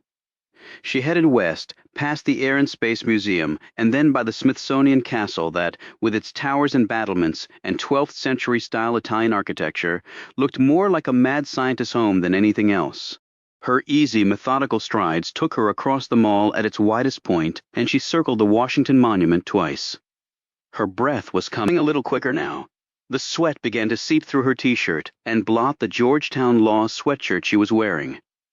As she made her way along the fringes of the tidal basin, the crowds of people grew thicker. The early fall brought plane, bus, and carloads of people from across the country hoping to miss the summer crush of tourists and the infamous Washington heat. As she swerved to avoid one errant child, she collided with another runner, coming the other way. They went down in a tangle of arms and legs. Shit! The man rolled over quickly and then sprang back up. She started to get up, looked at him, an apology on her lips, and then abruptly sat back down. A long moment went by as camera-toting clans of Arkansans and Iowans danced around them. "Hello, Kate!" Jack gave her a hand up and helped her to a spot under one of the now bare cherry blossom trees that encircled the tidal basin. The Jefferson Memorial sat big and imposing across the calm water, the tall silhouette of the country's third president clearly visible inside the rotunda. Kate's ankle was starting to swell. She took off her shoe and sock and began to rub it out. "I didn't think you'd have time to run anymore, Jack." She looked over at him. No receding hairline, no paunch, no lines on the face. Time had stood still for Jack Graham. She had to admit it, he looked great. She, on the other hand, was an absolute and total disaster. She silently cursed herself for not getting that haircut, and then cursed herself again for even thinking that. A drop of sweat plunged down her nose, and she brushed it away with an irritable swipe of her hand. I was wondering the same thing about you. I didn't think they let prosecutors go home before midnight. Slacking off? Right. She rubbed her ankle, which really hurt. He saw the pain, leaned over and took her foot in his hands. She flinched back. He looked at her. Remember, I used to almost do this for a living, and you were my best and only client. I have never seen a woman with such fragile ankles, and the rest of you look so healthy. She relaxed and let him work the ankle and then the foot, and she soon realized he had not lost his touch. Did he mean that about looking healthy? She frowned. After all, she had dumped him, and she had been absolutely right in doing so, hadn't she? "I heard about Patton Shaw. Congratulations." "Aw, shucks. Any lawyer with millions in legal business could have done the same thing." He smiled. "Yeah, I read about the engagement in the paper too. Congratulations twice." He didn't smile at that one. She wondered why not. He quietly put her sock and shoe back on. He looked at her. "You're not going to be able to run for a day or two. It's pretty swollen. My car's right over there. I'll give you a lift. I'll just take a cab. You trust a DC cabbie over me?" He feigned offense. "Besides, I don't see any pockets. You going to negotiate a free ride? Good luck."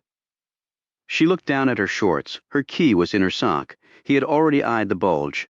He smiled at her dilemma, her lips pressed together, her tongue slid along the bottom one. He remembered that habit from long ago. Although he hadn't seen it for years, it suddenly seemed like he had never been away. He stretched out his legs and stood up. "I'd float you alone, but I'm busted too."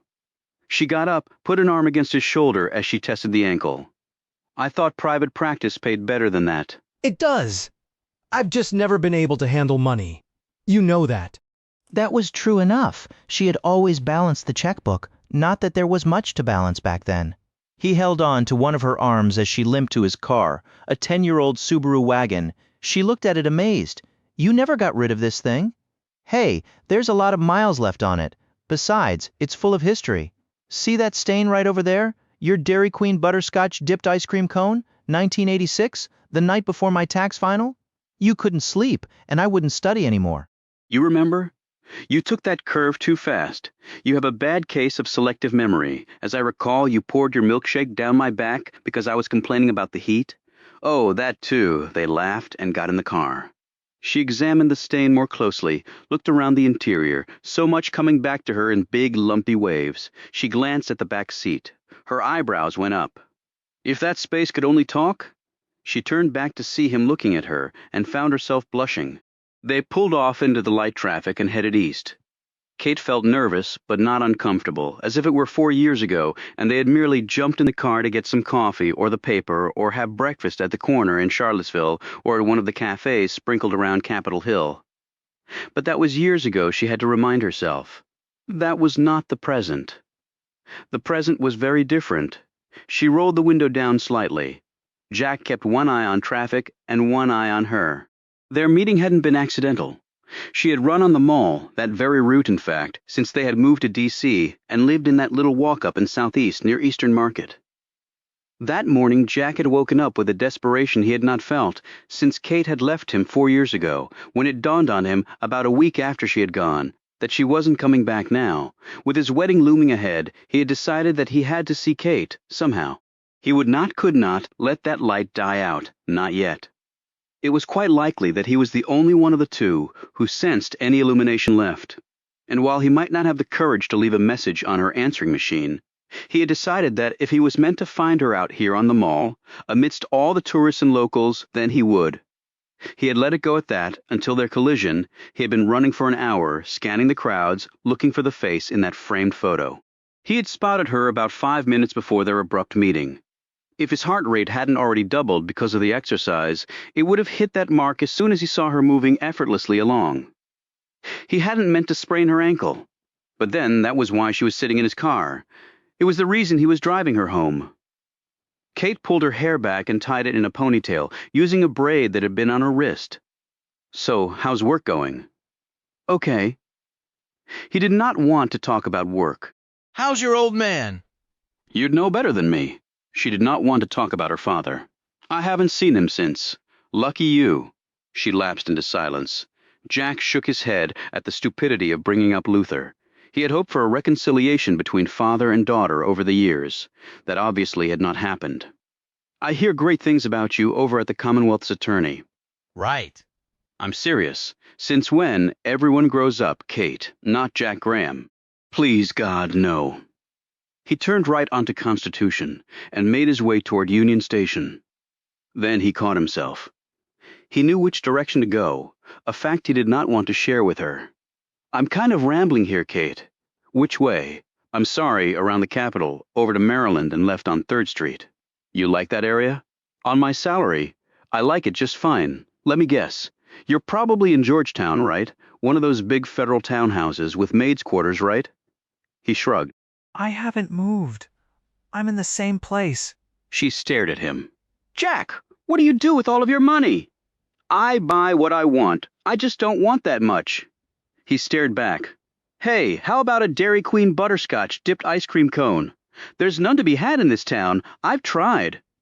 He did a U-turn, grinned at the honkers, and roared off. Apparently, "Counselor, you didn't try hard enough?"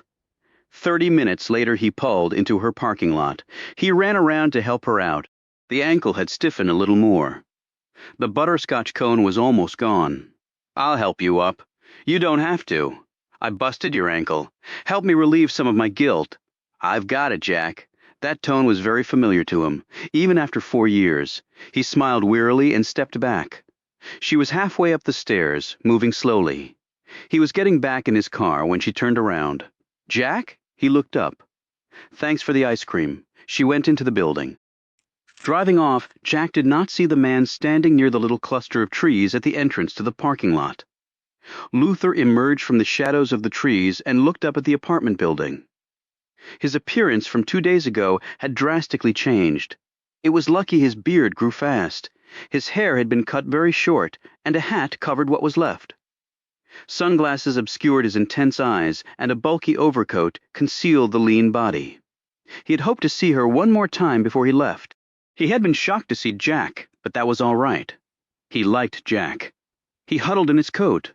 The wind was picking up, and the chill was more than Washington usually carried at this time of year. He stared up at his daughter's apartment window, apartment number 14. He knew it well, had even been inside it on a number of occasions, unbeknownst to his daughter, of course. The standard front door lock was child's play for him. It would have taken longer for someone with a key to open it. He would sit in the chair in her living room and look around at 100 different things, all of them carrying years of memories, some good times, but mostly disappointments. Sometimes he would just close his eyes and examine all the different scents in the air. He knew what perfume she wore, very little and very nondescript. Her furniture was big, solid, and well-worn. Her refrigerator was routinely empty. He cringed when he viewed the meager and unhealthy contents of her cabinets. She kept things neat, but not perfect. The place looked lived in as it should have, and she got a lot of calls. He would listen to some of them leaving messages. They made him wish she had picked a different line of work. Being a criminal himself, he was well aware of the number of real crazy bastards out there. But it was too late for him to recommend a career change to his only child. He knew that it was a strange relationship to have with one's offspring, but Luther figured that was about all he deserved. A vision of his wife entered his mind. A woman who had loved him and stood by him all those years, and for what? For pain and misery. And then an early death after she had arrived at her senses and divorced him. He wondered again, for the 100th time, why he had continued his criminal activities. It certainly wasn't the money. He had always lived simply. Much of the proceeds of his burglaries had been simply given away. His choice in life had driven his wife mad with worry and forced his daughter from his life. And for the 100th time he came away with no compelling answer to the question of why he continued to steal from the well-protected wealthy. Perhaps it was only to show that he could. He looked up once again at his daughter's apartment. He hadn't been there for her. Why should she be there for him? But he could not sever the bond entirely, even if she had. He would be there for her if she so desired. But he knew that she never would. Luther moved quickly down the street, finally running to catch a metro bus heading toward the subway at Union Station. He had always been the most independent of people, never relying to any significant degree on anyone else. He was a loner, and had liked that. Now, Luther felt very alone, and the feeling this time was not so comforting. The rain started, and he stared out the back window of the bus as it meandered its way to the great rail terminus, which had been saved from extinction by an ambitious railway shopping mall renovation. The water bubbled up on the smooth surface of the window and clouded his view of where he had just been. He wished he could, but he couldn't go back there now. He turned back in his seat, pulled his hat down tighter, blew into his handkerchief. He picked up a discarded newspaper, glancing down its old headlines. He wondered when they would find her. When they did, he would know about it immediately. Everyone in this town would know that Christine Sullivan was dead. When rich people got themselves killed, it was front-page news. Poor people and Joe Average were stuck in the metro section. Christy Sullivan would most certainly be on page 1, front and center. He dropped the paper on the floor, hunched down in his seat. He needed to see a lawyer, and then he would be gone. The bus droned on, and his eyes finally closed. But he wasn't sleeping. He was, for the moment, sitting in his daughter's living room, and this time she was there with him. Chapter 6. Luther sat at the small conference room table in the very plainly furnished room. The chairs and table were old and carried 1,000 scrapes. The rug was just as ancient and not very clean. A card holder was the only thing on the table other than his file. He picked up one of the cards and thumbed it. Legal Services, Inc. These people weren't the best in the business. They were far from the halls of power downtown. Graduates of third-rate law schools with no shot at the traditional firm practice.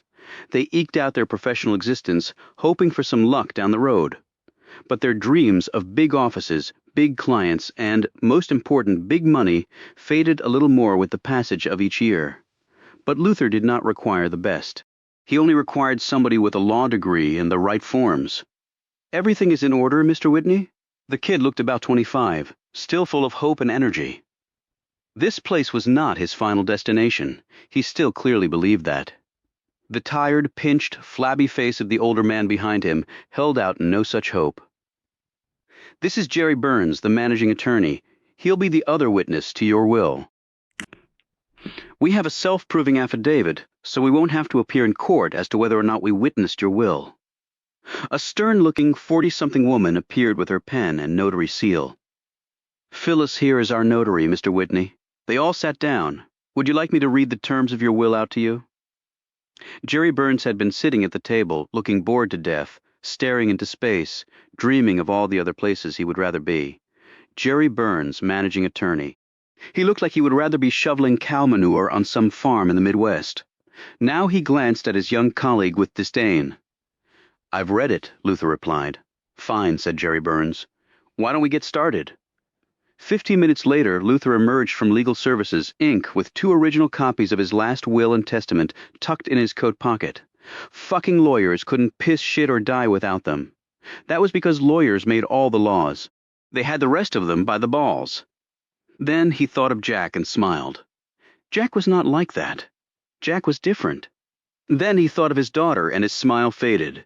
Kate was not like that either. But then Kate hated him. He stopped at a camera shop and purchased a Polaroid one-step camera and a pack of film. He didn't plan to let anyone else develop the pictures he was going to be taking. He arrived back at the hotel.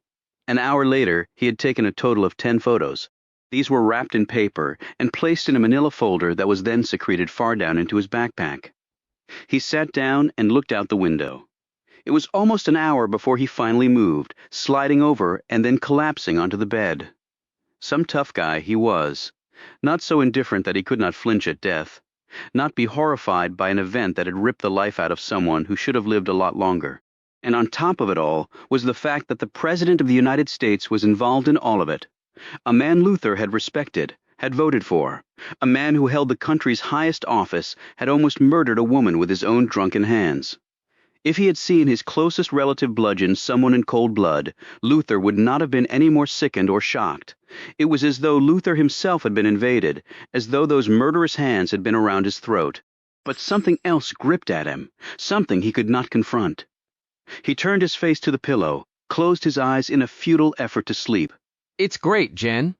Jack looked at the brick and stone mansion that stretched more than 200 feet from end to end and had more rooms than a college dorm, and wondered why they were even there. The winding driveway ended in a 4-car garage behind the massive structure. The lawns were groomed so perfectly that Jack felt he was staring at an enormous jade pool. The rear grounds were triple terraced, with each terrace sporting its own pool. It had the standard accoutrements of the very wealthy, tennis courts and stables, and 20 acres, a veritable land empire by Northern Virginia standards, on which to roam. The realtor waited by the front door, her late-model Mercedes parked by the large stone fountain covered with fist-sized roses carved out of granite. Commission dollars were being swiftly calculated and recalculated. Weren't they a terrific young couple? She had said that enough to where Jack's temples throbbed. Jennifer Baldwin took his arm, and 2 hours later their tour was finished. Jack walked over to the edge of the broad lawn and admired the thick woods where an eclectic grouping of elm, spruce, maple, pine, and oak jostled for dominance. The leaves were beginning to turn, and Jack observed the beginnings of reds, yellows, and oranges dance across the face of the property they were considering. So how much? He felt he was entitled to ask that question, but this had to be out of their ballpark. His ballpark anyway. He had to admit it was convenient. Only 45 rush-hour minutes from his office. But they couldn't touch this place. He looked expectantly at his fiancée. She looked nervous, played with her hair. $3.8 million. Jack's face went gray. $3,800,000? Jack, it's worth 3 times that. Then why the hell are they selling it for $3.8 million? We can't afford it, Jen. Forget it, she answered him by rolling her eyes. She waved reassuringly to the realtor who sat in her car writing up the contract. Jen, I make $120,000 a year, you make about the same, maybe a little more when you make partner. Right. My salary goes up, but not enough for this. We can't make the mortgage payments. I thought we were moving into your place anyway. It's not right for a married couple. Not right. It's a friggin' palace. He walked over to a forest green painted garden bench and sat down. She planted herself in front of him, arms crossed, a determined look on her face. Her summer tan was starting to fade. She wore a creamy brown fedora from under which her long hair tumbled across her shoulders. Her pants were perfectly tailored to her elegantly slender form. Polished leather boots encased her feet and disappeared under the pant legs. We won't be carrying a mortgage, Jack. He looked up at her. Really? What? Are they giving us the place because we're such a terrific young couple? She hesitated, then said, Daddy is paying cash for it, and we're going to pay him back. Jack had been waiting for that one. Pay him back. How the hell are we going to pay him back, Jen? He's suggested a very liberal repayment plan, which takes into account future earnings expectations, for God's sakes, Jack. I could pay for this place out of accumulated interest on one of my trusts, but I knew you'd object to that. She sat down next to him. I thought if we did it this way, you'd feel better about the whole thing. I know how you are about the Baldwin money. We will have to pay Daddy back. It's not a gift, it's a loan with interest. I'm going to sell my place. I'll net about 8 from that. You're going to have to come up with some money, too. This is not a free ride. She playfully stuck a long finger into his chest, driving home her point. She looked back at the house. It's beautiful, isn't it, Jack? We'll be so happy here. We were meant to live here. Jack looked over at the front of the house, but without really seeing it. All he saw was Kate Whitney. In every window of the monolith, Jennifer squeezed his arm, leaned against him. Jack's headache moved into the panic zone. His mind was refusing to function. His throat went dry, and his limbs felt stiff. He gently disengaged his arm from his fiancée's, got up, and walked quietly back to the car. Jennifer sat there for several moments, disbelief chief among the emotions, registering across her face, and then angrily followed him. The realtor, who had intently watched the exchange between the two while seated in her Mercedes, stopped writing up the contract, her mouth pursed in displeasure. It was early morning when Luther emerged from the small hotel hidden in the cluttered residential neighborhoods of Northwest Washington. He hailed a cab to the Metro Center subway, asking the driver to take a circuitous route on the presumption of seeing various D.C. landmarks. The request did not surprise the cabbie, and he automatically went through the motions to be replicated 1,000 times before the tourist season was officially over, if it was ever truly over for the town. The skies threatened rain, but you never knew. The unpredictable weather systems swirled and whipped across the region, either missing the city or falling hard on it before sliding into the Atlantic. Luther looked up at the darkness, which the newly risen sun could not penetrate. Would he even be alive 6 months from now? Maybe not. They could conceivably find him, despite his precautions. But he planned to enjoy the time he had left. The Metro took him to Washington National Airport, where he took a shuttle bus across to the main terminal. He had pre-checked his luggage onto the American Airlines flight that would take him to Dallas, Fort Worth, where he would change airlines and then head to Miami.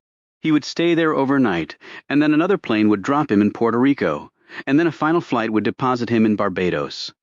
Everything was paid for in cash. His passport proclaimed him to be Arthur Lannis, age 65, from Michigan. He had a half-dozen such identifying documents, all professionally crafted and official-looking, and all absolutely phony. The passport was good for 8 more years and showed him to be well-traveled. He settled into the waiting area and pretended to scan a newspaper. The place was crowded and noisy, a typical weekday for the busy airport. Occasionally, Luther's eyes would rise over the paper to see if anyone was paying more than casual attention to him, but nothing registered. And he had been doing this long enough that something would have clicked if he had anything to worry about. His flight was called. His boarding pass was handed over, and he trudged down the ramp to the slender projectile that within 3 hours would deposit him in the heart of Texas. The Dallas-Fort Worth run was a busy one for American, but surprisingly, he had an empty seat next to him. He took his coat off and laid it across the seat, daring anyone to trespass. He settled himself in and looked out the window. As they began to taxi to the takeoff runway, he could make out the tip of the Washington Monument over the thick, swirling mist of the clammy morning. Barely a mile from that point, his daughter would be getting up shortly to go to work, while her father was ascending into the clouds to begin a new life somewhat ahead of schedule and not exactly easy in his mind. As the plane accelerated through the air, he looked at the terrain far below, noted the snaking of the Potomac until it was left behind. His thoughts went briefly to his long-dead wife, and then back to his very much alive daughter. He glanced up at the smiling, efficient face of the flight attendant and ordered coffee, and a minute later accepted the simple breakfast handed to him. He drank down the steaming liquid and then reached over and touched the surface of the window with its queer streaks and scratches. Wiping his glasses clean, he noted that his eyes were watering freely. He looked around quickly. Most passengers were finishing up their breakfast or reclining for a short nap before they landed. He pushed his tray up, undid his seatbelt, and made his way to the lavatory.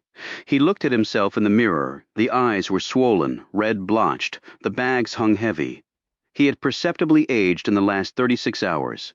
He ran water over his face, let the droplets gather around his mouth, and then splashed on some more. He wiped his eyes again. They were painful. He leaned against the tiny basin, tried to get his twitching muscles under control. Despite all his willpower, his mind wandered back to that room where he had seen a woman savagely beaten. The President of the United States was a drunk, an adulterer, and a woman-beater. He smiled to the press, kissed babies, and flirted with enchanted old women, held important meetings, flew around the world as his country's leader, and he was a fucking asshole who screwed married women, then beat them up and then got them killed. What a package. It was more knowledge than one person should be carrying around. Luther felt very alone and very mad, and the sorry thing was, the bastard was going to get away with it. Luther kept telling himself if he were 30 years younger, he would take this battle on, but he wasn't. His nerves were still stronger than most, but, like river rock, they had eroded over the years. They were not what they were. At his age, battles became someone else's to fight and win or lose. His time had finally come. He wasn't up to it. Even he had to understand that, to accept that reality. Luther looked at himself in the tiny mirror again. A sob swelled in his throat before it reached the surface and filled the small room, but no excuse would justify what he had not done. He had not opened that mirrored door. He had not flung that man off Christine Sullivan. He could have prevented the woman's death. That was the simple truth. She would still be alive if he had acted. He had traded his freedom, perhaps his life, for someone who could have used his help, who was fighting for her very life while Luther just watched. A human being who had barely lived a third of Luther's years. It had been a cowardly act, and that fact gripped him like some savage anaconda, threatening to explode every organ in his body. He bent low over the sink as his legs began to fail him. He was grateful for the collapse. He could not look at his reflection anymore. As choppy air buffeted the plane, he was sick to his stomach. A few minutes elapsed, and he wet a paper towel with cold water and wiped it across his face and the back of his neck. He finally managed to stumble back to his seat. As the plane thundered on his guilt grew with each passing mile, the phone was ringing. Kate looked at the clock, 11 o'clock. Normally she would screen her calls, but something made her hand dart out and pick it up before the machine engaged. Hello. Why aren't you still at work? Jack. How's your ankle? Do you realize what time it is? Just checking on my patient. Doctors never sleep. Your patient is fine. Thanks for the worry. She smiled in spite of herself. Butterscotch cone? That prescription has never failed me. Oh, so there were other patients. I've been advised by my attorney not to answer that question. Smart counsel. Jack could visualize her sitting there, one finger playing with the ends of her hair, the same way she had done when they studied together, he laboring through securities regulations, she through French. Your hair curls enough at the ends without you helping it. She pulled her finger back, smiled, then frowned. That statement had brought a lot of memories back, not all good ones. It's late, Jack. I've got court tomorrow. He stood up and paced with the cordless, thinking rapidly. Anything to hold her on the phone for a few more seconds. He felt guilty, as though he were sneaking around. He involuntarily looked over his shoulder. There was no one there, at least no one he could see. I'm sorry I called late. Okay. And I'm sorry I hurt your ankle. You already apologized for that. Yeah, so how are you? I mean, except for your ankle? Jack, I really need to get some sleep. He was hoping she would say that. Well, tell me over lunch. I told you I've got court. After court. Jack, I'm not sure that's a good idea. In fact, I'm pretty sure it's a lousy idea. He wondered what she meant by that. Reading too much into her statements had always been a bad habit of his. Jesus, Kate, it's just lunch. I'm not asking you to marry me. He laughed, but knew he'd already blown it. Kate was no longer fiddling with her hair. She too stood up. Her reflections caught in the hallway mirror. She pulled at the neck of her nightgown. The frown lines were prominent on her forehead. I'm sorry, he said quickly. I'm sorry. I didn't mean that. Look, it'll be my treat. I have to spend all that money on something. He was met with silence. In fact, he wasn't sure if she were still on the line. He had rehearsed this conversation for the last 2 hours. Every possible question, exchange, deviation. He'd be so smooth, she so understanding. They would hit it off so well. So far, absolutely nothing had gone according to plan. He fell back on his alternate plan. He decided to beg. Please, Kate, I'd really like to talk to you. Please. She sat back down, curled her legs under her, rubbed at her long toes. She took a deep breath. The years hadn't changed her as much as she had thought. Was that good or bad? Right now, she had no way to deal with that question. When and where Morton's for lunch? He could see her incredulous face at the thought of the ultra-expensive restaurant, wondering what type of world he now lived in. Okay, how about the deli in Old Town near Founders Park around 2? We'll miss the lunchtime crowd. Better, but I can't promise. I'll call if I can't make it. He slowly let out his breath. Thanks, Kate. He hung up the phone and collapsed on the couch. Now that his plan had worked, he wondered what the hell he was doing. What would he say? What would she say? He didn't want to fight.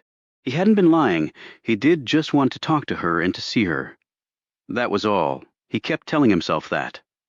He went to the bathroom, plunged his head into a sink of cold water, grabbed a beer, and went up to the rooftop pool and sat there in the darkness, watching the planes as they made their approach up the Potomac International.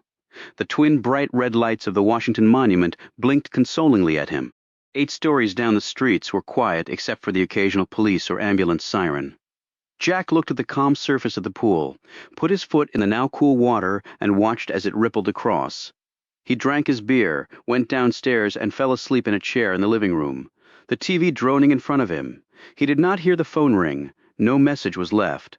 Almost 1,000 miles away, Luther Whitney hung up the phone and smoked his first cigarette in over 30 years. The Federal Express truck pulled slowly down the isolated country road, the driver scanning the rusty and leaning mailboxes for the correct address. He had never made a delivery out here. His truck seemed to ride ditch to ditch on the narrow road. He pulled into the driveway of the last house and started to back out.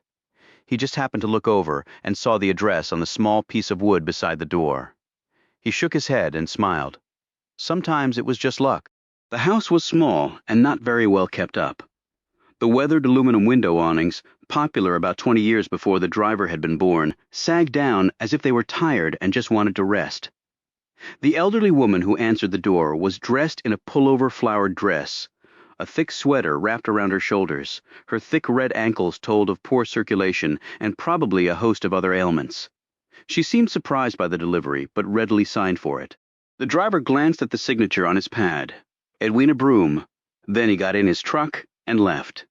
She watched him leave before shutting the door. The walkie-talkie crackled. Fred Barnes had been doing this job for 7 years now, driving around the neighborhoods of the rich, seeing the big houses, manicured grounds, the occasional expensive car with its mannequin-like occupants, coming down the perfect asphalt drive and through the massive gates. He had never been inside any of the homes he was paid to guard, and never expected to be. He looked up at the imposing structure. $4 to $5 million, he surmised. More money than he could make in 5 lifetimes. Sometimes it just didn't seem right. He checked in on his walkie-talkie. He would take a look around the place. He didn't exactly know what was going on, only that the owner had called and requested a patrol car check. The cold air in his face made Barnes think about a hot cup of coffee and a Danish, to be followed by 8 hours of sleep, until he had to venture out again in his Saturn for yet another night of protecting the possessions of the wealthy. The pay wasn't all that bad, although the benefits sucked. His wife worked full-time too, and with 3 kids, their combined incomes were barely enough. But then everybody had it tough. He looked at the 5-car garage and back, the pool, and the tennis courts. Well, maybe not everybody. As he rounded the corner, he saw the dangling rope, and thoughts of coffee and a creamy Danish disappeared. He crouched down, his hand flying to his sidearm. He grabbed his mic and reported in, his voice cracking embarrassingly. The real police would be here in minutes. He could wait for them or investigate himself. For 8 singles an hour, he decided to stay right where he was. Barnes's supervisor arrived first in the stark white station wagon with the company's logo in the door panel. 30 seconds later, the first of 5 patrol cars pulled down the asphalt drive until they were stacked like a waiting train in front of the house. The window was covered by 2 officers. It was probable that the perps had long since exited the premises, but assumptions were dangerous in the police business. 4 officers went to the front, 2 more covered the back. Working in pairs, the 4 policemen proceeded to make their way in. They noted that the front door was unlocked, the alarm off. They satisfied themselves with the downstairs and cautiously moved up the broad staircase, their ears and eyes straining for any trace of sound or movement. By the time they reached the second-floor landing, the nostrils of the sergeant in charge told him that this would not be a routine burglary. 4 minutes later, they stood in a circle around what had recently been a young, beautiful woman. The healthy coloring of each of the men had faded to dull white. The sergeant, 50-ish, and a father of 3, looked at the open window. Thank God, he thought to himself, even with the outside air, the atmosphere inside the room was stupefying. He looked once more at the corpse, then strode quickly to the window and sucked in deep gulps of the crisp air. He had a daughter about that age. For a moment he imagined her on that floor, her face a memory, her life brutally over. The matter was out of his bailiwick now, but he wished for one thing. He wished to be there when whoever had done this atrocious thing was caught. Chapter 7. Seth. Frank was simultaneously munching a piece of toast and attempting to tie his 6-year-old daughter's hair ribbons for school when the phone call came. His wife's look told him all he needed. She finished the ribbon. Seth cradled the phone while he finished knotting his tie, listening all the while to the calm, efficient tones of the dispatcher. 2 minutes later, he was in his car, the official bubble light needlessly stuck to the top of his department.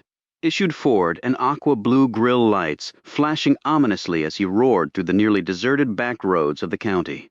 Frank's tall, big-boned frame was beginning its inevitable journey to softness, and his curly black hair had seen more affluent days. At 41 years old, the father of 3 daughters who grew more complex and bewildering by the day, he had come to realize that not all that much in life made sense. But overall, he was a happy man. Life had dealt him no knockout punches, yet he had been in law enforcement long enough to know how abruptly that could change. Frank wadded up a piece of juicy fruit and slowly chewed it while compact rows of needle pines flew past his window. He had started his law enforcement career as a cop in some of the worst areas of New York City, where the statement "the value of life" was an oxymoron, and where he had seen virtually every way one person could kill another. He had eventually made detective, which had thrilled his wife. At least now he would arrive at crime scenes after the bad guys had departed. She slept better at night, knowing that the dreaded phone call would probably not come to destroy her life. That was as much as she could hope for being married to a cop. Frank had finally been assigned to homicide, which was pretty much the ultimate challenge in his line of work.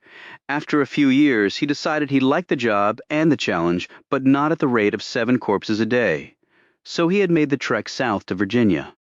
He was senior homicide detective for the county of Middleton, which sounded better than it actually was, since he also happened to be the only homicide detective the county employed.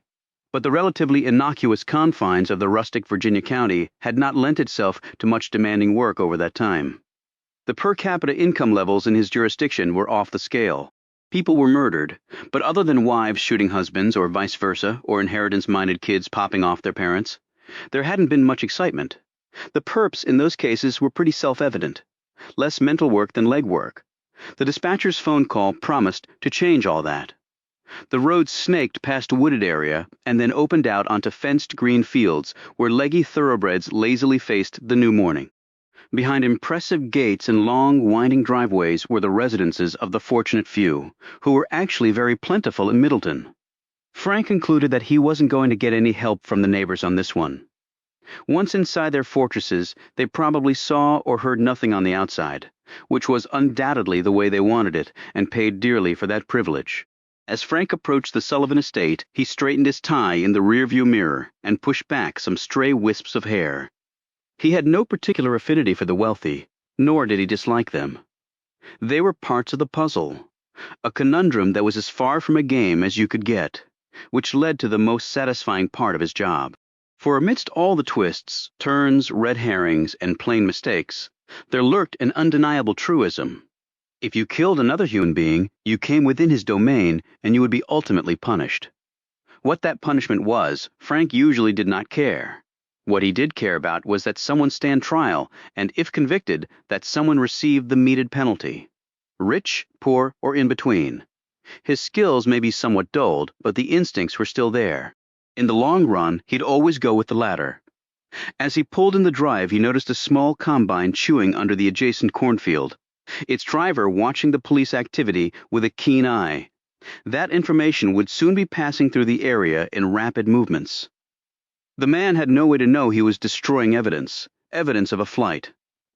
Neither did Seth Frank as he climbed out of his car, threw on his jacket, and hustled through the front door, hands deep in his pockets. His eyes moved slowly around the room, taking in each detail of the floor, walls, and venturing to the ceiling before coming back to the mirrored door, and then to the spot where the deceased had lain for the last several days. Seth, Frank said, "Take a lot of pics, Stu. Looks like we'll need it." The crime unit photographer paced through the room in discrete grids, outward from the corpse in his effort to reproduce on film every aspect of the room, including its lone occupant. This would be followed by a videotaping of the entire crime scene complete with a narrative. Not necessarily admissible in court, but it was invaluable to the investigation. As football players watched game films, detectives were more and more scrutinizing the videos for additional clues that might only be seized upon on the 8th, 10th, or 100th examination. The rope was still tied to the bureau and still disappeared out the window. Only now it was covered with black fingerprint powder, but there wouldn't be much there. One usually wore gloves to climb down a rope, even a knotted one. Sam Magruder, the officer in charge, approached, having just spent 2 minutes leaning out the window, sucking in air. 50-ish with a shock of red hair that topped a plump, hairless face. He was having a hard time keeping his breakfast down. A large portable fan had been brought in, and the windows were fully open. All the CU personnel wore floater masks, but the stench was still oppressive. Nature's parting laugh to the living, beautiful one minute, rotting the next. Frank checked Magruder's notes, noted the greenish tint to the OIC's face. Sam, if you'd stay away from the window, your sense of smell would go dead in about 4 minutes. You're just making it worse. I know that, Seth. My brain tells me that. But my nose won't listen. When did the husband phone in? This morning, 7:45 local time. Frank tried to make out the cop's scribbles. And he's where? Barbados. Frank's head inclined. How long? We're confirming it. Do that. How many calling cards they leave, Laura? Frank looked over at his ident technician, Laura Simon. She glanced up. I'm not finding much, Seth. Frank walked over to her. Come on, Laura. She's got to be all over the place. How about her husband? The maid? There's got to be usables everywhere. Not that I'm finding. You're shitting me. Simon, who took her work very seriously and was the best print lifter Frank had ever worked with, including at NYPD, looked almost apologetic. Carbon dusting powder was everywhere, and there was nothing? Contrary to popular belief, a lot of criminals left their prints at the scene of the crime. You just had to know where to look. Laura Simon knew where to look, and she was getting zip. Hopefully they would get something after analysis back at the lab. Many latents just weren't visible, no matter how many angles you hit them with the light. That's why they called them latents. You just powdered and taped everything you thought the perps might have touched, and you might get lucky. I've got a few things packaged to take back to the lab. After I use the ninhydrin and hit the rest with the superglue, I might have something for you. Simon dutifully returned to her work. Frank shook his head. Superglue, a cyanoacrylate, was probably the best method of fuming and could pull prints off things you couldn't believe. The problem was, the damn process took time to work its magic. Time they didn't have. Come on, Laura. From the looks of the body, the bad guys have had enough of a head start. She looked at him. I've got another cyanoacrylate ester I've been wanting to use. That's faster. Or I can always speed burn the superglue. She smiled. The detective grimaced. Right. The last time you tried that, we had to evacuate the building. I didn't say it was a perfect world, Seth. Magruder cleared his throat. Looks like we're dealing with some real professionals. Seth looked at the OIC sternly. They're not professionals, Sam. They're criminals. They're killers. It's not like they went to goddamn college to learn how to do this. No, sir. We sure it's the lady of the house? Frank inquired. Magruder pointed to the photo on the nightstand. Christine Sullivan. Of course we'll get a positive ID. Any witnesses? No obvious ones. Haven't canvassed the neighbors yet. Gonna do that this morning. Frank proceeded to make copious notes of the room and its occupant's condition, and then made a detailed sketch of the room and its contents. A good defense attorney could make any unprepared prosecution witness look like a candidate for the silly putty factory. Being unprepared meant guilty people went free. Frank had learned the only lesson he would ever need on the subject as a rookie cop and the first on the scene of a breaking and entering. He had never been more embarrassed or depressed in his life, as he had when he had gotten off the witness stand. His testimony torn to shreds and actually used as the basis to get the defendant off. If he had been able to wear his .38 in court, the world would have had one fewer lawyer that day. Frank crossed the room to where the deputy medical examiner, a beefy, white-haired man who was perspiring heavily despite the morning chill outside, was lowering the skirt on the corpse. Frank knelt down and examined one of the small, baggy-clad hands, then glanced at the woman's face. It looked like it had been beaten black and blue. The clothing was soaked through with her body fluids. With death comes an almost immediate relaxing of the sphincters. The resulting smell combination was not pleasant. Luckily, the insect infestation was minimal despite the open window, even though a forensic entomologist could usually ascertain time of death more accurately than could a pathologist. No detective, despite the increased accuracy, ever relished the thought of examining a human body that had become an insect buffet. Got an approximate yet? Frank asked the medical examiner. My rectal thermometer isn't going to be much use to me, not when body temperature drops 1.5 degrees an hour, 72 to 84 hours.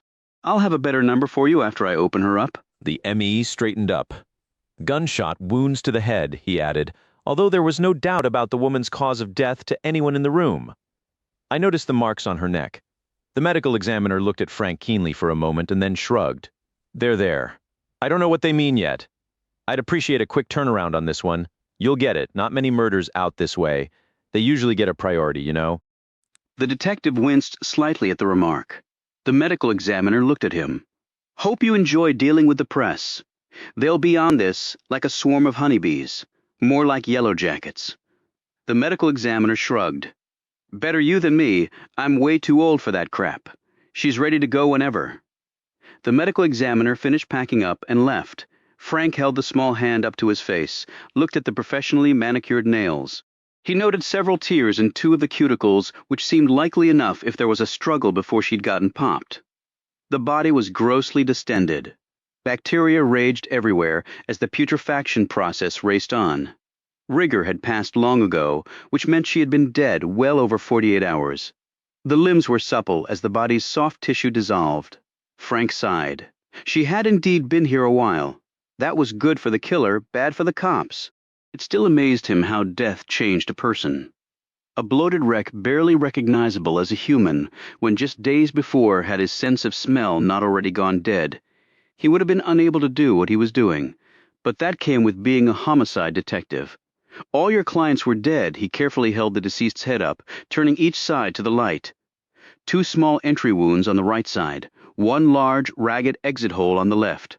They were looking at heavy caliber stuff. Stu had already gotten pictures of the wounds from several different angles, including from directly overhead. The circular abrasion collars and the absence of burns or tattooing on the skin surface led Frank to conclude that the shots had been fired from over 2 feet away. Small caliber contact wounds, those fired muzzle to flesh, and near contact wounds fired from a distance of less than 2 inches from the target could duplicate the types of entry wounds present on the victim. But there would be powder residue deep in the tissues along the bullet track if they were looking at a contact wound. The autopsy would definitively answer that question. Next, Frank looked at the contusion on the left side of her jaw. It was partially hidden by the natural blistering of the body, as it decomposed, but Frank had seen enough corpses to tell the difference. The surface of the skin there was a curious amalgamation of green, brown, and black. A big blow had done that. A man? That was confusing. He called Stu over to take pictures of the area with a color scale. Then he laid the head back down with the reverence the deceased deserved, even under the largely clinical circumstances. The medico-legal autopsy to follow would not be so deferential. Frank slowly lifted the skin. Underwear intact. The autopsy protocol would answer the obvious question. Frank moved around the room as the CU members continued their work. One thing about living in a rich, although largely rural county, the tax base was more than enough to support a first-rate, if relatively small crime scene unit complete with all the latest technology and devices that theoretically made catching bad people easier. The victim had fallen on her left side, away from the door, knees tucked partially under her, left arm stretched out, the other against her right hip. Her face was pointed east, perpendicular with the right side of the bed. She was almost in a fetal position. Frank rubbed his nose.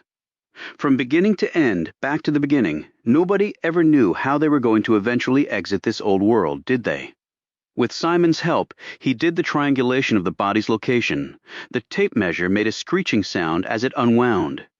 It sounded somehow unholy in this room of death. He looked at the doorway and the position of the body.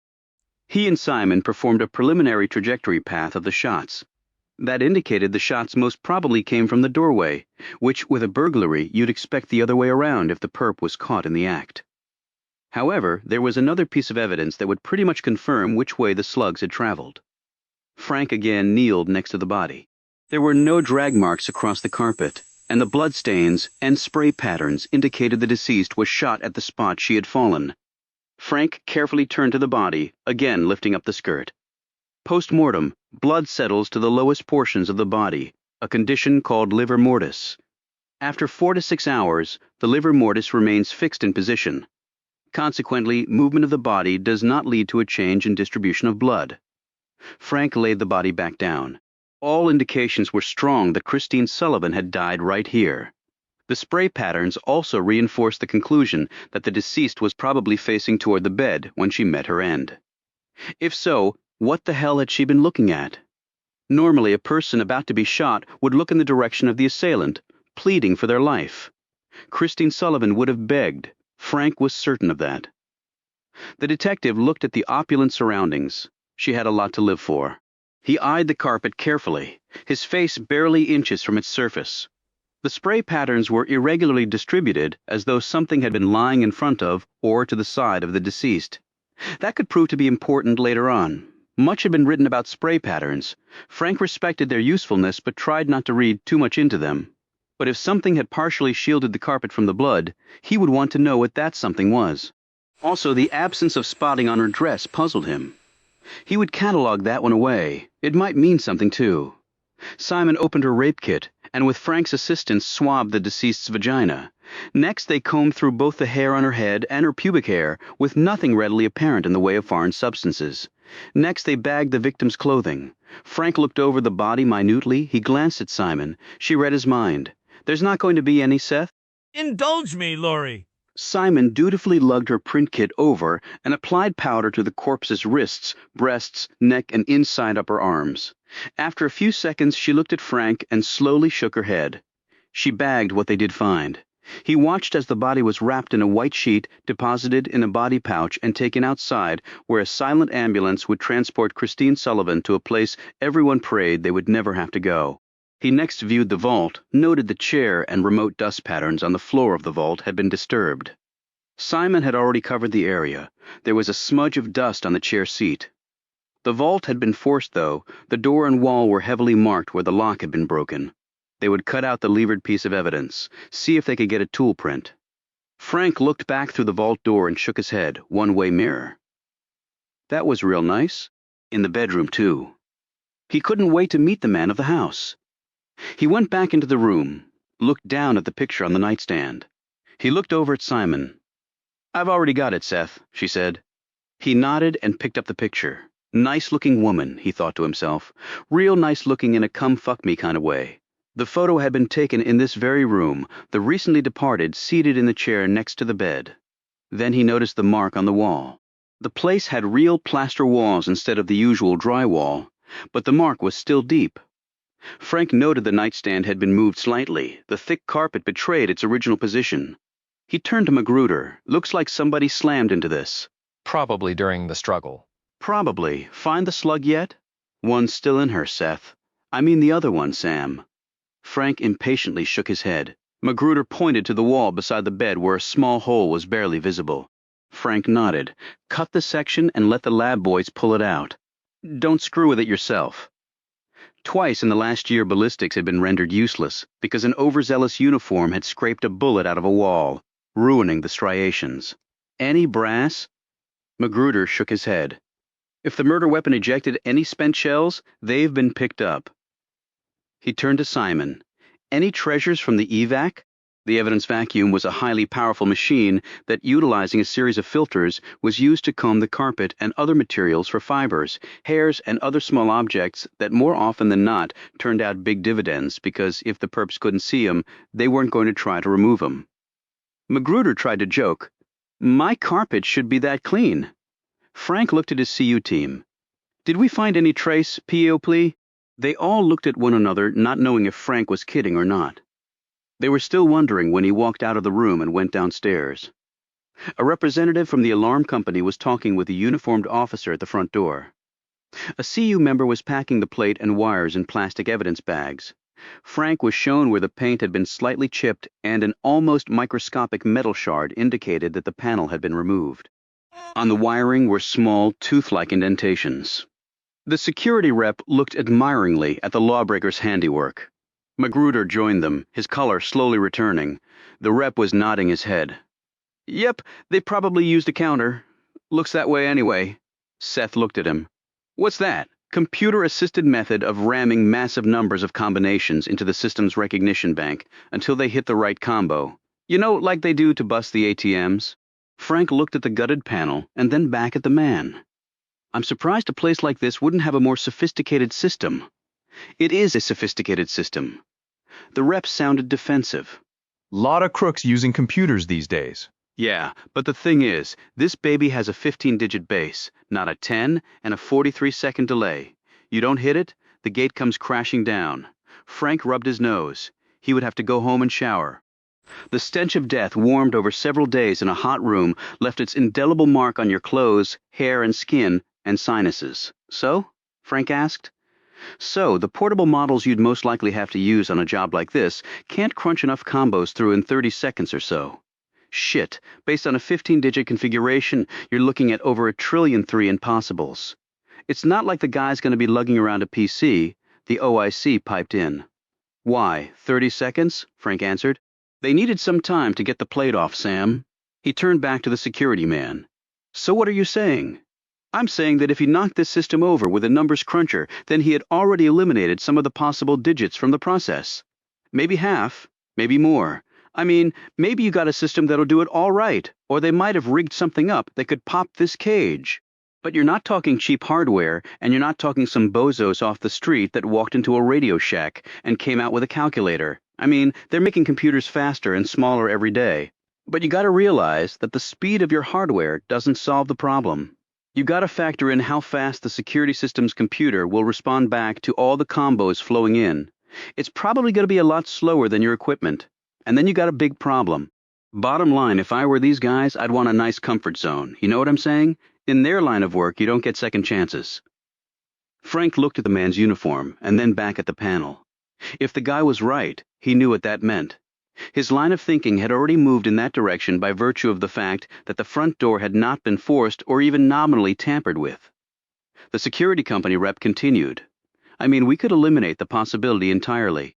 We have systems that refuse to react to massive combos being forced down their throat. Computers would be jack shit useless. Problem is those systems are so sensitive to interference, they were also routinely slamming down on owners who couldn't seem to remember their numbers on the first or second try. Hell, we were getting hit with so many false alarms the police departments were starting to fine us. Go fucking figure! Frank thanked him and then moved through the rest of the house. Whoever had committed these crimes knew what they were doing. This was not going to be a quick one. Good pre-crime planning usually meant equally good post-planning, but they probably hadn't counted on blowing away the lady of the house. Frank suddenly leaned against a doorway and pondered the word used by his friend the medical examiner. Wounds. Chapter 8. Jack was early. His watch showed 1:35. He had taken the day off, spending much of it deciding what to wear. Something he had never concerned himself with before, but which now seemed vitally important. He pulled at his gray tweed jacket, fingered a button on his white cotton shirt, and adjusted the knot in his tie for the 10th time. He walked down to the dock and watched the deckhands clean the Cherry Blossom, a tour ship built to resemble an old Mississippi riverboat. He and Kate had gone on it their first year in D.C., during a rare afternoon off from work. They had tried to hit all the touristy attractions. It had been a warm day like today, but clearer. Gray clouds were now rolling in from the west. Afternoon thunderstorms were almost a given this time of year. He sat on the weathered bench near the dockmaster's small hut and followed the lazy drift of the seagulls across the choppy water. The capital was visible from his vantage point. Lady Liberty, minus the collective filth of over 130 years of residing outdoors, thanks to a recent cleaning, stood imperiously on top of the famous dome. People in this town were encased in grime over time. Jack thought to himself, it just came with the territory. Jack's musings turned to Sandy Lord, the firm's most prolific rainmaker, and the biggest ego Patton Shaw had ever seen. Sandy was close to being an institution in the legal and political circles of D.C. The other partners dropped his name as though he had just that moment stepped down from Mount Sinai with his own version of the Ten Commandments, which would have commenced with, "Thou shalt make Patton, Shaw, and Lord partners as much money as possible." Ironically, Sandy Lord was part of the attraction when Ransom Baldwin had mentioned the firm. Lord was one of the best, if not the best example of a power lawyer the city had to offer, and it had dozens in that league. The possibilities were limitless for Jack. Whether those possibilities included his personal happiness, he was far from certain. He was also not certain what he expected from this lunch. What he was sure about was that he wanted to see Kate Whitney.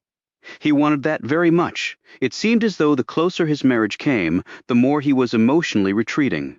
And where more likely a spot to retreat than to the woman he had asked to marry him over 4 years ago. He shuddered as that memory engulfed him. He was terrified of marrying Jennifer Baldwin. Terrified that his life would soon become unrecognizable to him. Something made him turn. He wasn't sure what exactly. But she was standing there at the edge of the pier watching him. The wind whipped her long skirt around her legs. The sun battled the darkening clouds, but still provided enough light to sparkle across her face as she moved the long strands of hair from her eyes. The calves and ankles were summer brown. The loose blouse bared her shoulders, showing off the freckles and the tiny half-moon birthmark Jack had the habit of tracing after they had finished making love. She asleep, and he watching her. He smiled as she walked toward him. She must have gone home to change. This was clearly not her courtroom armor. These clothes represented a far more feminine side to Kate Whitney than any of her legal opponents would ever witness. They walked down the street to the small deli, ordered and spent the first few minutes alternately staring out the window, watching the approaching rain as it whipped the trees around, and exchanging awkward glances, as if on a first date and afraid to make steady eye contact. "I appreciate your making the time, Kate." She shrugged. "I like it here. Haven't been for a while. It's nice to get out for a change. I usually eat at my desk. Crackers and coffee." He smiled and stared at her teeth. The funny one that curved inwardly slightly, like it was giving a quick hug to its neighbor. He liked that tooth the best. It was the only flaw he had ever noticed about her. Crackers and coffee. She smiled back. "Down to 2 cigarettes a day. Congratulations." The rain came at the same time their orders did. She looked up from her plate, her eyes swept over to the window and then abruptly to Jack's face. She caught him staring at her. Jack smiled awkwardly and took a quick gulp of his drink. She put her napkin on the table. The mall's a big place to accidentally run into someone. He didn't look at her. "I've been having a run of good luck lately." Now he met her eye. She waited. His shoulders finally collapsed. "Okay, so it was less of an accident and more premeditated. You can't argue with the results." "What are the results?" "Lunch? I'm not looking ahead. I'm just taking it one step at a time. New life resolution. Change is good," she said with more than a little contempt. "Well, at least you're not defending rapists and murderers anymore." "And burglars?" he shot back, and then instantly regretted it. Kate's face turned gray. "I'm sorry, Kate. I didn't mean that." She pulled out a cigarette and matches, lit up, and blew smoke in his face. He waved the cloud away. "Your first or second of the day?" "Third. For some reason you always make me feel daring." She stared at the window, crossed her legs. Her foot touched his knee, and she quickly jerked it back. She stabbed out her cigarette and stood up, grabbing her purse. "I have to get back to work. How much do I owe you?" He stared at her. "I invited you to lunch, which you haven't even eaten." She pulled out a 10 and tossed it down on the table and headed for the door. Jack threw another 10 down and raced after her. "Kate!" He caught up to her just outside the deli. The rain had stiffened, and despite holding his jacket over their heads, they were quickly soaked. She didn't seem to notice. She climbed in her car. He jumped in the passenger side. She looked at him. "I really have to get back." Jack took a deep breath, wiped the moisture off his face. The heavy rain drummed on the car's exterior. He felt it all slipping away. He was far from sure how to handle this situation, but he had to say something. "Come on, Kate, we're dripping wet. It's almost 3 o'clock. Let's go get cleaned up and hit a movie. No, we can drive out to the country. Remember the Windsor Inn?" She looked at him, absolute astonishment on her features. "Jack, by any chance have you discussed this with the woman you're engaged to marry?" Jack looked down. What was he supposed to say? That he was not in love with Jennifer Baldwin despite having asked her to marry him. Right at that moment, he could not even recall asking her. "I'd just like to spend some time with you, Kate. That's all. There's nothing wrong with that." "There is everything wrong with that, Jack. Everything." She started to put the key in the ignition, but he held her hand back. "I'm not looking to make this a battle. Jack, you've made your decision. It's a little late for this now."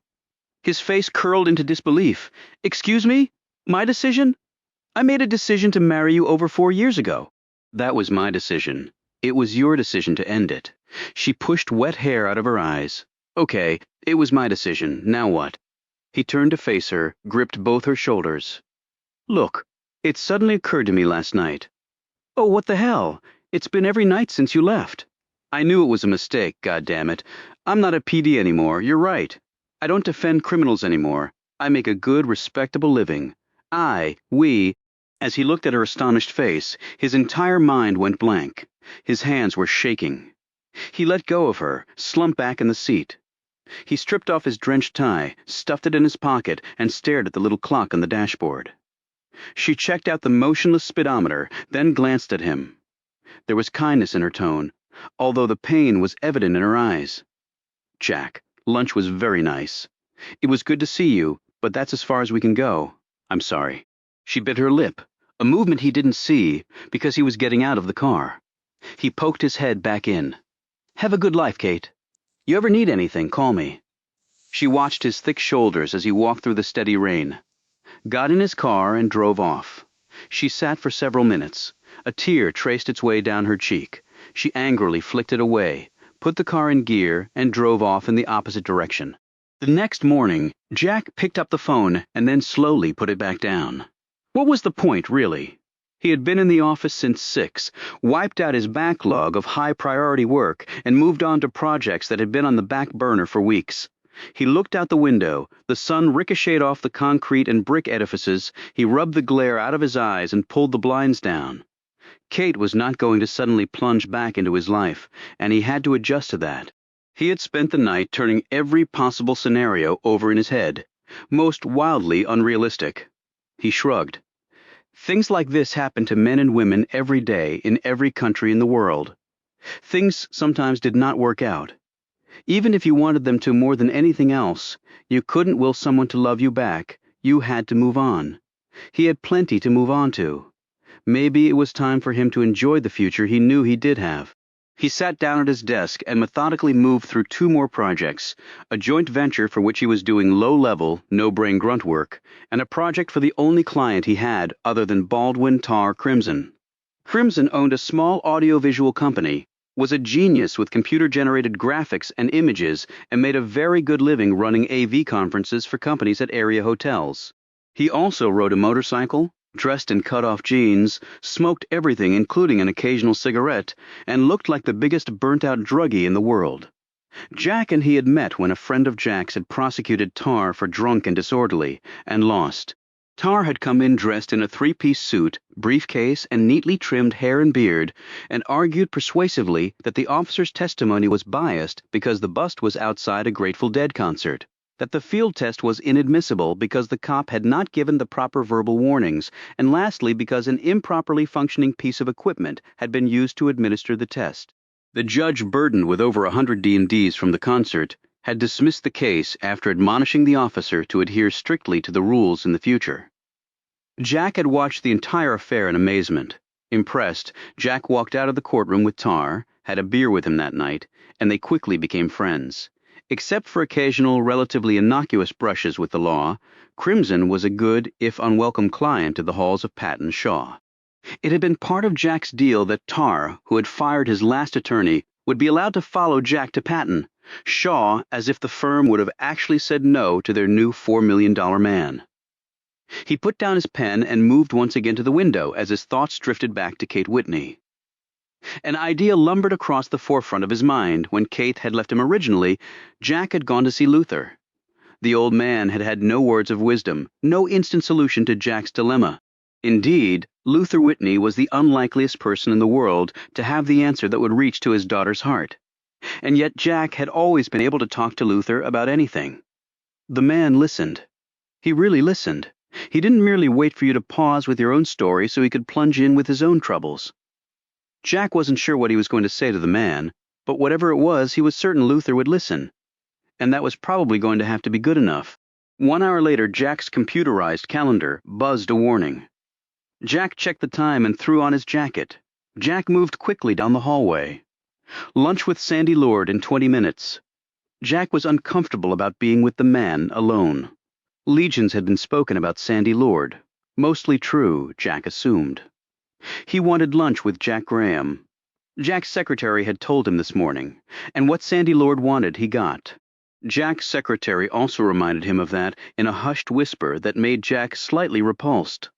20 minutes, but first Jack had to check with Alvis on the Bishop documents. Jack smiled as he remembered Barry's face when the drafts had been placed carefully on his desk. 30 minutes before the deadline, Alvis had scanned them, the astonishment clear on his features. "This looks pretty good. I realize I gave you a tough deadline. I don't usually like to do that." His eyes were averted. "I really appreciate the hustle, Jack. I'm sorry if I screwed up your plans. No sweat, Barry. That's what they pay me for. Jack had turned to leave. Barry had risen from his desk. Jack, we really haven't had a chance to talk since you've been here. Place is so damn big. Let's have lunch one day soon. Sounds great, Barry. Have your secretary give mine some dates? At that moment, Jack realized that Barry Alvis wasn't such a bad guy. He had dinged Jack, but so what, compared to how the senior partners ran their underlings? Jack had gotten off easy. Besides, Barry was a first-rate corporate attorney, and Jack could learn a lot from him. Jack passed Barry's secretary's desk, but Sheila was not there. Then Jack noticed the boxes stacked against the wall. Barry's door was closed. Jack knocked, but there was no answer. He looked around and then opened the door. His eyes closed and reopened as he looked at the empty bookcases, at the rectangular patches of unfaded wallpaper where a slew of diplomas and certificates had hung. What the hell? He closed the door, turned and bumped into Sheila. Normally professional and precise in her manner, without a hair out of place and glasses set firmly on the bridge of her nose, Sheila was a wreck. She had been Barry's secretary for 10 years. She stared at Jack. Fire flashed through her pale blue eyes and then was gone. She turned around, walked quickly back to her cubicle, and started packing up boxes. Jack stared blankly at her. Sheila, what's going on? Where's Barry? She did not respond. Her hands moved faster until she was literally throwing things into the box. Jack moved over next to her, looked down at the petite frame. Sheila, what the hell's going on, Sheila? He grabbed her hand. She slapped him, which shocked her so badly she abruptly sat down. Her head slowly went down to her desk and stayed there. She began to quietly sob. Jack looked around again. Was Barry dead? Had there been a terrible accident and no one had bothered to tell him? Was the firm that big, that callous? Would he read about it in a firm memo? He looked at his hands. They were trembling. He perched on the edge of the desk, gently touched Sheila's shoulder, trying to bring her out of it, but without success. Jack looked around helplessly as the sobs continued, rising higher and higher in their intensity. Finally, 2 secretaries from around the corner appeared and quietly led Sheila away. Each of them gave Jack a not very friendly glance. What the hell had he done? He looked at his watch. He had to meet Lord in 10 minutes. Suddenly, he was very much looking forward to this lunch. Lord knew everything that happened at the firm, usually before it actually did happen. Then a thought tickled the back of his head, a truly horrible thought. His mind went back to the White House dinner and his irate fiancée. He had mentioned Barry Alvis by name to her, but she wouldn't have. Jack practically sprinted down the hallway, the back of his jacket flapping behind him. Phil Moore's was a Washington landmark of fairly recent vintage. The doors were solid mahogany and bedecked with thick, weighty brass. The carpets and drapes were hand-woven and supremely costly. Each table area was a self-contained haven of intense mealtime productivity. Phone, fax, and copier services were readily available and widely used. The ornately carved tables were surrounded by richly upholstered chairs in which sat the truly elite of Washington's business and political circles. The prices ensured that the clientele would remain that way. While crowded, the pace of the restaurant was unhurried. Its occupants unused to being dictated to, they moved at their own level of intensity. Sometimes their very presence at a particular table, a raised eyebrow, a stifled cough, a knowing look, was a full day's work for them, and would reap huge rewards for them personally or for those whom they represented. Money and raw power floated through the room in distinct patterns, coupling and uncoupling. Waiters in stiff shirts and neat bow ties appeared and then disappeared at discreetly placed intervals. Patrons were coddled and served and listened to or left alone as the particular occasion called for, and the gratuities reflected the clientele's appreciation. Fillmore's was Sandy Lord's favorite lunch spot. He peered over his menu, briefly but methodically surveyed with his intense gray eyes the broad expanse of the dining room for potential business or perhaps something else. He moved his heavy bulk gracefully in his chair and carefully coaxed a few gray hairs back into place. The trouble was, familiar faces kept disappearing as time moved forward, stolen away by death or retirement to points south. He removed a fleck of dust from one of his monogrammed shirt curls and sighed. Lord had picked this establishment, maybe this town clean. He punched on his cellular phone and checked his messages. Walter Sullivan hadn't called.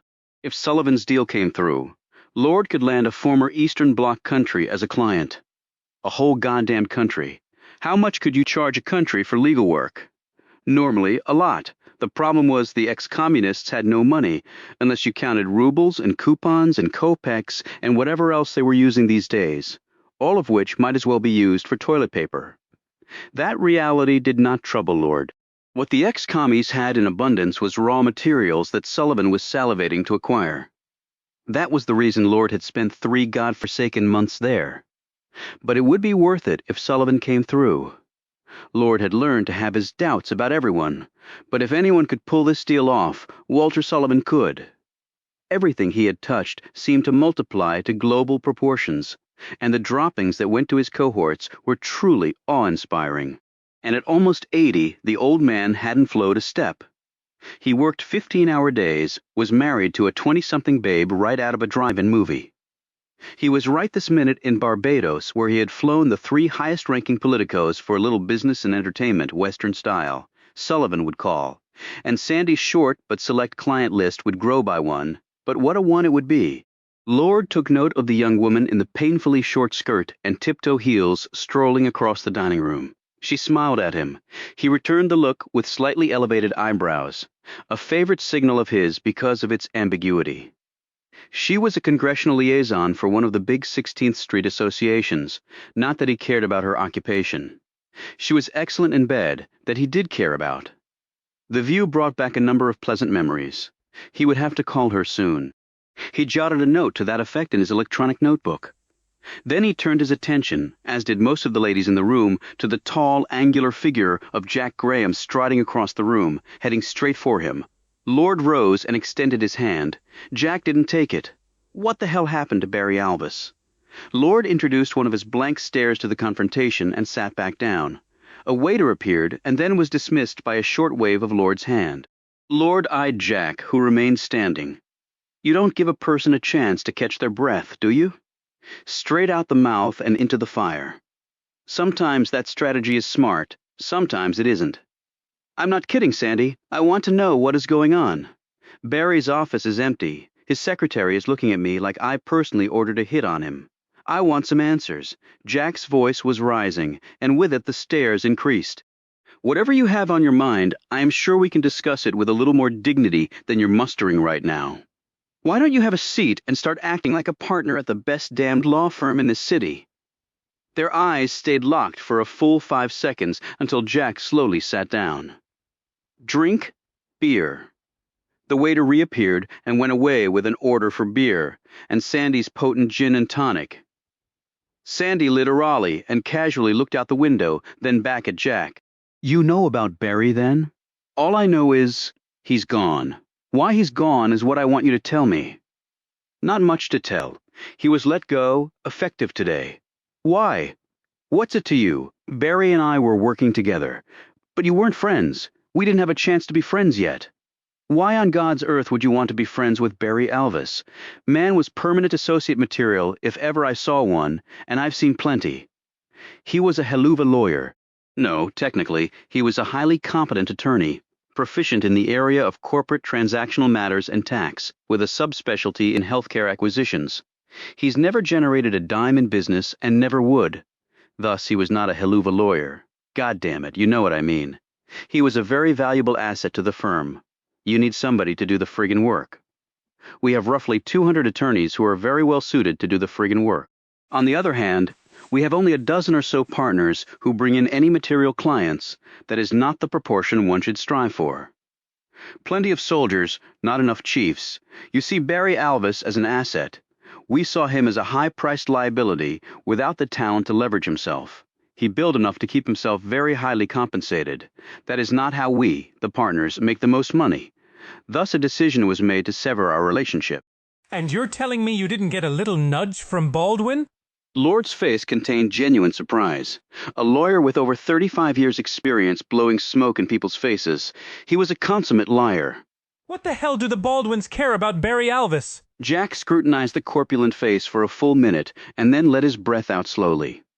He looked around the restaurant, suddenly feeling silly and embarrassed. All this for nothing? But if Lord was lying? He glanced again at the man, but the face was impassive. But why would he lie? Jack could think of several reasons, but none of them made too much sense. Could he have been wrong? Had he just made a complete ass out of himself in front of the firm's most powerful partner? Lord's voice was softer now, almost consoling. Barry Alvis was let go as part of an ongoing effort to clear out the deadwood near the top. We want more attorneys who can do the work and produce the rain? Hell, like you. Simple as that. Barry wasn't the first, and he won't be the last. We've been working on this for a long time, Jack, long before you ever came to the firm. Lord paused and looked keenly at Jack. Is there something you're not telling me? We're going to be partners soon. You can't keep things from your partners. Lord chuckled inwardly. The list of secret deals he had had with clients was a long one. Jack was close to biting, but decided not to. I'm not a partner yet, Sandy. Pure formality. Things don't happen till they happen. Lord shifted uncomfortably in his chair, waved his cigarette smoke like a wand. So maybe the rumors that Jack was contemplating jumping ship were true. Those rumors were the reason Lord was sitting here with the young lawyer. They looked at each other. A smile tugged at Jack's mouth. Jack's $4 million in legal business was an irresistible carrot, particularly because it meant another $400,000 to Sandy Lord. Not that he needed it, but not that he would turn it down either.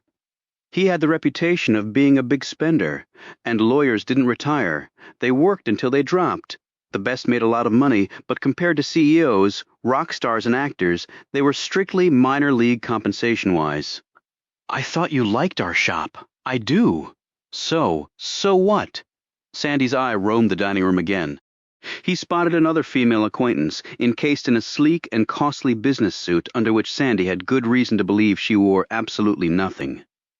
He swallowed the rest of his gin and tonic, looked at Jack. Lord grew more and more irritated. The stupid green Santa Fe bitch. You ever been to this place before? Jack shook his head, surveyed the thick menu, searching for a burger and fries and not finding it. Then the menu was yanked out of his hand, and Lord leaned into him, his breath heavy and saggy in Jack's face. Well, why don't you take a look around then? Lord lifted a finger for the waiter and ordered a Dewars and water, which appeared a minute later. Jack leaned back in his chair, but Lord inched closer, almost straddling the ornately carved table. I've been in restaurants before, Sandy, believe it or not. Not this one, though, right? You see that little lady over there? Lord's surprisingly slender fingers sliced through the air. Jack's gaze fell on the congressional liaison. I've fucked that woman 5 times in the past 6 months. Lord could not help but smile as Jack appraised the subject, and came away duly impressed. Now ask yourself why a creature like that would condescend to sleep with a big old bag of fat like me. Maybe she feels sorry for you. Jack smiled. Lord did not. If you actually believe that, then you possess a naivete that borders on incompetence. Do you really believe women in this town are any more pure than the men? Why should they be? Just because they have tits and a skirt doesn't mean they won't take what they want and use any means at their disposal to do so. You see, son, it's because I can give her what she wants, and I don't mean between the sheets. She knows that. I know that. I can open doors in this town only a handful of men can. And the quid pro quo for that is she lets me fuck her. It's a straight commercial transaction entered into by intelligent, highly sophisticated parties. How about that? How about it? Lord sat back in his chair, lit a fresh cigarette, and blew precise rings to the ceiling. He picked at his lip and chuckled to himself. Something funny, Sandy? I was just now thinking how you probably got a kick out of people like me when you were in law school. Thinking how you were never going to be like me. Gonna go defend illegal aliens wanting political asylum or do death row appeals for poor son-of-a-bitches who've butchered a few too many people and blamed it on getting spanked by their mama when they were bad. Now come on! Tell the truth! You did that, didn't you? Jack loosened his tie, took a sip of beer. He had seen Lord in action before. He smelled a setup. You're one of the best lawyers around, Sandy. Everybody says so. Shit. I haven't practiced law in years. Whatever works for you. What works for you, Jack? Jack felt a slight but perceptible clinch in his gut as he heard his name pass through Lord's lips. It suggested a coming intimacy that had startled him, despite Jack's knowledge of its inevitability. Partner? Jack took a breath and shrugged. Who knows what they want to be when they grow up? But see, you are grown up, Jack, and it's time to pay the man at the door, so what's it going to be? I'm not following this. Lord leaned in again, hands clenched like a heavyweight pressing the exchange, looking for the tiniest opening. Indeed, for a moment an attack seemed imminent. Jack tensed. You think I'm an asshole, don't you? Jack picked up his menu again. Recommend anything? Come on, kid. You think I'm a greedy, egocentric, power-happy asshole who doesn't give a shit about anything or anybody that can't do something for me. Ain't that right, Jack? Lord's voice was rising, his thick body half out of his chair. He pushed Jack's menu back down to the table. Jack nervously scanned the room, but no one seemed to be paying attention, which meant every word of the exchange was being carefully absorbed and dissected. Lord's red eyes focused directly on Jack's, pulling them to him. I am, you know, that's exactly what I am, Jack. Lord settled back in his chair, triumphant. He grinned. Jack felt inclined to smile in spite of the repulsiveness. Jack relaxed a notch. Almost as if sensing that slight release, Lord slid his chair over next to Jack's, crowding him. For a moment, Jack seriously contemplated decking the older man. Enough was enough. That's right, I'm all those things, Jack. All those things and more, much more. But you know what, Jack? That's who I am. I don't try to disguise it or explain it. Every Sinophabitch that has ever met me has come away knowing exactly who and what I was. I believe in what I do. There's no bullshit there. Lord took a deep breath and then slowly let it out. Jack shook his head, trying to clear it. What about you, Jack? What about me? Who are you, Jack? What do you believe in, if anything? I've got 12 years of Catholic school. I've got to believe in something. Lord shook his head wearily. You're disappointing me. I heard you were a bright kid. Either my reports are wrong, or you've got that shit-eating grin on your face because you're afraid of what you might say. Jack grasped Lord's wrist in a vice-like grip. What the fuck do you want from me? Lord smiled and gently tapped Jack's hand until the grip was released. You like these kinds of places? With Baldwin as a client, you'll be eating in places like this until your arteries are hard as drill bits? In about 40 years, you'll keel over in some sand trap in the Caribbean and leave behind some young and suddenly rich third time around honey, but you'll die happy, believe me. One place is the same as another to me. Lord's hand came down hard on the table. This time several heads did turn. The maitre d' glanced in their direction, trying to conceal his apprehension behind his thick mustache and quiet air of competence. That's my whole goddamned point, son? That goddamned ambivalence of yours. His voice lowered, but he continued to lean into Jack, crowding him. One place is definitely not the same as another. You have the key to this place. You know your key is Baldwin and that nice-looking daughter of his. Now the question becomes, will you or won't you open that door? Which query, interestingly enough, leads us right back to my original question. What do you believe in, Jack? Because if you do not believe in this, Lord, spread his arms wide. If you do not want to become the sandy lord of the next generation, if you wake up at night and laugh at or curse my little idiosyncrasies, my assholeness, if you will. If you really and truly believe you're above that, if you really hate wailing away at Miss Baldwin, and if you don't see one single item on that menu that you care for, then why don't you tell me to fuck off? And get up and walk out that door there, your head high, your conscience clear, and your beliefs intact, because frankly this game is far too important and intensely played for the uncommitted. Lord slumped back in his chair, his mass extrapolating outward until it fully engulfed the space. Outside the restaurant, a truly beautiful fall day was unfolding. Neither rain nor excessive humidity marred the blue sky's perfectness. The gentle breeze rustled discarded newspapers. The torrid pace of the city seemed to have momentarily slowed a notch. Down the street at Lafayette Park, sunseekers lay in the grass, hoping for a few more moments of tan before the really cold weather set in. Bike messengers on break prowled the area, looking for unconcealed legs and blouses open just a peek. Inside the restaurant, Jack, Graham, and Sandy, Lord, were staring at each other. You don't pull any punches, do you? I don't have time for that, Jack. Not for the last 20 years.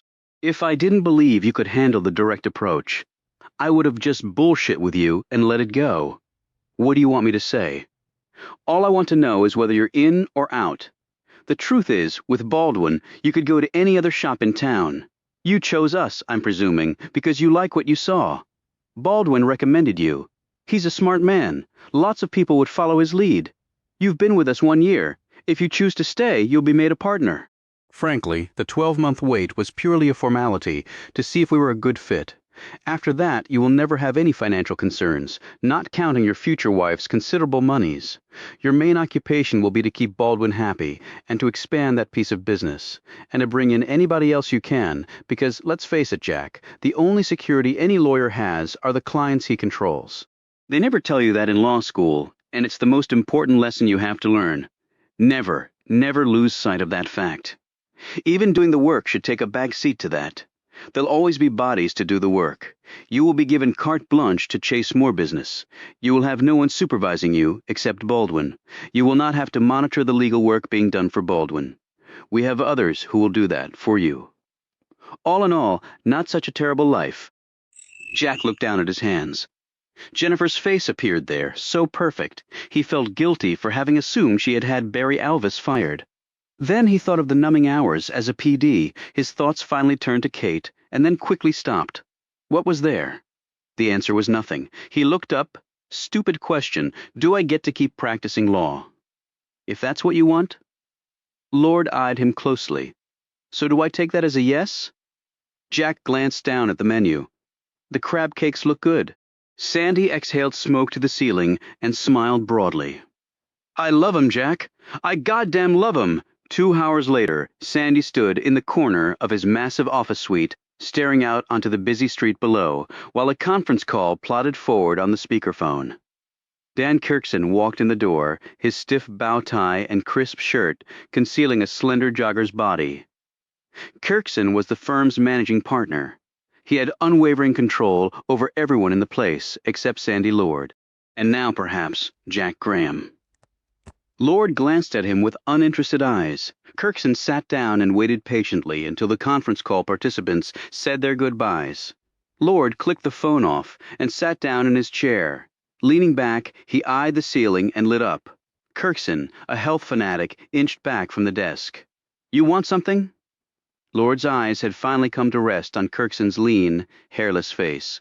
The man consistently controlled a shade under $600,000 in business, which guaranteed him a long, secure home at PS&L. But those numbers were chicken shit to Lord, and he did nothing to hide his dislike of the firm's managing partner.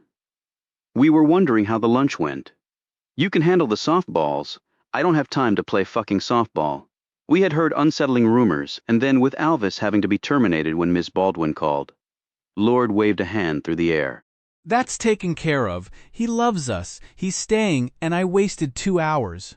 The amount of money at stake, Sandy, we all felt it would be better. It would convey the strongest possible impression if you... Yeah, I understand the numbers. Kirkson, better than you. I understand the numbers. Okay, now, Jackie Boy is staying put. With luck, he might double his fishing line in 10 years, and we can all retire early. Lord looked over at Kirkson, who seemed to grow smaller and smaller under the big man's gaze. He's got balls, you know? More balls than any of my other partners. Kirkson winced in. In fact, I kind of like the kid. Lord stood up and moved over to the window, where he watched a procession of preschoolers attached together with rope cross the street 10 stories below. Then I can report a positive to the committee.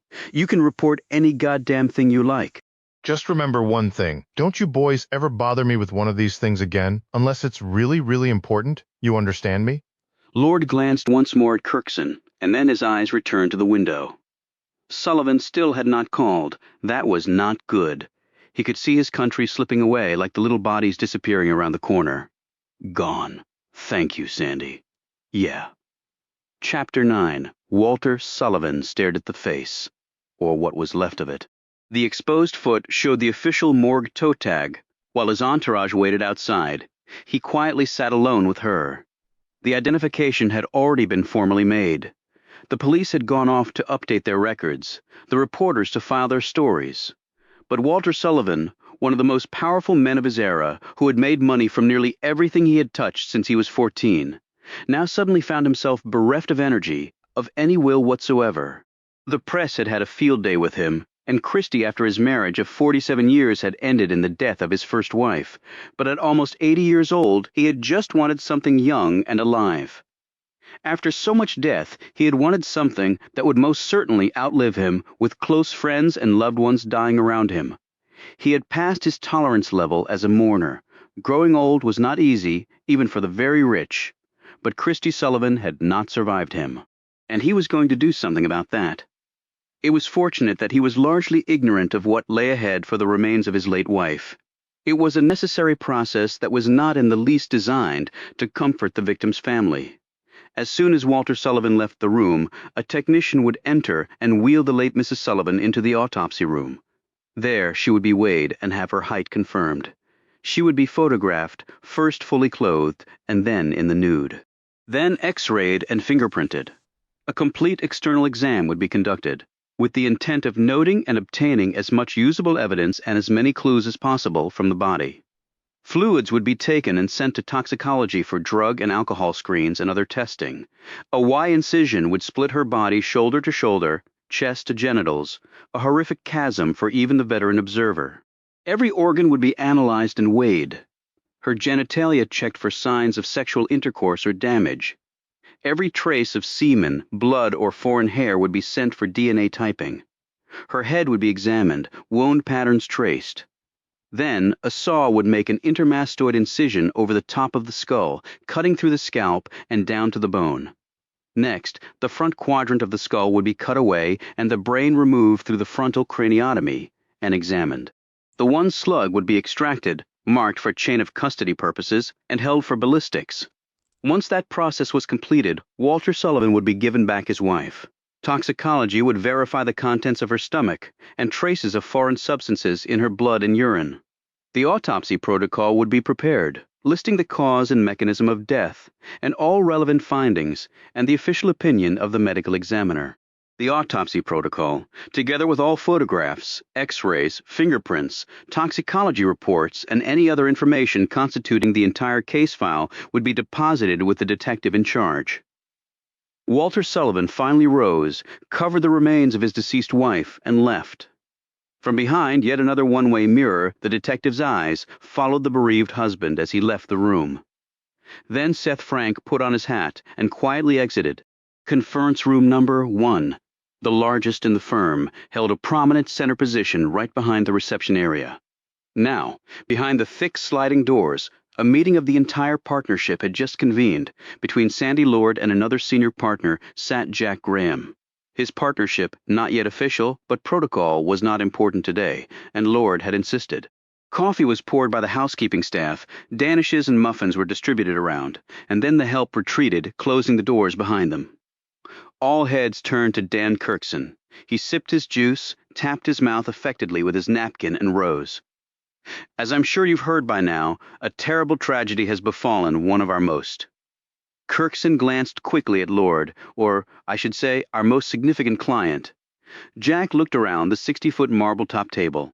Most heads remained trained on Kirkson. A few others were filled in on the events by whispers from their neighbor. Jack had seen the headlines.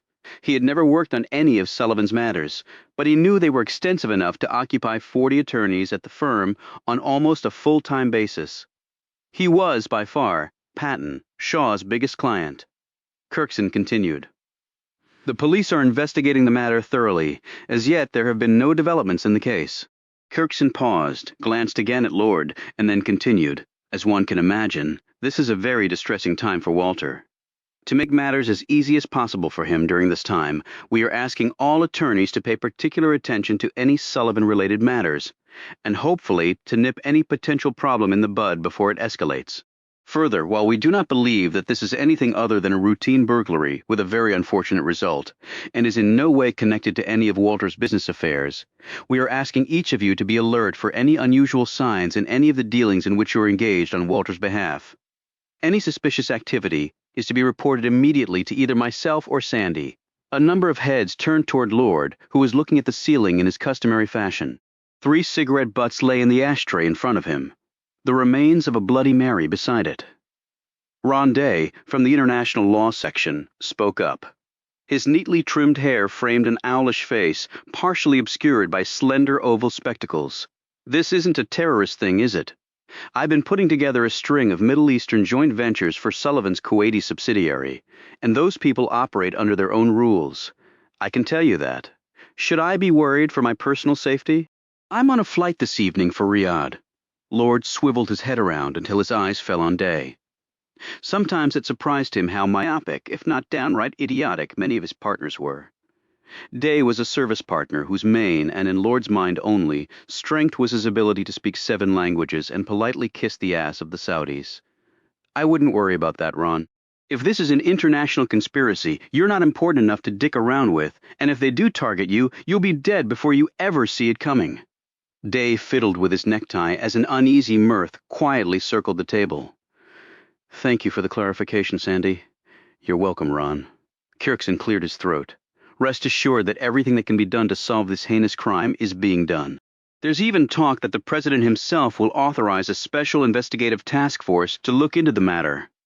As you know, Walter Sullivan has served in various capacities in several administrations and is one of the president's closest friends.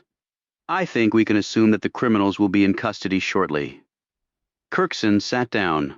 Lord looked around the table, elevated his eyebrows, and crushed out his last cigarette. The table cleared. Seth Frank swiveled around in his chair. His office was a 6x6 pen, the sheriff warranting the only spacious area in the small headquarters building. The medical examiner's report was on his desk. It was only 7:30 in the morning, but Frank had already read every word of the report 3 times. He had attended the autopsy. It was just something detectives had to do, for a lot of reasons. Although he had been present at literally hundreds of them, he had never grown comfortable with seeing the dead tinkered with like the animal remains every college biology student had sunk their digits into. And although he no longer became ill at the site, it usually took him 2 or 3 hours of driving around aimlessly before he could attempt to settle back down to work. The report was thick and neatly typed. Christy Sullivan had been dead at least 72 hours, probably longer. The swelling and blistering of the body, and the bacteria and gaseous onset in her organs, substantiated that time range with pretty good accuracy. However, the room had been very warm, which had accelerated the post-mortem putrefaction of the body. That fact, in turn, made ascertaining the actual time of death increasingly difficult, but not less than 3 days. The medical examiner had been firm on that. Frank also had ancillary information that led him to believe that Christine Sullivan had met her death on Monday night, which would put them smack in the 3 to 4 day range. Frank felt himself frowning. A minimum of 3 days meant he was facing a very cold trail. Someone who knew what they were doing could disappear from the face of the earth in 3 or 4 days. Added to that was the fact that Christine Sullivan had been dead a while now, and his investigation was really no further along than when he started. He could not remember a case where the trail was so non-existent. As far as they could ascertain, there were no witnesses to the incidents at the Sullivan estate, other than the decedent and whoever had murdered her. Notices had been placed in the papers, at banks and shopping centers. No one had come forward. They had talked to every homeowner within a 3-mile radius. They had all expressed shock, outrage, and fear. Frank had seen the latter in the twitch of an eyebrow, hunched shoulders, and the nervous rubbing of hands. Security would be even tighter than ever in the little county. All those emotions, however, yielded no usable information. The staffs of each of the neighbors had also been thoroughly questioned. There was nothing there. Telephone interviews had been conducted of Sullivan's household staff, who had accompanied him to Barbados, with nothing earth-shattering to report back. Besides, they all had ironclad alibis. Not that that was insurmountable. Frank filed that away in the back of his mind. They also did not have a good snapshot of Christine Sullivan's last day of life. She was murdered in her house, presumably late at night. But if she had indeed been murdered on Monday night, what had she been doing during the day? Frank believed that information had to lend them something to go on. At 9:30 in the morning on that Monday, Christine Sullivan had been seen in downtown Washington at an upscale salon where it would cost Frank 2 weeks' pay to send his wife for a pampering. Whether the woman was gearing up for some late-night fun or this was something the rich did on a regular basis was something Frank would have to find out. Their inquiries had turned up nothing on Sullivan's whereabouts after she had left the salon around noon.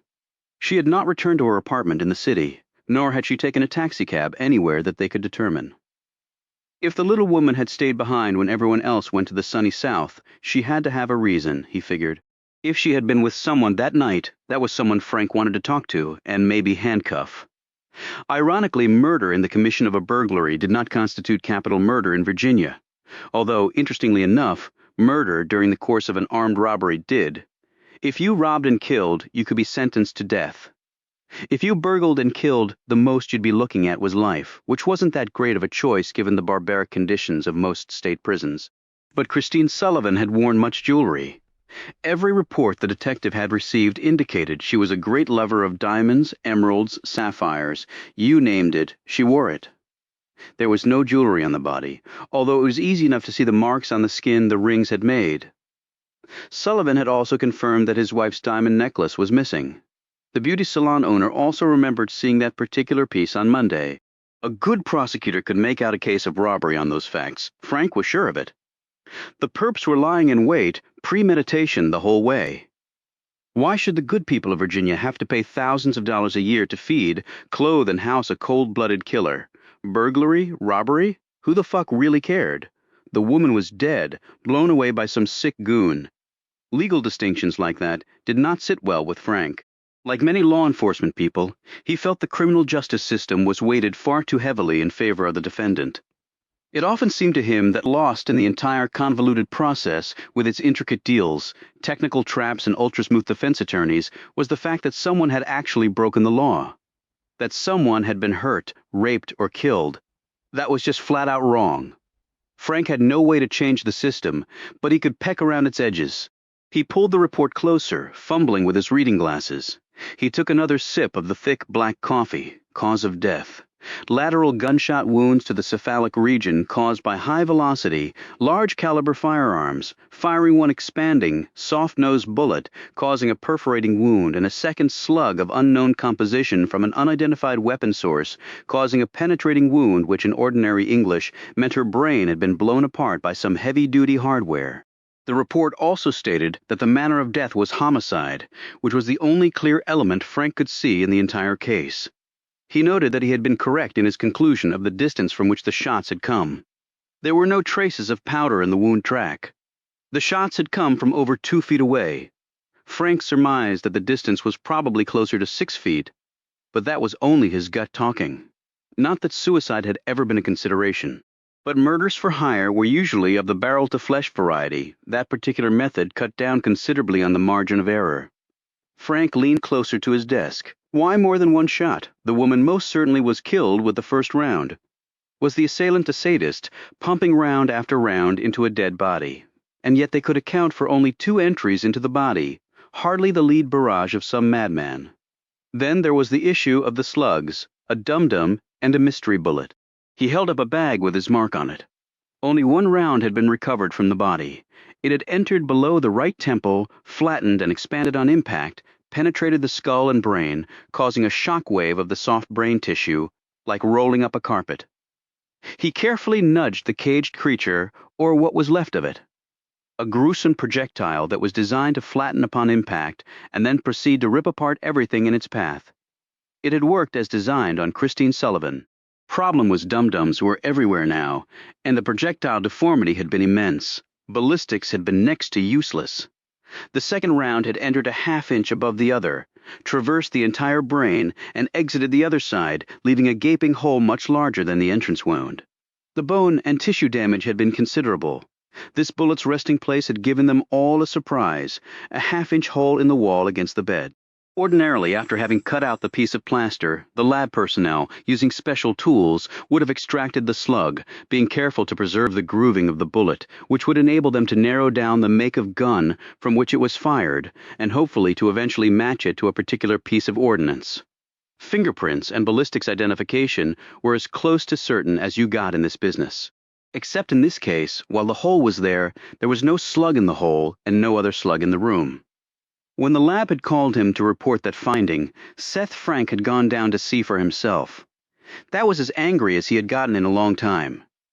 Why go to the trouble of digging out a slug when you still had one in the corpse? What would the second slug show that the first wouldn't? There were possibilities. Frank made some notes. The missing bullet could be a different caliber or type, which probably would show there were at least 2 assailants. Strong as his imagination was, Frank could not realistically envision one person wielding a gun in each hand and popping off at the woman. So now he had a probable 2 suspects. That would also explain the different entry, exit, and internal wound patterns. The tumbling dum-dum's entry hole was larger than the other slugs, so the second slug wasn't a hollow or soft nose. It had blown right through her head, leaving a tunnel half the width of a pinky in its wake. Projectile deformity had probably been minimal, which was meaningless since he didn't have the damn slug. He looked over his initial scene notes. He was in the collection of information stage. He hoped he would not be stuck there forever. At least he didn't have to worry about the statute of limitations expiring on this one. He looked at the report one more time, and his frown returned. He picked up his phone and dialed. 10 minutes later, he was sitting across from the medical examiner in the latter's office. The big man pried at his cuticles with an old scalpel and finally glanced up at Frank. Strangulation marks, or at least attempted strangulation, understand. The trachea wasn't crushed, although there was some swelling and hemorrhaging in the tissue, and I found evidence of a slight fracture of the hyoid bone. Got traces of petechia in the conjunctiva of the eyelids, too. Non-ligature. It's all in the protocol. Frank turned that over in his mind. Petechia, or tiny hemorrhages in the conjunctiva, or mucous membrane of the eyes and eyelids, could be caused by strangulation and the resulting pressure on the brain. Frank leaned forward in his chair, looked at the degrees lining the wall, proclaiming the man opposite from him to be a long-dedicated student of forensic pathology, man or woman. The medical examiner shrugged at the inquiry. Hard to tell. Human skin isn't a stellar surface for prints, as you know. In fact, it's pretty impossible except in a few discrete areas, and after about half a day, if there was anything there, it won't be anymore. Hard to imagine, though, a woman trying to strangle another woman with her bare hands, but it's happened. Doesn't take much pressure to crush a trachea, but bare-handed strangling's usually a macho method of inflicting death. In 100 strangling cases, I've never seen one where it was proved that a woman committed it. This was from the front, too, he added. Mano a mano. You'd have to be pretty damn confident of your strength advantage. My educated guess? It was a man, for what a guess is worth. The report also says there were contusions and bruises on the left side of her jaw, loosened teeth and cuts on the inside of her mouth. Looks like somebody belted her a good one. One of the molars almost penetrated her cheek. Frank glanced at his case file. The second bullet? The damage inflicted leads me to believe it's a large caliber, just like the first. Any guesses on the first? That's all it would be, maybe .357, .41. Could have been a 9mm too. Jesus, you saw the slug. Damn thing was flat as a pancake with half of it dispersed through her brain, tissue and fluid. No lands, grooves, twists. Even if you find a probable firearm, you're not going to get a match there. If we can find the other one, we might be in business. Maybe not. Whoever dug it out of that wall probably messed up the markings. Ballistics won't be happy with that. Yeah, but it might just have some of the deceased's hair, blood, and skin embedded in the nose. That's some trace I'd love to get my hands on. The M.E. rubbed his chin thoughtfully. That's true, but you've got to find it first. Which we probably won't. Frank smiled. You never know. The two men looked at each other, knowing full well that there was no way in hell they were going to find the other slug. Even if they did, they couldn't place it at the murder scene unless it had trace evidence of the deceased on it, or they could find the gun that had fired it and place the weapon at the murder scene. A potential double whammy. Find any brass? Frank shook his head. Then you got no pinprick either, Seth. The medical examiner was referring to the unique imprint left by the firing pin of a gun on the base of the shell casing. Never said it would be easy, by the way. State guys giving you room to breathe on this one? The medical examiner smiled, remarkably silent. Now, if it had been Walter Sullivan getting whacked, who knows? I already filed my report in Richmond. Then Frank said the question he had really come to ask. Why 2 shots? The medical examiner stopped picking his cuticle, put down his scalpel, and looked at Frank. Why not? His eyes crinkled. He was in the unenviable position of being more than competent for the opportunities presented him in the quiet county.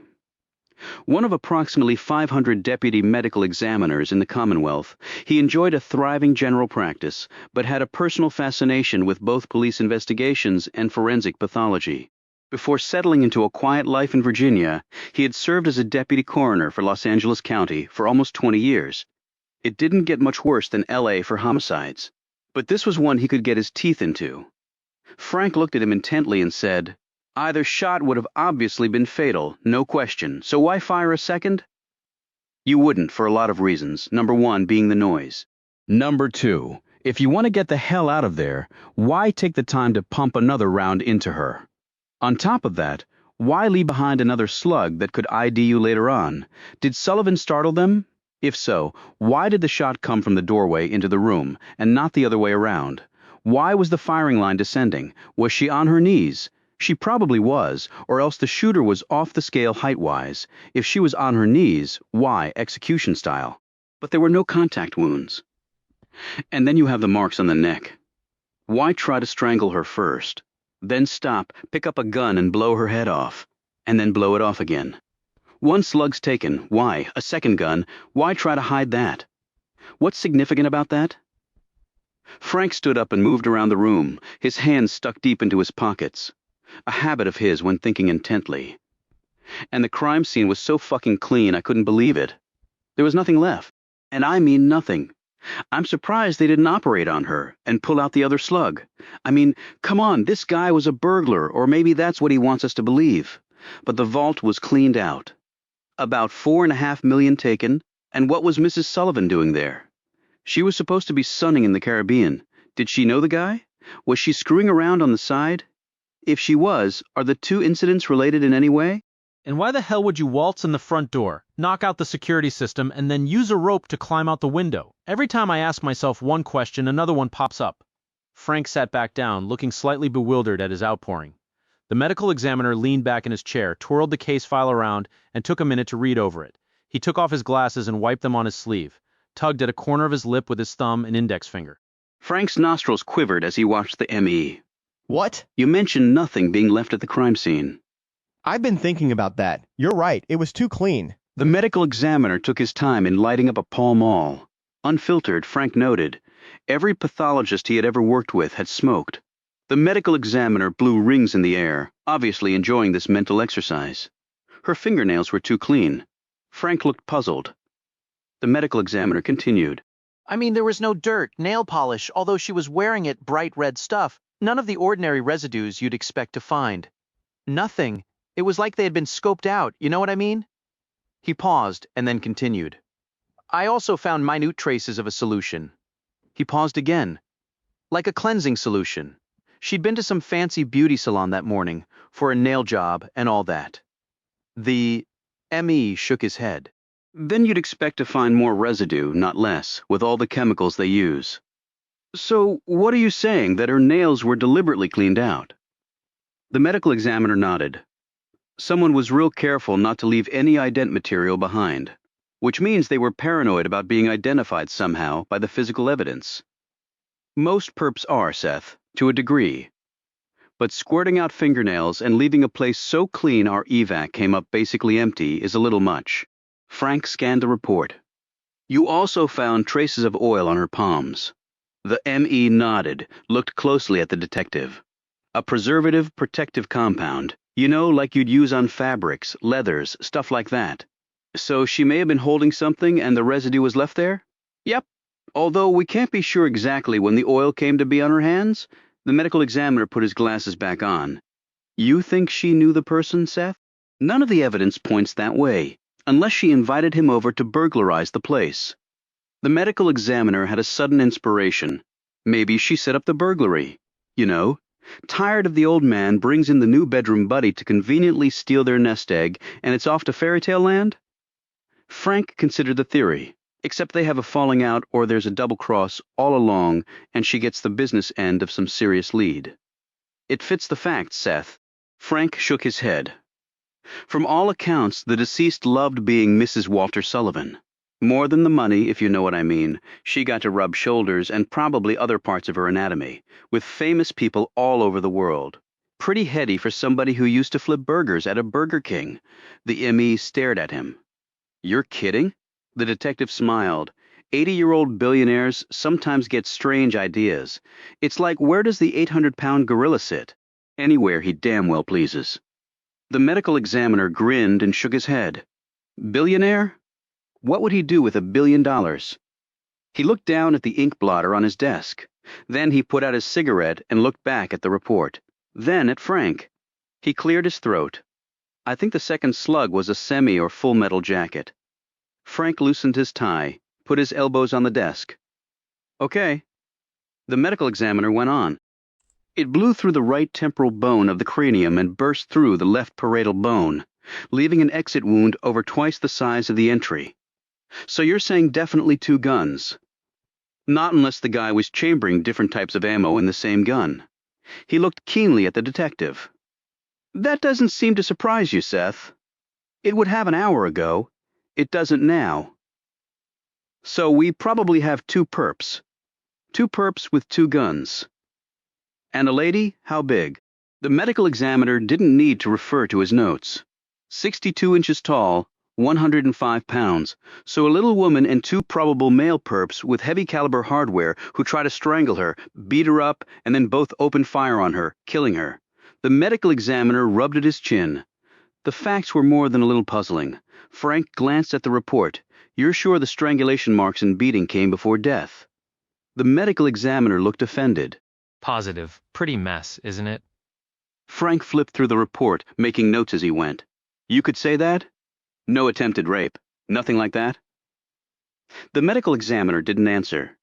Finally, Frank looked up at him, took off his glasses, put them down on the desk, and leaned back, sipping the black coffee he had been offered earlier. The report doesn't say anything about a sexual assault, he reminded his friend. The medical examiner finally stirred. The report's correct. There was no sexual assault. No trace of seminal fluid, no evidence of penetration, no overt bruising. All that leads me to conclude, officially, that no sexual assault occurred.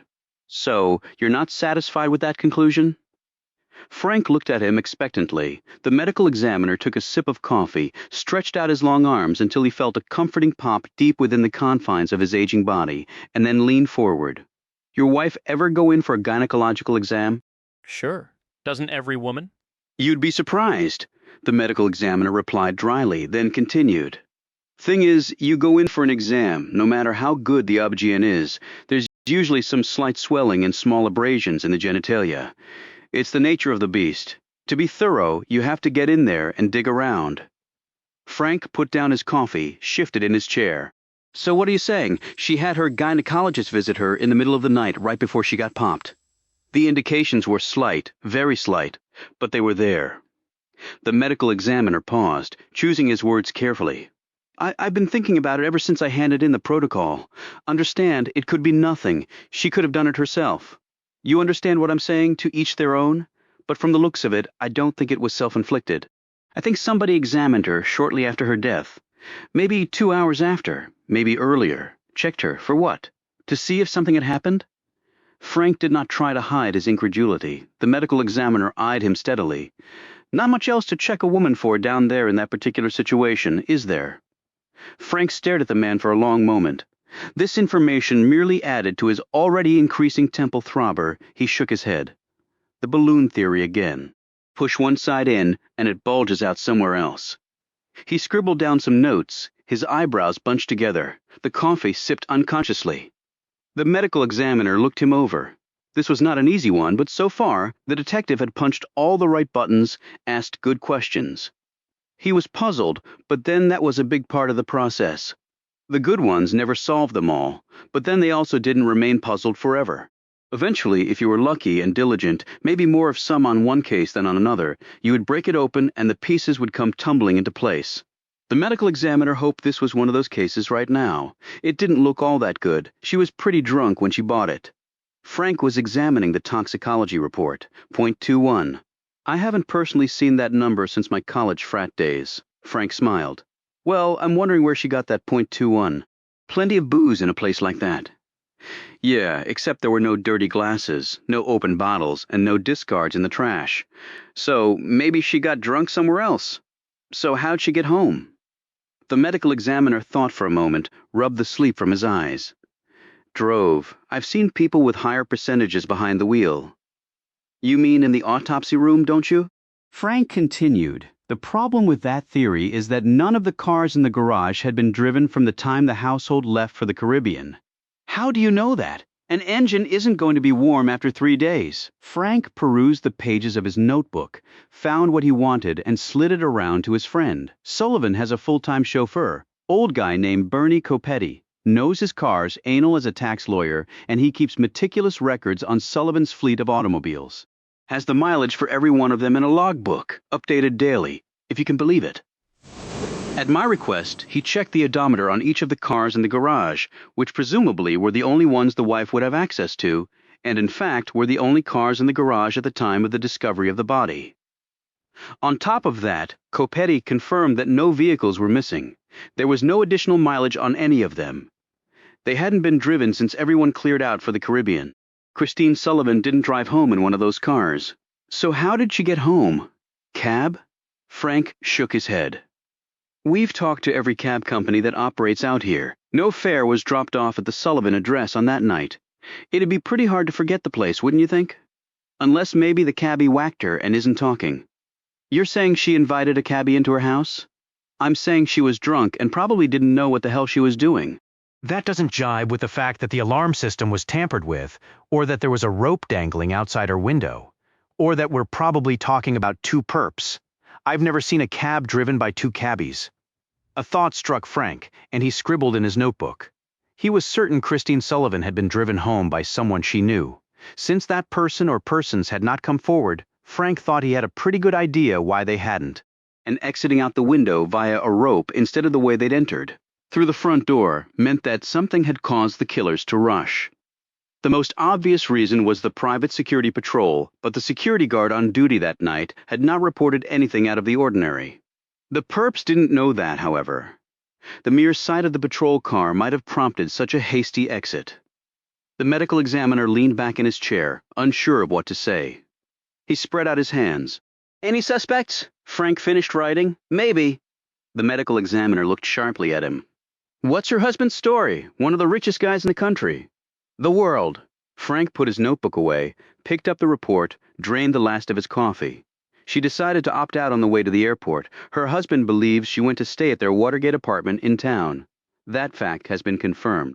Their jet was scheduled to pick her up in 3 days and take her down to the Sullivan estate outside of Bridgetown, Barbados. When she didn't show at the airport, Sullivan got worried and started calling. That's his story. She give him any reason for the change in plan? Not that he's telling me. Rich guys can afford the best. Make it look like a burglary while they're 4,000 miles away swinging in a hammock sipping island bug juice. Think he's one of them? Frank stared at the wall for a long moment. His thoughts went back to the memory of Walter Sullivan sitting quietly next to his wife at the morgue. How he looked when he had no reason to believe anyone was watching. Frank looked at the medical examiner, then got up to leave. No, I don't. Copyright Absolute Power. Copyright 1996 by Columbus Rose Limited. All rights reserved. No part of this book may be reproduced in any form or by any electronic or mechanical means, including information storage and retrieval systems, without permission in writing from the publisher, except by a reviewer who may quote brief passages in a review for information address Warner Books. Hachette Book Group, 1271 Avenue of the Americas, New York, NY 2020. ISBN 978-07595-2460-6. A hardcover edition of this book was published in 1996 by Warner Books. First ebook edition, June 2001. Visit our website at www.hachetteBookGroup.com. Tio Mihel, my dearest friend, my loving wife, my partner in crime. Without you, this dream would have remained a feeble glint in a weary eye. To my mother and father, no parents could have done any more. To my brother and sister, for putting up with a lot from their younger sibling and still always being there for me. Absolute acclaim. Fasten your seat belt. A fast-paced novel that keeps readers on edge, page after page. Associated Press, sizzling action. A well-paced, intricate book. Absolute Power sails on shrewd plotting. USA Today relentlessly entertaining. Atlanta Journal and Constitution. The very best kind of thriller. It never, ever, not for a single page, lets up on the suspense. James Patterson, author of Kiss the Girls, a page-turning thriller. Baldacci combines all the needed elements: power, money, sex, intrigue, thwarted love, a few heroes, and more than a few villains. Library Journal, a sizzler of a first novel. A first-rate storyteller who grabs readers by the lapels and won't let go until they've finished his enthralling yarn. Publishers Weekly, Baldacci brings an insider's savvy to his tale. New York Times Book Review, plenty of danger and surprises. Characters are complex and unpredictable enough to be interesting. San Jose Mercury News, a suspense thriller that keeps you engaged. Denver Post intense, invigorating, thoroughly enjoyable. David Baldacci is one of the best new writers on the fiction scene today. This is the one absolutely must-be-read novel this year. Herald Gay, a gripping, hard-to-put-down yarn. Baldacci is a born storyteller. Richmond Times-Dispatch, a first novel blockbuster. Absolute Power is a fascinating suspense story, entertainment at its best. Stephen Kuntz, author of Under Siege, it's impossible to stop once you turn the first page. Absolute Power is a tightly woven, fast-paced story. Larry Bond, author of Red Phoenix, a can't-put-it-down kind of page-turner. It's fast, provocative, and fascinating. It's part crime story, part love story, full of passion, violence, and paradox. Virginian Pilot. The action is nonstop. Orlando Sentinel. Powerful. Mesmerizing and action-packed from page 1 mind, twister after another. Tulsa World, a chilling suspense novel. Dallas Morning News, a fast-paced, absorbing novel. Fascinating premise. Steve Peeksenek, author of Pax Pacifica, timely and unusual. There's something for everybody in this first novel. Baldacci's grasp of politics is apparent. His attention to detail is meticulous. Bookscopes. A solid thriller. Baldacci writes with the confidence and assurance of a veteran novelist. Flint Journal, Absolute Power is absolutely the best and most satisfying Washington novel in years. Taut and suspenseful, it's a deadly accurate portrayal of official Washington and the ends to which a president and his claque may go to conceal their misdeeds and retain power. Ronald Kessler, author of The Sins of the Father. A must-read for the election year. Glamour. An intriguing plot and interesting characters. Christian Science Monitor. Epilogue. The seasons of Washington followed a familiar pattern, and a bare week of spring, with tolerable temperatures and humidity under 50%, gave way abruptly to a meteoric thermometer and a humidity level that routinely delivered a full-body shower whenever you walked outside. By July, the typical Washingtonian had adapted as much as they were ever going to air that was difficult to breathe, and movements that were never slow enough to prevent a sudden burst of perspiration under one's clothing. But in all of that misery, the occasional evening was not ruined by the sudden materialization of a whipping, drenching thunderstorm with multiple branches of lightning that threatened to touch the earth with every explosion, where the breeze was cool, the air sweet-smelling, and the sky clear. Tonight was just such a night. Jack sat on the edge of the pool set up on the building's roof. His khaki shorts revealed muscled, tanned legs, hairs curled by the sun. He was even leaner than before, all remnants of office-induced flab banished by months of physical exertion. Cords of well-toned muscle sat just beneath the surface of his white t-shirt. His hair was short, his face as brown as his legs. The water swished between his bare toes. He looked at the sky and breathed deeply. The place had been packed a mere 3 hours ago as office dwellers dragged tan-free, fleshy bodies to the replenishing powers of the warm waters. Now Jack sat alone. No bed beckoned him. No ringing alarm would disturb his sleep the next morning. The door to the pool opened with a slight squeak. Jack turned and saw the beige summer suit, wrinkled and uncomfortable looking. The man carried a brown paper bag. Building Super told me you were back. Seth Frank smiled. Mind some company? Not if you've got what I think you've got in that bag. Frank sat down in a web chair and tossed a beer to Jack. They dinked cans and each man took a long pull. Frank looked around. So how was wherever you were? Not bad. It was good to get away, but it's also good to be back. This looks like a nice place to meditate. It gets crowded around 7 for a couple of hours. Most of the other time, it's pretty much like this. Frank looked wistfully at the pool and then started to take off his shoes. You mind? Help yourself. Frank rolled up his pants, curled his socks into his shoes, and sat down next to Jack, letting his milky white legs sink into the water up to his knees. Damn, that feels good. County detectives with 3 daughters and a mortgage out the yin-yang rarely come into contact with swimming pools. So, I've heard... Frank rubbed his calves and looked at his friend. Hey, being a bum agrees with you. You might want to think about sticking with it. I'm thinking about it. The idea gets more appealing every day. Frank eyed the envelope next to Jack. Important? He pointed at the paper. Jack picked it up, briefly reread the contents. Ransom Baldwin, remember him? Frank nodded. What? Has he decided to sue you for dumping his baby? Jack shook his head and smiled. He finished his beer and fished in the bag and pulled out another cold one. He tossed a second one to Frank. You never know, I guess. The guy basically said I was too good for Jennifer, at least for right now, that she had a lot of growing up to do. He's sending her out on some missionary duties for the Baldwin Charitable Foundation for a year or so. He said if I ever needed anything to let him know, hell, he even said that he admired and respected me. Frank sipped his beer. Damn. Doesn't get much better than that. Yes, it does. Baldwin made Barry Alvis his chief in-house counsel. Alvis was the guy Jen got fired at Patton. Shaw. Alvis promptly walked into Dan Kirkson's office and pulled the entire account. I think Dan was last seen on the ledge of a very tall building. I read where the firm closed its doors. All the good lawyers got snapped up right away.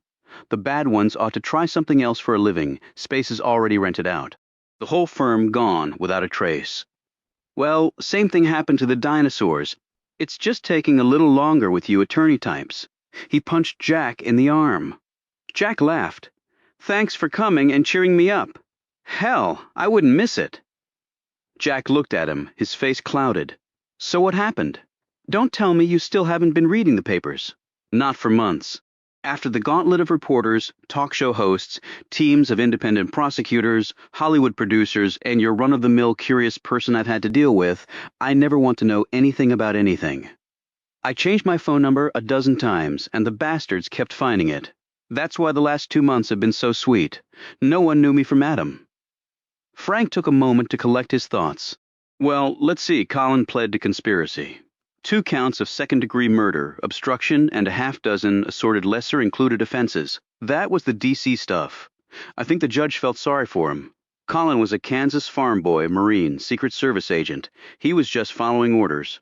Been doing that most of his life. I mean, the president tells you to do something, you do it. He got 20 to life, which, if you ask me, was a sweetheart deal, but he gave a full account to the prosecution team. Maybe it was worth it. He'll probably be out in time for his 50th birthday.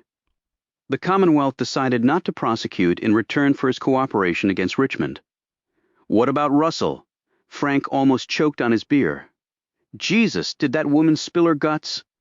They must have spent a fortune on court reporting fees. She just wouldn't stop talking. She got the best deal of all. No prison time. 1,000 hours of community time. 10 years probation for fucking conspiracy to commit murder. Can you believe that? Between you and me, I think she's right on the borderline sanity-wise anyway. They brought in a court-appointed shrink. I think she might spend a few years in an institution before she's ready to come out and play. But I gotta tell you, Richmond brutalized her, emotionally and physically. If half of what she said was true, Jesus, mind games from hell. So what about Richmond? You really have been on Mars, haven't you? Trial of the millennium, and you slept right through it. Somebody had to. He fought right to the end. I have to admit that. Must have spent every dime he had. The guy didn't do himself any good testifying, I can tell you that. He was so damn arrogant, obviously lying out his ass, and they traced the money wire straight back to the White House. Russell had pulled it from a bunch of accounts, but made the mistake of assembling the $5 million into one account before she wired it, probably afraid if all of the money didn't show up at the same time, Luther would go to the cops. His plan worked even if he wasn't around to see it. Richmond didn't have an answer for that, or a lot of other things. They tore him up on cross. He brought in a who's who of American greatness, and it didn't help him one little bit, the son of Fabich. One dangerous and sick dude if you ask me. And he had the nuclear codes. Real nice. So what'd he get? Frank stared at the ripples in the water for a few moments before answering. He got the death penalty, Jack. Jack stared at him. Bullshit. How'd they manage that? A little tricky from a legal technical point of view. They prosecuted him under the murder for hire statute. That's the only one where the triggerman rule doesn't apply. How the hell did they get murder for hire to stick? They argued that Burton and Colin were paid subordinates whose only job was to do what the president told them to do. He ordered them to kill, like a mafia hitman on the payroll. It's a stretch, but the jury returned the verdict and the sentence, and the judge let it stand. Jesus Christ. Hey, just because the guy was president doesn't mean he should be treated differently than anybody else. Hell, I don't know why we should be surprised at what happened. You know what kind of person it takes to run for president? Not normal. They could start out okay, but by the time they reach that level, they've sold their soul to the devil so many times and stomped the guts out of enough people that they are definitely not like you and me, not even close. Frank studied the depths of the pool, then finally stirred. But they'll never execute him. Why not? His lawyers will appeal. The ACLU will file, along with all the other death penalty opposers. You're going to get amicus briefs from all over the planet. The guy took a tidal wave plunge on the popularity scale, but he's still got some powerful friends. They'll find something wrong on the record. Besides, the country might agree on convicting the scumball, but I'm not sure the United States could actually execute some guy they elected to the presidency. Doesn't look real good from a global perspective either. Makes me feel kind of queasy too, although the asshole deserves it. Jack scooped up handfuls of water and let the warm liquid run down his arms. He stared off into the night. Frank looked keenly at Jack. Not that some positives haven't come out of all this.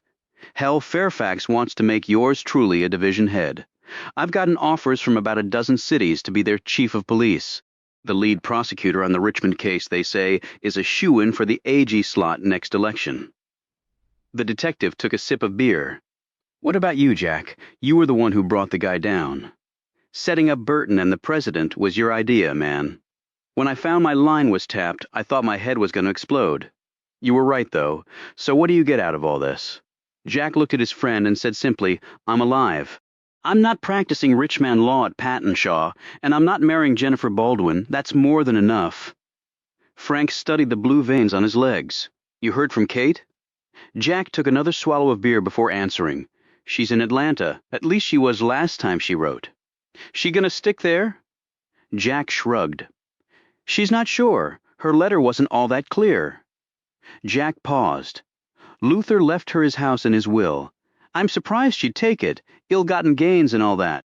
Luther's father left it to him, bought and paid for. Luther knew his daughter. I think he wanted her to have something. A home's not a bad place to start?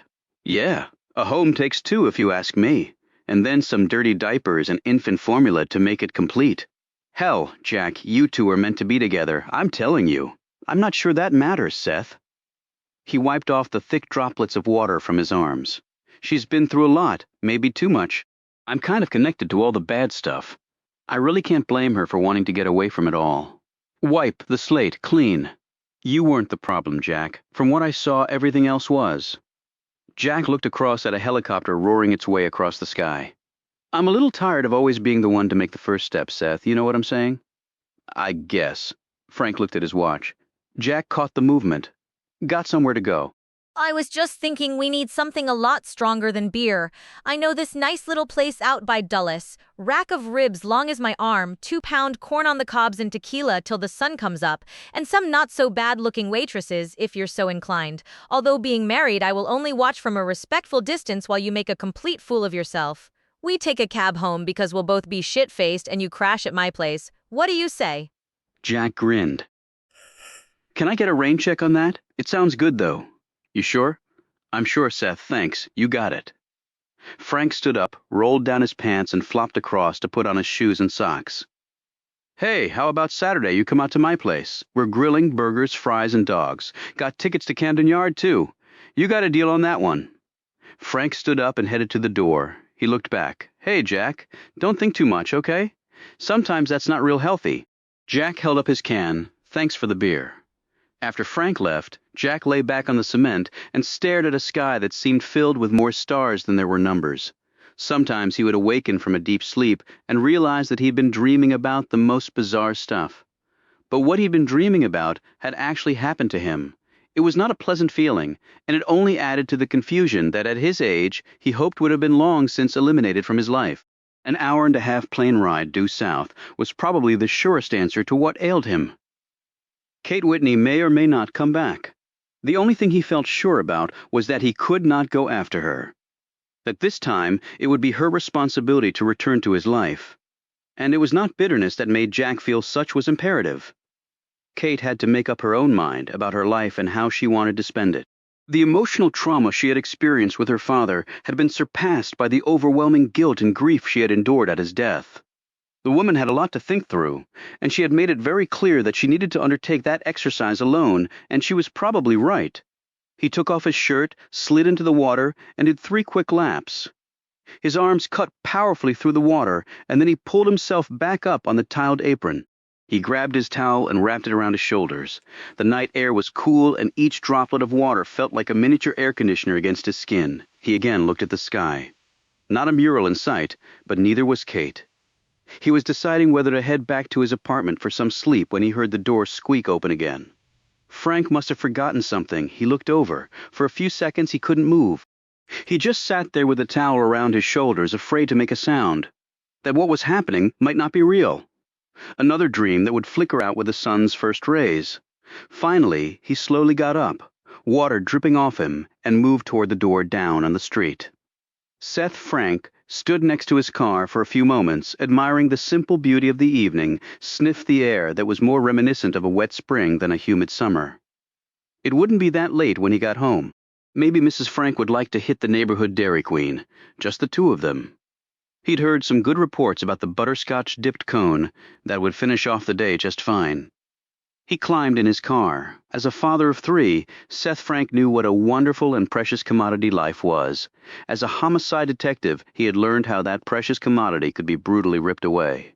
He looked up at the roof of the apartment building and smiled as he put the car in gear. But that was the great thing about being alive, he thought. Today might not be so good, but tomorrow you got another chance to get it right.